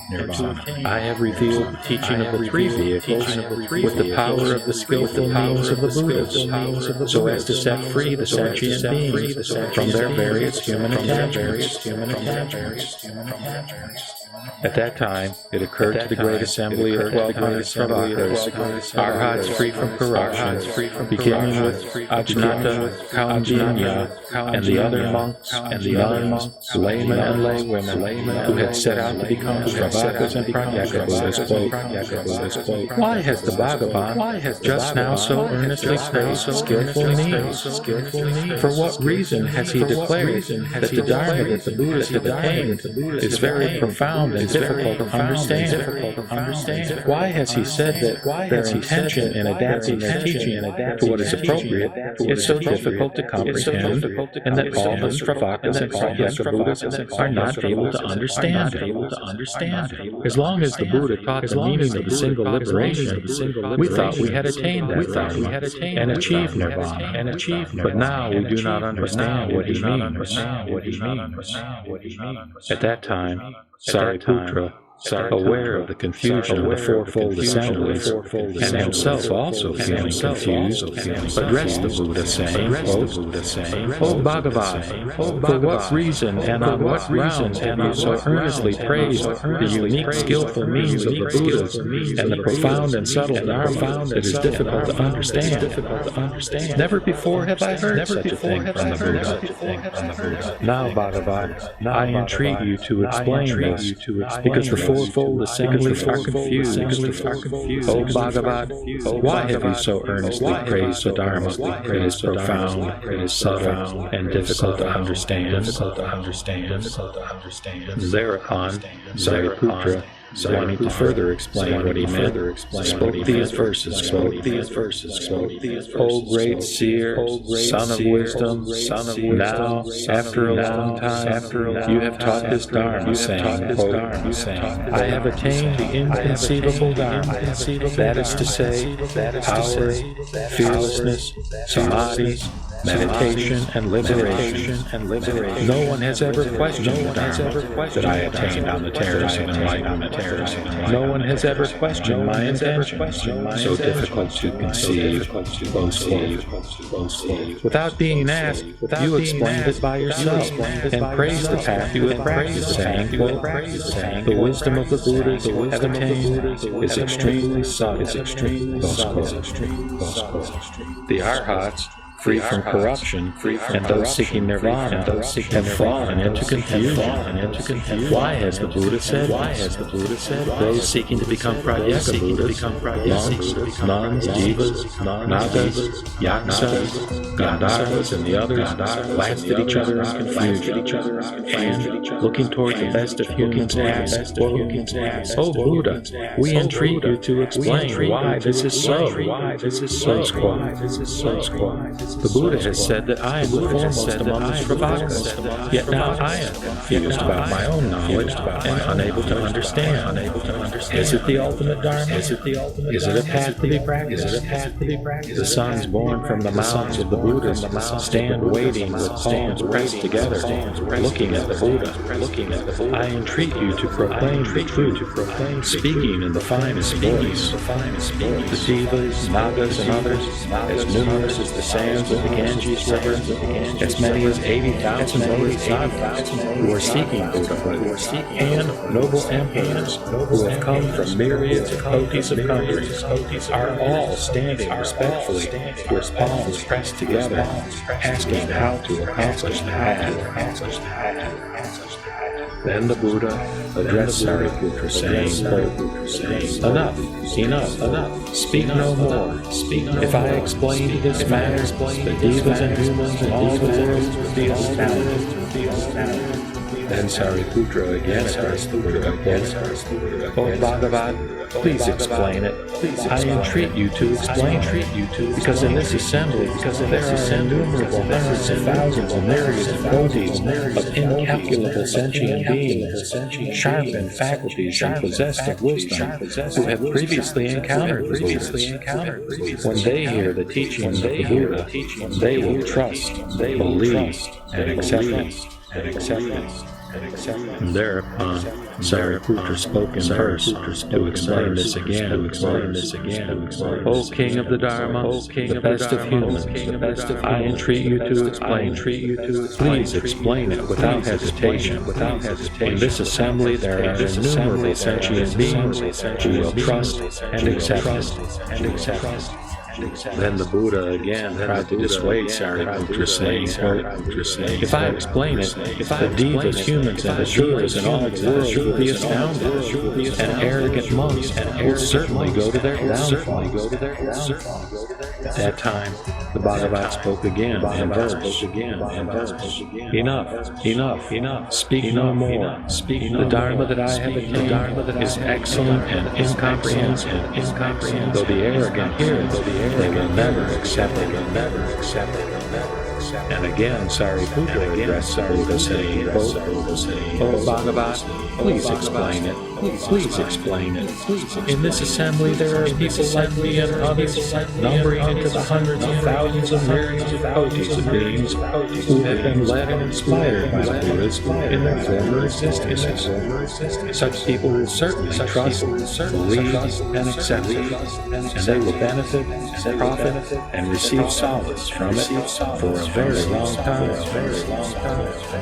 Thereupon, Sariputra spoke these verses to elaborate on what he meant. O best of humans, please teach the ultimate Dharma.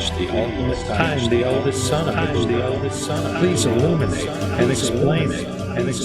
Innumerable beings in this assembly will certainly trust and accept this Dharma, because the Buddha in former existences led and inspired such people. All of them will attentively listen and accept, their palms pressed together to the words of the Buddha. I entreat you to illuminate and explain it for the assembly of 1,200 people like me and the others seeking Buddhahood. When they hear this Dharma, they will bring forth great joy. Then the Bhagavat spoke to Sariputra, saying, "You have now persistently asked me 3 times. How could I possibly not explain it to you? Therefore, listen carefully and pay close attention. I will now illuminate and explain it."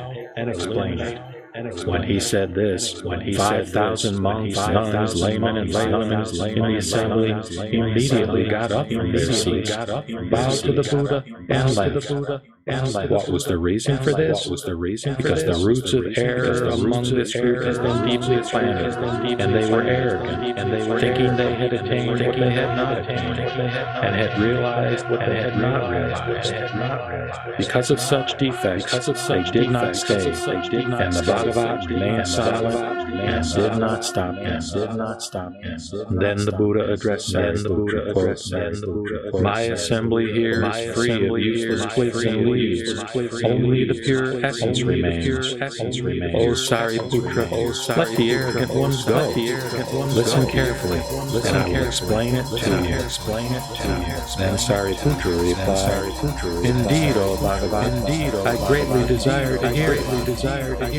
Then the Buddha addressed Sariputra, quote, "Only very rarely do the Buddha Tathagatas teach such a true Dharma as this, as rarely as the Udambara flower. O Sariputra, trust and accept what the Buddha teaches. My words are never false. O Sariputra, the real intention of all the Buddhas in adapting their explanations to what is appropriate is difficult to understand. Why is this? Because I have expounded the teachings with immeasurable skill and various kinds of explanations and illustrations. Yet this Dharma is beyond reason and discernment. Only the Buddhas can understand it. Why is this? Because the Buddha Bhagavats appear in this world for one great purpose alone. O Sariputra, now I will explain why I said that the Buddha Bhagavats appear in this world for only one great purpose.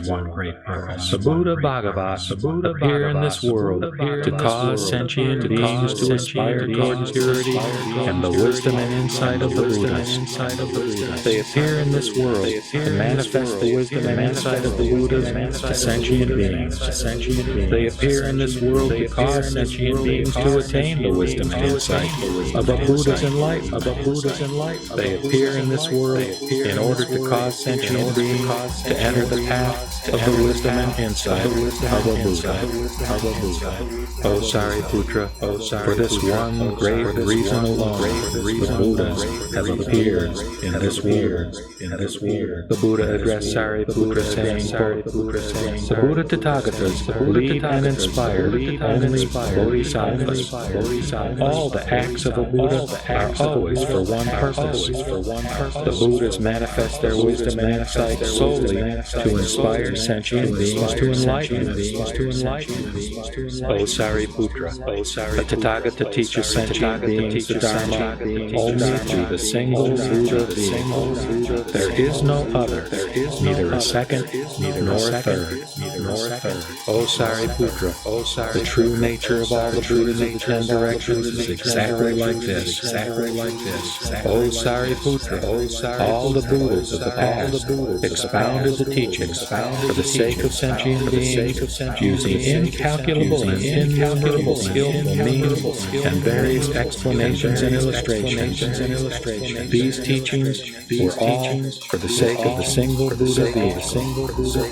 All these sentient beings, hearing the Dharma from the Buddhas, finally attain omniscience. O Sariputra, all the future Buddhas who will appear in the world will expound the teachings for the sake of sentient beings, using incalculable and innumerable skillful means and various explanations and illustrations. These teachings will all be for the single Buddha being. All sentient beings who hear this Dharma from these Buddhas will ultimately attain omniscience. O Sariputra, all the Buddha Bhagavats are present in immeasurable hundreds of thousands of myriads of kotis in Buddha worlds of the 10 directions, teach the Dharma to sentient beings using incalculable and innumerable skillful means with various explanations and illustrations to benefit many of them and cause them to feel at peace. These Dharmas are all the single Buddha via. all the sentient beings who hear the Dharma from these Buddhas will ultimately attain omniscience. O Sariputra, these Buddhas lead and inspire only bodhisattvas because they want to teach sentient beings with the wisdom and insight of the Buddha, to enlighten sentient beings with the wisdom and insight of the Buddha, and to cause sentient beings to enter the path of the wisdom and insight of the Buddha. O Sariputra, I too am now like this, having understood the various desires and deep-rooted inclinations of sentient beings. I teach the Dharma according to their capacity, through the power of skillful means, using various explanations and illustrations. O Sariputra, I do this in order to cause them to attain the omniscience of the single Buddha vehicle. O Sariputra, since there is no second vehicle in the worlds of the 10 directions, how could there be a third? O Sariputra, the Buddhas appear in the world of the 5 defilements, which are the defilement of the kalpas, the defilement through desires, confusion, the defilement of sentient beings, the defilement of view, and the defilement of lifespan. Therefore, O Sariputra, in the period of the decadent kalpa, because sentient beings are filthy, greedy, jealous, and develop roots of error, all the Buddhas illuminate the 3 vehicles with the power of skillful means in order to teach the single Buddha vehicle. O Sariputra, if any of my disciples declare that they are arhats or pratyeka Buddhas and do not listen or comprehend that all the Buddha Tathagatas teach only the Bodhisattvas, they are not disciples of the Buddhas, nor are they arhats or pratyeka Buddhas.